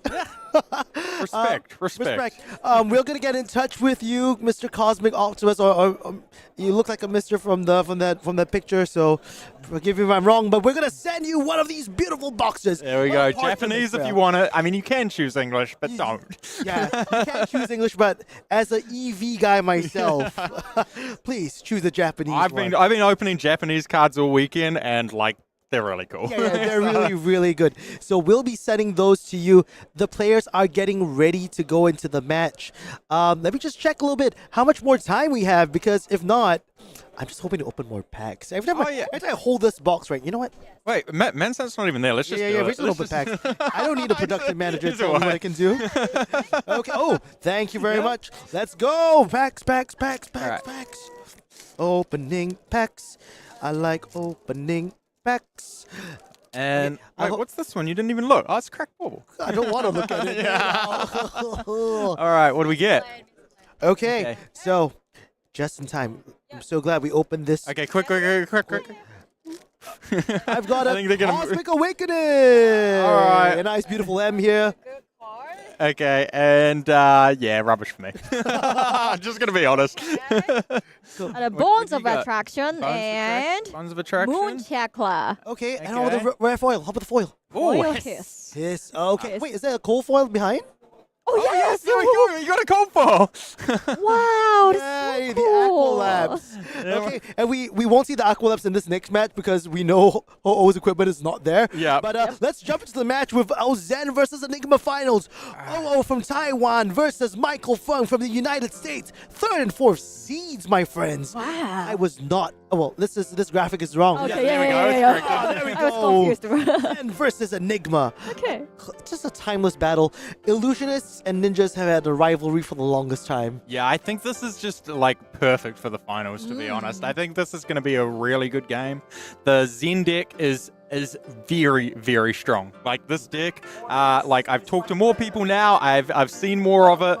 He is an incredible deck. And Michael Feng's deck is no underdog as well. So, and I think generally has a decent-ish matchup here as well. So it could be very close. Yeah, I'm very excited to see this because we saw the amount of aggression that OO put out in this matchup here. Yui, I'm so sorry, but there's no new in the finals. I really want to say that. But okay, so it's okay next time. Next time. But you know what you should do? You should bring a new to the finals. Right. Either your local armory or one of the battle hardest that are coming up. That is my mission. That's your mission now, Okay, yes. gotcha. Michael Feng still spotting that nosebleed, but because we're playing flesh and blood, but we're not supposed to show flesh and blood. So I think he's just covering up the nosebleed at the moment for us. I'm first, right? Yes, Do you think it's almost like a play? Like, like I come to this, like, you can't beat me down. Like I'm already bloodied up. I'm ready for battle. Like, that's a power move. This is South Park meme where it goes like, "Is that all you got?" And he's like all battered and bruised already. I like that. We should Photoshop it. But starting here, Ho was the first one to start. Michael Feng did get to decide who's going to play and who's going to draw. Right. And starting off with a very simple attack, just sending out the Harmony of the Hunt. Yes. For one go again. Okay, so this card, when this attacks, if you repeat a blue card this turn, create a crouching tiger in your hand and go again. So this is a 1? So very. Oh, no, so this is a 1. Yeah, sorry. this is a 1. Yeah, this is a Right. 1. And the 1 is pretty important here because in this case, blocking with that Battlefield Bastion also just means that if he swings the Kakura into the Crouching Tiger, this one, what's that called? One floating could actually be covered up later on. Yeah. So he can block one card onto the weapon, and then the one floating can eat the damage on the tiger. So he doesn't take any damage there. And OO's got to have a 4th chain link to try to deal some damage, which he has. Wow, and quite a good one at that. No. Or Gogan and still having a card in arsenal. Like, you just presented a truck ton of damage. It's going to ask Michael, like, "Hey, you want to play an instant aura?" Sorry, man. Like, that's not happening this turn. Hey, we don't know if it's a card in arsenal. He might have a 5th chain link. Oh my goodness, that would be insane. You're right, because it doesn't go again from the fact that Crouching Tiger was the last card. All right, so no turn 1 aura from Michael, but he's also not taken really any damage. He's just taken 1 damage. So a good spot to start the game on. He's going second here, so he's got the chance to really start off the momentum. In this case, Michael Feng, his hand looks like there is a Transcendence card.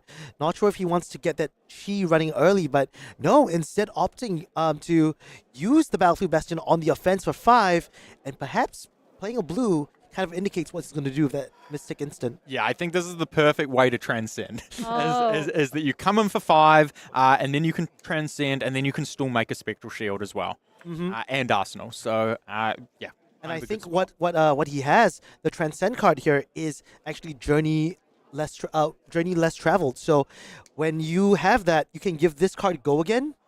Oh, he still gets to attack. For that too. Oh. So he ended up having a 3-card 7. Yeah, a 3-card 7 plus you've got a Spectral in place. So Oh. you're at minimum a 3-card 8. And if it gets to attack again, it's a 3-card 10. Yes. That's the red Thundercoke. That's the red.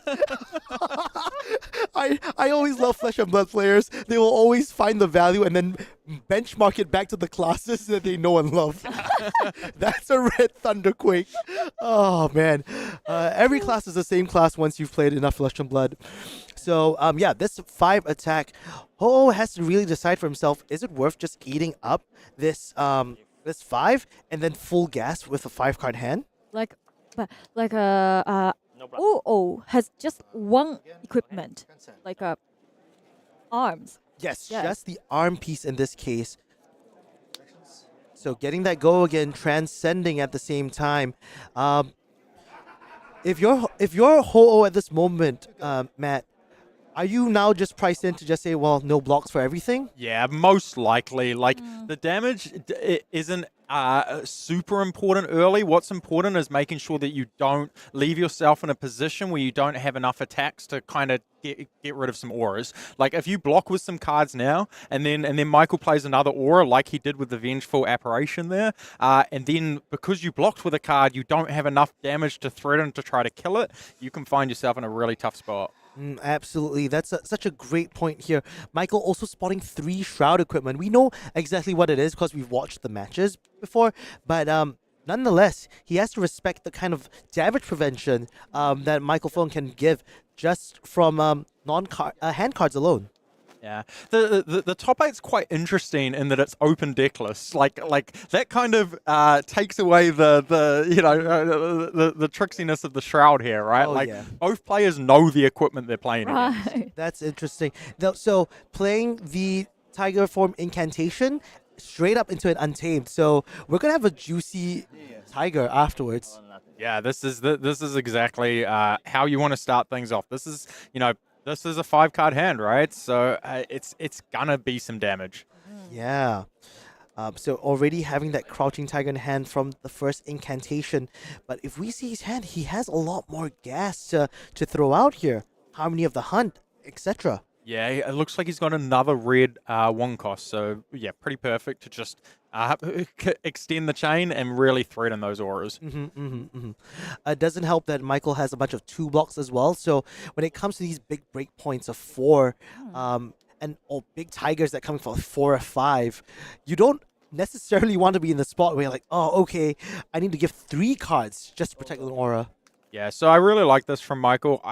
This is a big chain extended 5-card hand. I'm not going to be able to protect the auras, so I'm just going to let you kill them now, so that then I can use my life total as a bit of a resource. And I imagine that he's triggered the ability from his aura there, which hopefully, if he has a action aura, he's going to be able to pop that in at the end. Wow. With a +1 counter. That is absolutely wild. So, really just showing 4, 4, and 4. This 12 damage, pressuring the life total of Michael Feng already. Right, so life is 13, 9. Ooh, yeah. Wow. So does Michael have an aura to put into play? That's what the interesting thing is here. Oh, at instant speed. Yeah, so he could play one at instant if he has one here. It looks like he doesn't. Okay.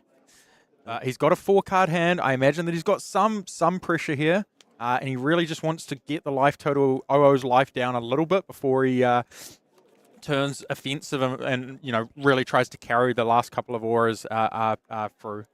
Yep, and we can't forget, it seems to be like a 13 to 9 life lead for O, but once we think about the equipment slots and how we can stop these little break points with them, Michael's being very methodical and very cautious of the fact that he's not wasting these break points.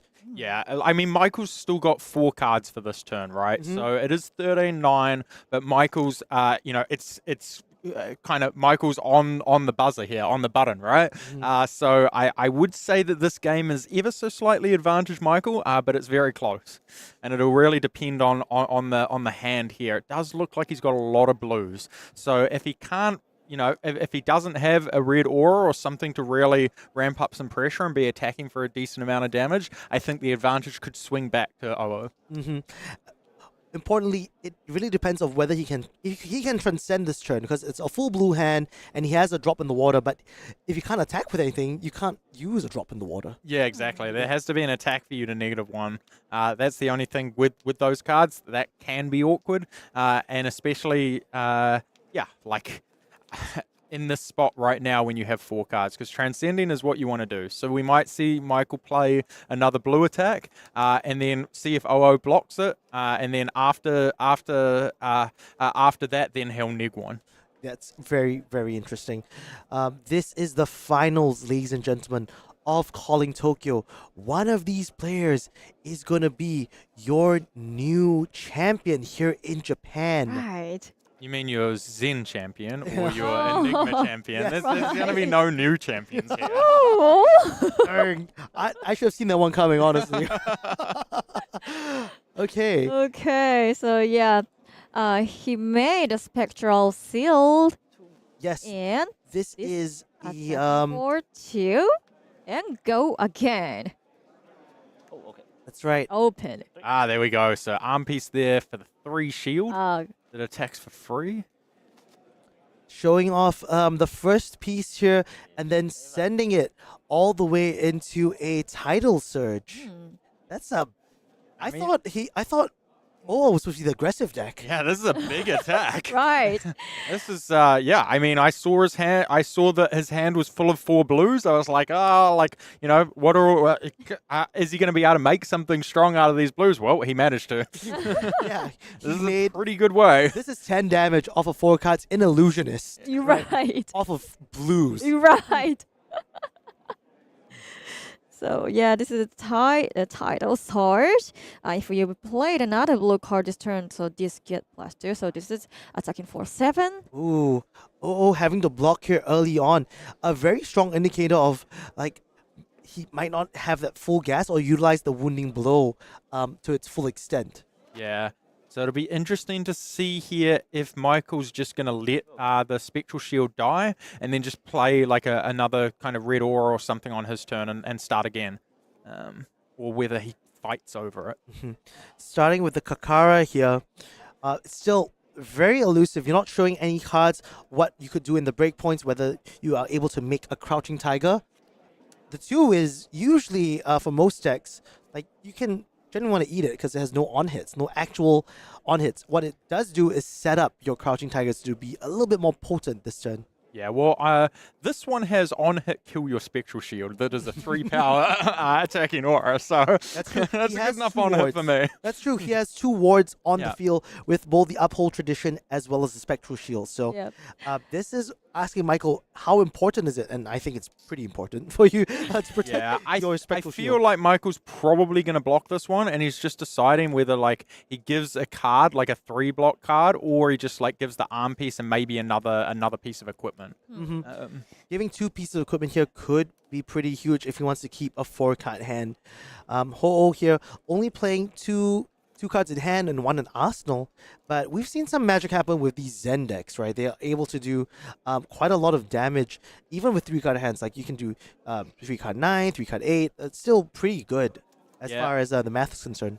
So, I mean, OO blocked with a 4-power, right? A 4-power in chainer. So what Michael's got to be thinking here is, like, he's not going to go super wide. The next attack he plays probably isn't going to have go again, or, like, he's going to have a chain ender that doesn't have go again. Because otherwise, like, maybe he would have attacked for 4 with the wounded instead of blocking for 3. So that's kind of what he's considering here. How wide is he really going to go? Yep, so from this 3-card hand, we looked at 2, 3, 1, and we know there's another Emissary of Wind in his hand. So that's what, 11 damage? 2, 3, 1, 4? Damage. 2, 3, 1, 4. Yeah, that's 11. Okay. No, 2. Oh, that's 10. That's 10. That's Thunderquake. Come on. Okay, we're back. Oh. We're back to Thunderquake territory. Okay. And then this emissary. Okay, yeah. Okay, so yeah, a 4 chain ender here, and that's I mean pretty good, I think, for OO here. So, this really puts on the pressure. Yeah. So total 14. So total 10 damage in total. Oh, total 10 damage. Okay. 2 from the Kakura, 3 from the Harmony of the Hunt, 1 from the Tiger, and then closing it off with 4 from Emissary of Wind. Right. Yeah. I feel like Michael had to expect this here, given the wounded blocked, but it was just about kind of what was going to happen. Okay, yep. So he's had his 3 block ready there for that, and we got everything cleared, and the Spectral ready to come in again. Just saying, 3 go again. 3 go again. You thought that Kakura was good and just pitching 2 to swing for 2? I've got pitch 0, swing 3. Yeah, that's it is a very good rate. Yeah. Michael Feng, or Illusionist in general, in this case Enigma, it's always like a build your own weapon workshop, right? Like I always feel like that's what, whether it was Dromai setting up dragons on the field, whether it was Old Prism, also making Spectral Shields and Spectras swinging in, we're seeing the power of Enigma being able to reveal no information and still swinging for a significant amount of damage. Yeah, well, I mean, he was able to block with the majority of his hand and then still swing in and have an arsenal. Yeah. I mean, you can't ask for much more than that. you really, really can't. He managed to block out his opponent's Thunderquake and then attack for 3 in arsenal. So, how much do you think will OO block? Well, it might be the case that he just doesn't block at all. I mean, they are kind of at 9 health each, and the clock will be ticking on Ho-Oh in order to deal some damage. But I'm obviously a bad player and don't understand how these players are thinking. Yeah, well, I really like that block there because I don't think you kind of have the space or the time to set that up. You're if you dirtle around, Michael's just going to play another big aura, and then he's going to start attacking you for like 8+ damage. You know what I mean? And when you're on 9, you don't have a whole lot of time about that. Mm-hmm. So I don't think you have time to dirtle around and play that non-attack action. So I like just blocking with it. Okay. So Oog playing a Kakara, attacking for 2 and go again. Oh, right, because that's the Blessing of Chi, which is just a 3 block in this case. Yeah. So, like, otherwise it's a non-attack action without go again that he has to play at the end of the chain and then wait till the next turn for it to have an effect. Absolutely, I just absolutely. don't think he has the time at the moment. No, that makes perfect sense. So, once again, using that Kakara to go and show through the roof, getting Michael to block a card here. At this point in time, with the amount of equipment that they are low on, it's going to take actual cards to protect this Spectral Shield. And look at this. And here we go, 7 that's again. A big one. Yes, this one is Deep Blue Sky. C. Deep Blue Sea. Deep Blue Sea. This is attacking for 7. Yes. Right. I love this art. Yeah, this art is fantastic. Really gorgeous. I love this card. Attacking for 7 with your blue is so nice. Like, That's exactly what I want to be doing. Yeah, that too. I mean, look, Owo's got a bunch of blues and he still presented 9 damage this turn. Yeah, and so- he's gonna finally getting rid of that powerful shield at the start of Michael's turn, meaning he has to develop that board again. We're back to a pretty even game, in my opinion. Yeah, well, Michael had a great spot to just lose it and start again because he has the has the other red aura, right? So he's able to just play that, attack, get the value out of it straight away, and then be keeping that pressure on. If you just fight over, also you're against 7, but if you just fight over keeping that spectral shield alive and then it dies after you've fought to keep it alive, you end up in a spot where you just have to pass turn, and that is not how you're going to win this game. Absolutely. In fact, he has a better option with this right now. It's a bigger attack. It has a +1 counter for the go again. The only downside is that you have to pitch for it every single turn, unlike a Spectral Shield. But that's still pretty good. You can still commit a lot of blocks, and this thing has Ward 3 compared to the Ward 1 on the Spectral Shield. Yeah, well, I mean, at this turn, he doesn't have to pitch an extra card for it because it's just the card that he used to play it. And I imagine, like, usually in this spot, you play it, you attack for 4, you put the pressure on, and then you just let it die on your opponent's turn. Like, you ward some damage, and then you play another one. You play another red aura that's going to attack for, 4. That's kind of the game plan that you want to be in on this spot when your opponent's down to 4 cards and the life totals are kind of where they at. The game plan that you want to be on is just value. Get 4 damage attack and 3 damage on the block, and then do it again and again. Yeah. Then you're getting 7 points for 2 cards. Wow. That value is hard to compete with. Yep. Your opponents will be you're just taking out, like saying, hey, you know what? Yeah, I can eat 4 damage this turn. Yeah, well, I think he has to. Owo has to get some pressure going. If he gives Michael a spot where he's got multiple cards in hand, he's just gonna keep swinging for 4 and making life awful. I mean, at that point, Owo is going to have to block with cards, and that's not a spot he wants to be in. So it's the best defense is a good offense for Owo right here. He wants to attack and force the cards out of Michael's hands so that he doesn't have to block against them. Yeah, this Flex Clause here, a very relevant on hit. We know that Michael has the Aqua Seeing Shell, I believe, as his headpiece. So he has to pitch a blue for this. The only worry sometimes is that you might draw into a non-block sometimes. You could filter out and still get back to the same spot and not find something to stop this. But it might help with the breakpoint, especially with your Waxing Spectre here, being able to ward 3. Yeah, well, it also just means that he can give usually 1 card if he's got a 3 block. So he can trade one of his 0 blocks in to draw a card, flip the headpiece, and then block with the headpiece for 1 and 1 card for 3.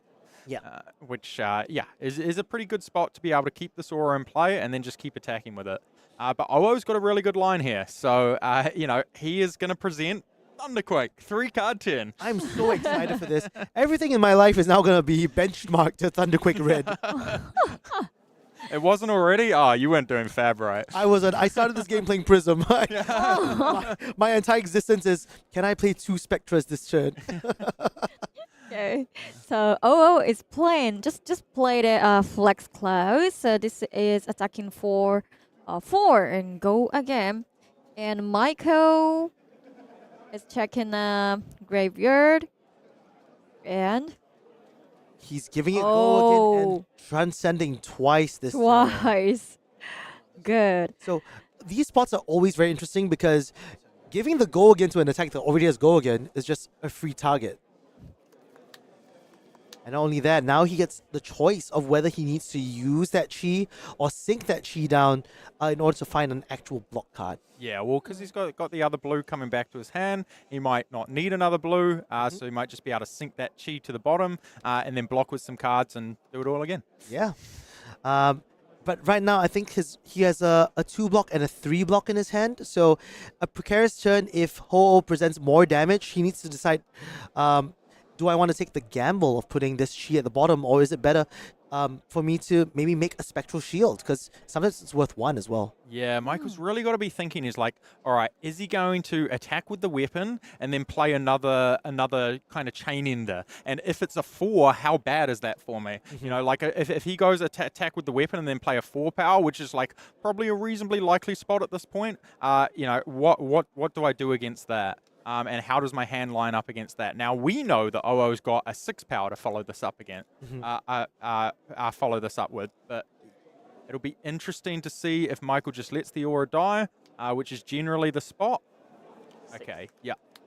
Ooh, and here we go, the fact-finding mission. Not only has he already committed the all aqua-seeing shell previously, this fact-finding mission is going to let him peek into the arsenal, if anything. So Michael has to kind of give up a bunch of his actual blocking cards in his hand from this turn, and then just maybe swing back with the Waxing Spectre again from hand.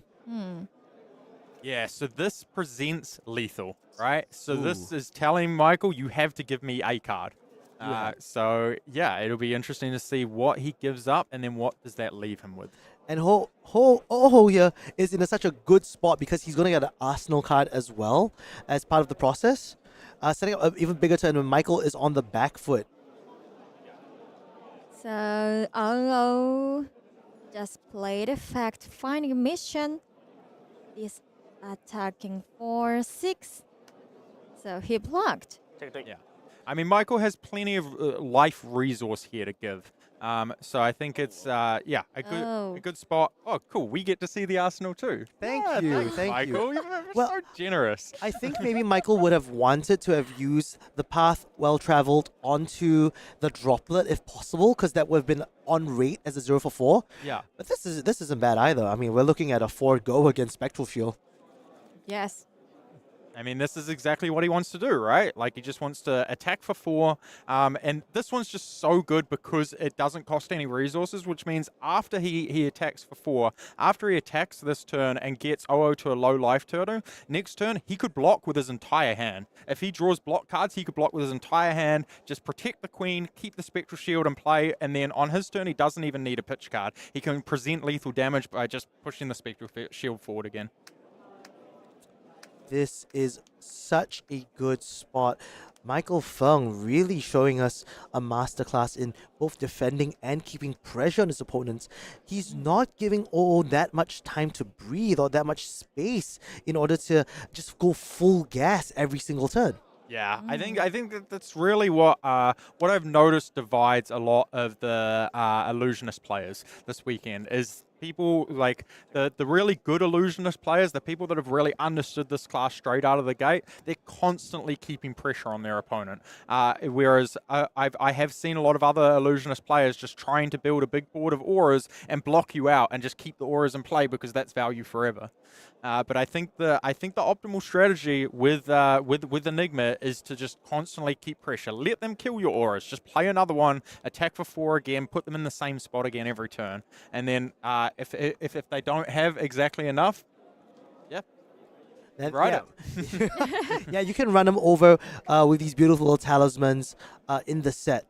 So Michael created the Spectral Shield. Yes, Spectral that's right. Shield. And this it attacking for 2, go again. So this is the 2. Yep, this droplet's going for 2. He hasn't played another blue this turn, so not super on rate, but this is still perfectly fine. You're happy to be in the spot. Well, it presents lethal, right? Like that 2 is lethal damage. So it says to OO, you have to give me something. You're on 2, you can't take this. I'm getting a card or equipment or something out of this. Yeah. Right. And we know that he's running the Waves of Aquamarine in the arm slot at the current moment, yes? Yeah. So in order to get the block value out of it, you need to pitch to flip it up. So it's still a card. So it's still either way, he's giving him a card. Exactly. In this case, having to pitch to play the Companion of the Claws to make a Crouching Tiger. Yes. I would say Spectral Tiger, which is like just combining the 2 tokens together. Spectral Shield, Crouching Tiger. Oh. Yeah. There's my new movie coming out soon. Crouching Tiger, Spectral Shield. I can't blame you. There has been Spectral Shields in play almost every turn of this game. Yeah. Like, Spectral Shields are everywhere. So Michael blocked.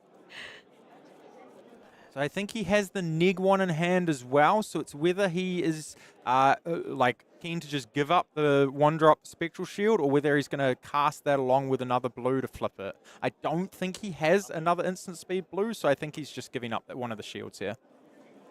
Yeah, not the worst spot to be in, honestly. You just need that 4-powered Spectral Shield to still demand sometimes 2 cards from your opponent. Oh, okay. So you think he's going to give up the 2-powered one? I think he's going to give it the 2-powered one. All right. Oh, okay. I'm with you. Okay, and here we go. This is to pressure on and say, look, I want to threaten to kill both your Spectral Shields. Michael, you're going to have to give me something else. Yeah. So yeah, it became 5, attacking for 5. So we know that Michael has the Neg 1, so that will protect our 4-power shield. But I don't think he has another blue card, so he can't transcend it. So he does lose a bit of value here. Yeah. It's okay, even though that happens, I mean, Ho still has a bunch of cards here. Ooh, this is an interesting one. Having to be able to throw this 2 cards out means Ho might be able to hold a 3-card hand and an arsenal for the next turn. Yeah, but this is what I was saying is like the spot for Michael is fantastic because he can like going into this turn he can block with his entire hand and then he still gets to attack for 4 with 0 resources. So what OO needs to give up here is 1 3-block card because he has the Waves of Aquamarine to help him just cover that little 1 bit of breakpoint that's so necessary. Yeah, well, OO can even give a 2-block card here. So it's a pretty good spot. He is going to be able to play a 4-card hand next turn, and it'll just be interesting to see if those 4 cards can kill that Spectral Shield. Because if Michael can cover the hand, he's more than happy to just attack for 4 for 0 again. Very interesting spot.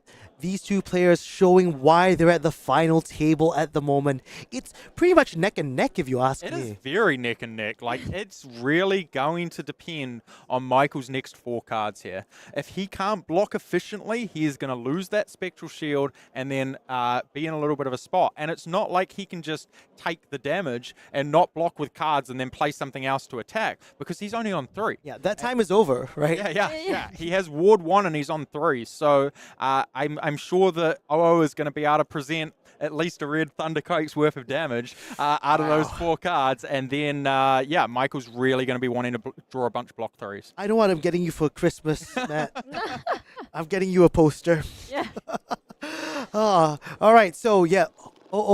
Taking his time to deliberate on a very critical decision here. This could be possibly the last block of the game. Yeah, I mean, this is the decision point of the game, right? Really like, is. it all comes down to this. It all comes down to, like, OO's like, all right, do I block now and take 0, or do I block with a block 3 in the equipment and take 0, or do I block with a block 2 in the equipment? That's what I think is going through his head. If he blocks 3 and the equipment now, being on 2 life means he can still give 1 3-block next turn and still have a 3-card hand the turn after as well. So yeah. Yep. So he going used down the to up. 1 over here. Going down to 1. He's putting all the pressure onto this turn. Yes, this is the Hail Mary turn, sending in the Kakara for Kara. 2 go again. We know Yes. that in Oo's hand, he has the weakest link, as in the card, the weakest link. Oh, we love that card. We I love would- that card. This Kakara, oh my goodness, and the Crouching Michael's Tiger that hand he does asked. not look like it blocks overly well. There is at least a block 0 in there. A Chi that just, he can make a Spectral Shield to block 1 with, and I couldn't quite make out the other 2 cards, but it didn't look like they were both block 3s. Yeah, so this weakest link could be really stripping Michael's hand and board at the same time. We have the Tiger Strike Kakara here, but the Tiger Tame Kakara into Crouching Tiger, of which Michael can at most block with that 1 Chi if he wants to be efficient about it. Otherwise, it's a block 0. Yeah, so Michael can pitch the Chi to make a Spectral Shield to eat the damage off the Crouching Tiger. Then is going to come in for 6. If Michael's 2 remaining cards are not block 3s, he is at risk of losing that Spectral Shield. Yeah, that is going to be such a tough spot here. Every player, they know each other's deck list. It's open season, right? Right. So looking at the discard, it's going to give you so much information of what could be coming next. Michael's probably thinking, I've not seen the 2-4-6. Do I really need to block this one now, or can I wait a little bit more? Yeah, well, if he comes to the conclusion that his opponent likely has 6 damage left, right, then the correct play is to just lose the 4 Spectral Shield to the 1 Tiger, because like Michael can then block 2 cards on the 6 power, take a damage if he doesn't have 2 block 3s, right? Like, and then he's still got the Chi to make a 2 attack to present lethal damage back. So if Michael doesn't have 2 block 3s and he correctly puts his opponent on a 6 power, it's going to be right to just lose the Spectral Shield here. Yeah, absolutely. So the league competition is in the last phase now. The winner will be decided in this time. Yeah, so exactly as what we talked about. He let go of that Spectral Shield, kept the Chi in hand, and then made this one to swing for 2. All right, so we're in for 2. 2. He made Spectral Sealed. 2. And go again? Yeah. This is such a tight match. Blocking 2 with a Companion of the Claw. We talked about how it's probably not the best card since it costs 2. When you're low on cards in hand, you want to keep that resource curve as close to the ground as possible. Yeah. So Michael did have 2 block 3s in hand last turn.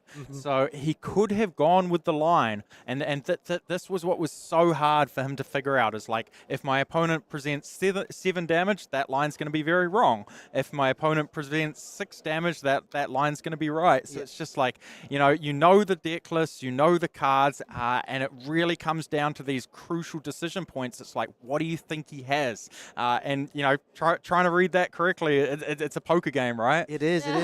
A lot of no block cards in Michael's hand at the moment. He's going to be able to give it a -1, and then the shield's going to be able to absorb it and still get the Chi for the next turn. Wow. So he can actually make a lot of Spectral Shields on both OO's and his turn. Yeah. Michael is down to only a few cards in deck. This is a game. What a game for the finals. How perfect. This is really, really tight. So the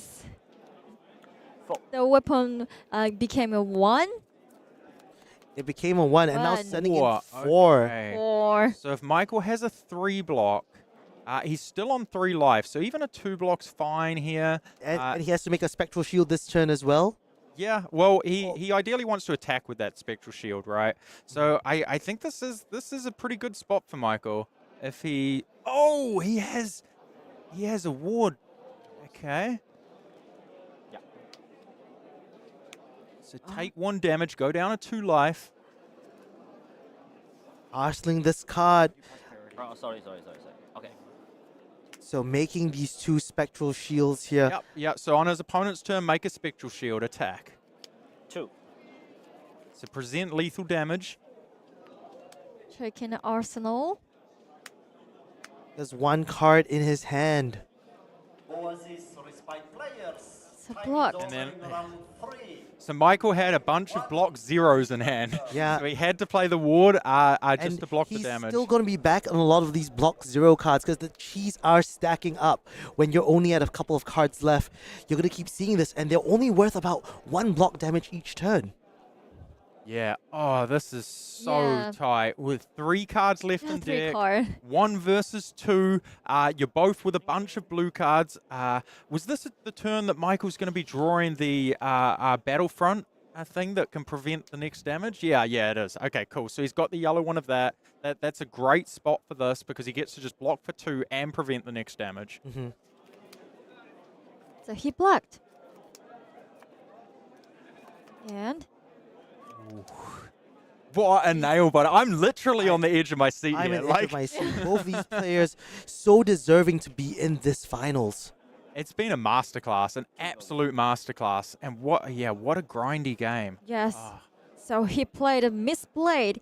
This is Kakura. Kakura, so sorry about that. So Kakura is a 2. And go again. Oh, what a draft format. Oh my gosh. Yeah, how many incredible games have we watched? It's just back to back to back. Yeah, this is one of the finals where it feels like a high level of play and the decks look so cohesive. And then we're on the first weekend of this. Yeah. So I guess, Michael's deciding now, like he's already has 1 damage prevention floating, right? So he's deciding if he wants to give up one of these spectral shields and that damage floating, or whether he wants to give a card. So it just really has to work out what the next thing is. I like this. I think you give up one of the spectral shields and the damage floating, and that way you've got a whole card. Oh my goodness. That +1 is so huge right now because he can shields. transcend. Wow. He's going to make a Tiger Strike out of this as well. Yeah. And there is a pouncing chi in his hand. So this hand is gas. It's gas. This is incredible. This is huge. He's on full gas right now. Michael's down to 2, and we know that he has, I believe, 2 no block cards in hand. Yes. So he can make a spectral shield with one of them, and then I think he has a block 3 and another chi. Yes. Oh my goodness. So yeah, this is big turn. This is a big turn. This Tiger Strike. What combo did he search, or did he just get a tiger out of it? He just got a tiger out of it. He didn't have any he had the combo in hand. opportunities to do that. Yeah. So okay. Yep, giving out one more card here. They are going down to the last few cards in their deck. Yes, I pitched the chi. And he made a spectral seal. Yes, so the Spectral Shield is going to take a card away from OO this turn, and Michael will make 1 more health out of this. Yeah, so just in case this wasn't clear, on OO's turn, Michael made a Spectral Shield, put the chi to the bottom, and then on his turn, attacked and made another one. This hand is just all chi at the moment. So it's the quad chi hand. It's the quad chi hand at the moment. This Kakura is going to eat 2 shields away. Yep. And is this it? This is a 1, making a Tiger Strike in his hand. There is no blocking this except for making the 4 chi. Did it. He pushed all the way. Zen coming all the way through with the most clutch finals in a limited I have ever seen, Mr. Matt Rogers. Yui, that was insane. Yes. I'm pretty sure you could have asked me who's going to win this game every turn, and I would have been wrong at least half the time. No. Like, you know, one of those like swing bet things, like the odds, it kept moving back and forth, back and forth. Yes. And what a way to play these finals. I cannot believe that was a 30+ minute game for what traditionally in Zen versus Enigma or Ninja versus Illusionist, it would be over quite fast. But look at how these players navigated their way through. Yeah, OO knew exactly how the matchup was going to play out, exactly how to navigate his turns, and Michael knew the same thing. So we kind of, like, I feel like we saw a complete masterclass from both sides, and that made it really, really grindy and just an incredible game of just kind of small etch and flows. A lot of bluff calling within that match as well, a lot of playing around potentialities. I think that was really the icing on the cake for this wonderful calling here in Japan, in Tokyo itself. OO is your new Calling Japan champion.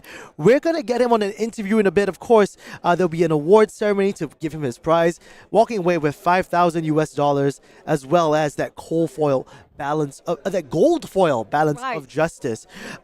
We have the winner's interview, and after that, we have a surprise. Hey, Cedric, what's up, my man? What's happening, bro? Hey, how Just feel on your back. It's like a weight, but I'm so happy because I'm so lifted. What's that? The weight of the world on your shoulder. Wait. What is this? Wait. All right. That people tell me that's a golden pack. It is a golden pack that you've given to me. Okay, and we are going to give that away to someone in the chat right now because that finals was so awesome. Oh my goodness, this is a big chance. One of you is walking away with this golden pack. I think people are supposed to type in the chat or something right now. Oh, something like that. If you're in chat, you're eligible for a golden pack. So. All right, get spamming. Crazy weekend. Thank you so much for joining us this amazing weekend here in Tokyo itself. What better way than to give one of you all a golden part the Mistveil pack? Inside, the goodies are endless. I heard there are 100 coal foil, 100 marvels of Enigma New Moon in these packs itself. Yes. And if you get one, you can send it over to this man right here to get it graded. So send something in chat. We'll do a brilliant countdown. I am so happy to have casted this alongside the both of you. Thank you for being here. Thank you very much. I think it was an incredible weekend of games, and I can only imagine where this meta goes from beyond today. Yeah, I think so. I think there's still, there's a whole national season. We got pre-releases coming up and then a whole national season of this format. So I think, we're going to see some people really deep diving in. Yep. So, okay, we're going to do a quick countdown. Send us your entries. Tell us what you loved about this weekend. Thank Yui for her amazing. And she was so gracious and hospitable for us the entire weekend. Oh, yeah. So send us some love. And from that, we will do a countdown. Let me just check production if they're ready to do a little bit of a draw. Are we ready to do a countdown? Okay. I feel like we're ready to do it. I think we're ready to do this. Okay, so we're gonna do it in the traditional Japanese counting once again. Okay, of course. So it's Okay, go, yon. Are you ready? Are you ready? Are you ready? Okay, so Okay. go 4 3 2 1 go 4 3 Go, yon, san, ni, ich. Okay. Good. Wait. No. What do we end it on? We're on ich, like ichi. Oh, then hajime. Then you say hajime. Hajime. That's the one I was waiting for. Okay. Okay. All right. Are we good to go, team? All right. We're good to go. Okay. Here we go. Okay, so Go, yon, san, ni, ich, hajime. congratulations! Thank you so much, dads. Well played. 好玩吧? It's actually a pun. So this is a Chinese pun that says like that's really well played, but it's also nice. It's like well played dads. Wow, So that's good. you know, we're gonna send it. We're gonna get in touch with you, Mr. Dads. Well play, and this golden pack. We're wishing you all the best for hitting that marvel. It's really good system. If I open a box, is it possible I can find a gold foil? Yes. Gold pack. Every box has a chance of winning one of these random gold foils. Yes. So make sure when you're opening your boxes and you're emptying the packs to sniff one of these out. Okay, it's very, very important. Don't throw these away. Don't throw these away. It's not a fake pack. Yeah. I think I heard it's like 1 in 20 boxes. Do you know? Wow, I do not know. Okay. No. But I'm just gonna say that. It's I'm gonna buy probably 20 1 in boxes. 20 boxes. If you open one, you're really lucky. Yeah. I'm gonna buy 20 boxes just to prove that theory. Okay, so We have another surprise. really? Just keep giving us tidbits. This is awesome. Yeah, I know. This is one of the craziest weekends I've experienced here in the Flesh and Blood community. So we're going to go for the winners interview in just a second. And after that, one more surprise before we say goodbye to all you beautiful people at home. So I'm going to give our voices a bit of a rest. We'll take a quick break. See you at the interviews booth in just a bit.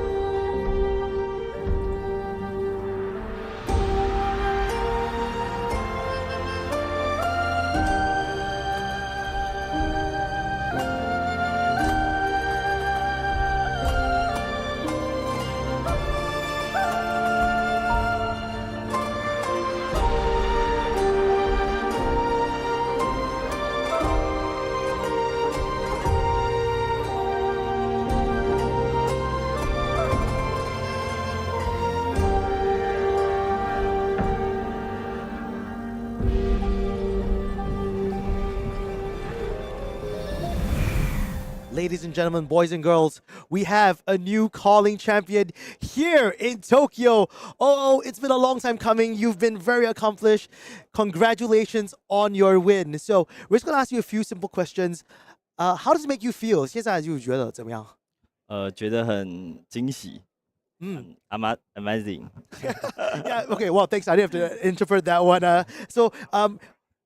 Why did you choose to go into Zen? What was the big reason to go into Zen? Is it something you're used to? 你现在就抽到 Zen 的时候，就 draft 它的时候，为什么会选到这个 hero？ 因为我认为这个职业它在轮抽的门槛比较低，不会说一定要抓到某些 key 键才可以打。Okay. So what he was saying is that the floor for playing Zen is actually already quite low. So the kind of key cards that you need to make the deck come alive isn't necessarily that important. You don't have to see a lot of your key cards in order to build a consistent deck, and that's one of the big reasons why he chose to enter MB Zen. So now that you're a calling champion, what are the next few events that you'll be going to? 你赢了这一场之后，还有其他的比赛你会参加吗？肯定会。有哪一些你会飞过去打？目前暂定是世界赛大阪的。大阪. Oh, so he's actually going to be here in Osaka once again at the end of the year for the World Championships. So that's a huge one. Now that we're also in the new part, the Mistveil set, are you going to try any new heroes from the set? 你会玩新的一些英雄吗？会准备。So he will be preparing some of them. And last but not least, do you have any shout outs? 你有什么人要给观众们感谢一下还是什么？首先就是感谢我老婆。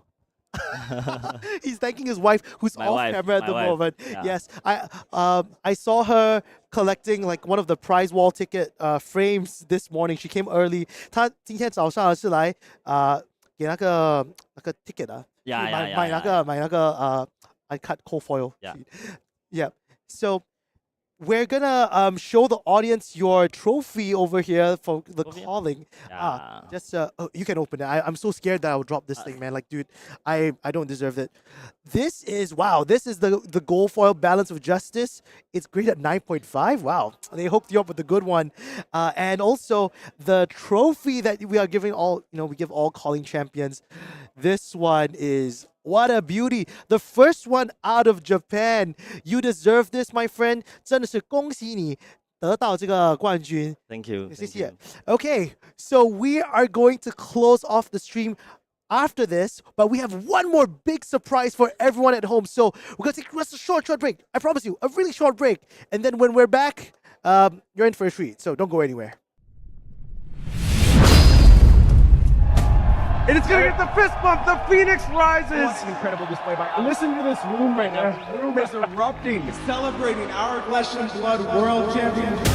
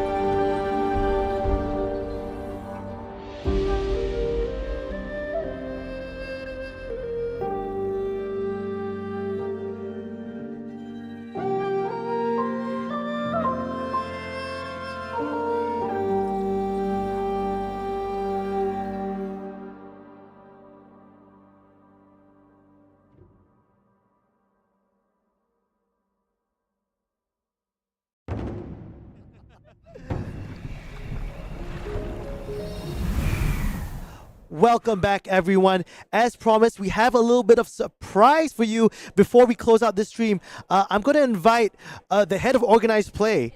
Oh, no, I'm going to organize. Well, he's my head of organized play? Oh my gosh. Oh, no, there we go. That's Trevor. Again. The man who makes everything possible. And of course, Manson, who made a lot of this possible as well. Yeah. They have a little surprise for everyone here on stream. So, Manson, please tell them what it is. I'll give you the headset. Oh. Okay.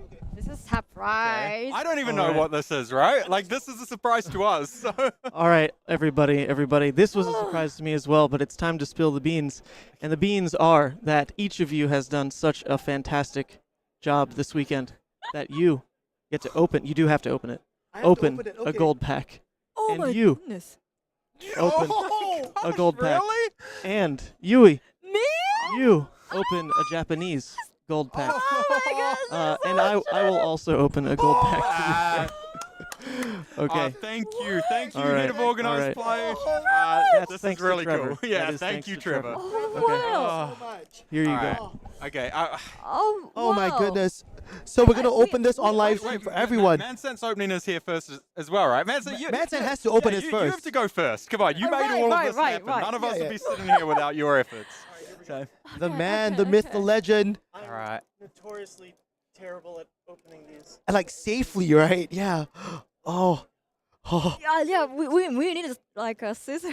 The first time we saw you have scissors? Scissors would be good. No, please don't use your teeth, man. Come on. Like, please. I can't. It's so scary to see there's it. teeth marks on the booster pack. Oh, no. Oh, no. TCG. Oh, my gosh. This is the TCG way. Oh, my gosh. I can't believe we're opening these things on stream. Okay. That's the spectral shield. And in between. And. Okay. Dude, an Enigma is an Enigma, man. Too bad it's got a bite mark in the top, but that is a nice pull. That is a nice pull. Oh, man. So cool. Unbelievable. That is beautiful. Yes.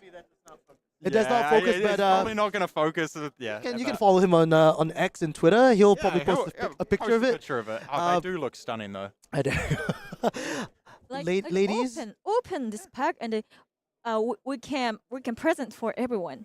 No, this is for you, Yui. Really? Really? You're so generous. Trevor, yes, it is Trevor for you. said it's for you. It's for your Oh efforts my this weekend. Oh wow! Really? Oh, okay. So I need this. Yeah. I don't want to like using the team. Oh, thank you so much. Oh yes. Oh really? The whole team, the team hid these behind their back and waited for Manson to like bite the card open and then gave them to us. They're content creators. They know how to make content. Yeah, Yeah. fair enough. Clip it. Oh, wow, magica. I'm sorry. This is Japanese. Yes. Sorry. Yeah. Like he's still in disbelief. I can't believe it. Yeah. Okay. All right. Okay. Let's go. Breathing intensifies. Yes. Okay. Okay. So Spectral shield. 3. 3, 2, 1. Oh! Nice. Oh, they do look so nice. Look at the Japanese one. Nice. The Japanese yes. ones are beautiful. Wow, that rainbow foil really popping off. so It's on the shawls and stuff. It's that silky smooth vibe to it. Mr. Yes, okay. Matt, my I think hand is I can't. I'm still elsewhere. shaking, Matt. So you have to do it next. Yeah. You realize if I open this pack, the addiction starts. I'm just going to be cracking box after box, and I'm just going to be chasing that gold pack now. Like, Wow. They know what they're doing. Oh, they do. They do. Okay, They know what they're doing. They know what they're doing. This is a lot of fun. This is a lot of fun. All right, okay. I have to say, so- it's very unexpected for us to do this. You want to give it a slight tap there. Make sure the card gets down. We don't want to cut the card. We don't want to cut the card. We definitely don't want to cut the card. We definitely want to All cut the card. right. So Okay. we're just gonna Oh. open, and then if we take it out this way, we won't be able to see it. Unbelievable. Okay, All yeah, right. we won't be able to see it. Exactly. Let's go. Then you get to see the Okay. spectral shield. Okay. All right, you ready? I'm ready. Ooh. Ooh. And there we go. Oh, Okay. that is Yeah. beautiful. There we go. That is beautiful. So gorgeous art. I'm so Yeah. The foil is so beautiful. I mean, Enigma is my favorite hero in this draft format. So now at Nationals, when I inevitably draft Enigma, I'm going to have the hero. Oh my goodness. Stunning hero for it. Okay, so Finally, the last, Elliot. last pack. Come So on. All right, come on. You deserve this. Let's go. it's another beautiful Enigma New Moon. Oh my goodness. Ladies and gentlemen, this is excellent. This is Yeah, amazing. actually, Oh, we're doing another one. All right, Cedric is going to come with Cedric, okay, one okay, last come on, one. come on. Come on, Cedric. Cedric Phillips on stream. The man. The myth. it's already open. He's All right. opened it and now he's going to show us the content. You're already starting. You just can't wait. kind of opened it. I'm sorry. I'm tripping over. No, please. Okay. You're very tall. Yeah, sorry. That's all right. All right, I'm going to hunch down like this. You can open it on my back. You can, like, pretty much. Okay, Ooh. so Japanese Shield. one. Everyone gets what we got here. Yeah. Okay. Are we getting trolled here? Like. Does it look like I would troll anyone? Oh, look at that. It's the Marvel. Ah. I don't troll. I just Yeah. win. Oh my goodness. That's the first Marvel we've ever seen. Oh The first wow! Marvel ever pulled. Yeah. Never. So that's 1 in 100. 1 in 100. in 100. Yeah. Oh, it's Wow. so much beautiful. Ladies and gentlemen, we found the first of the Marvels. They exist. Wow. They're real. Marvelous day. Yeah. And this is in the Japanese pack that you had as well.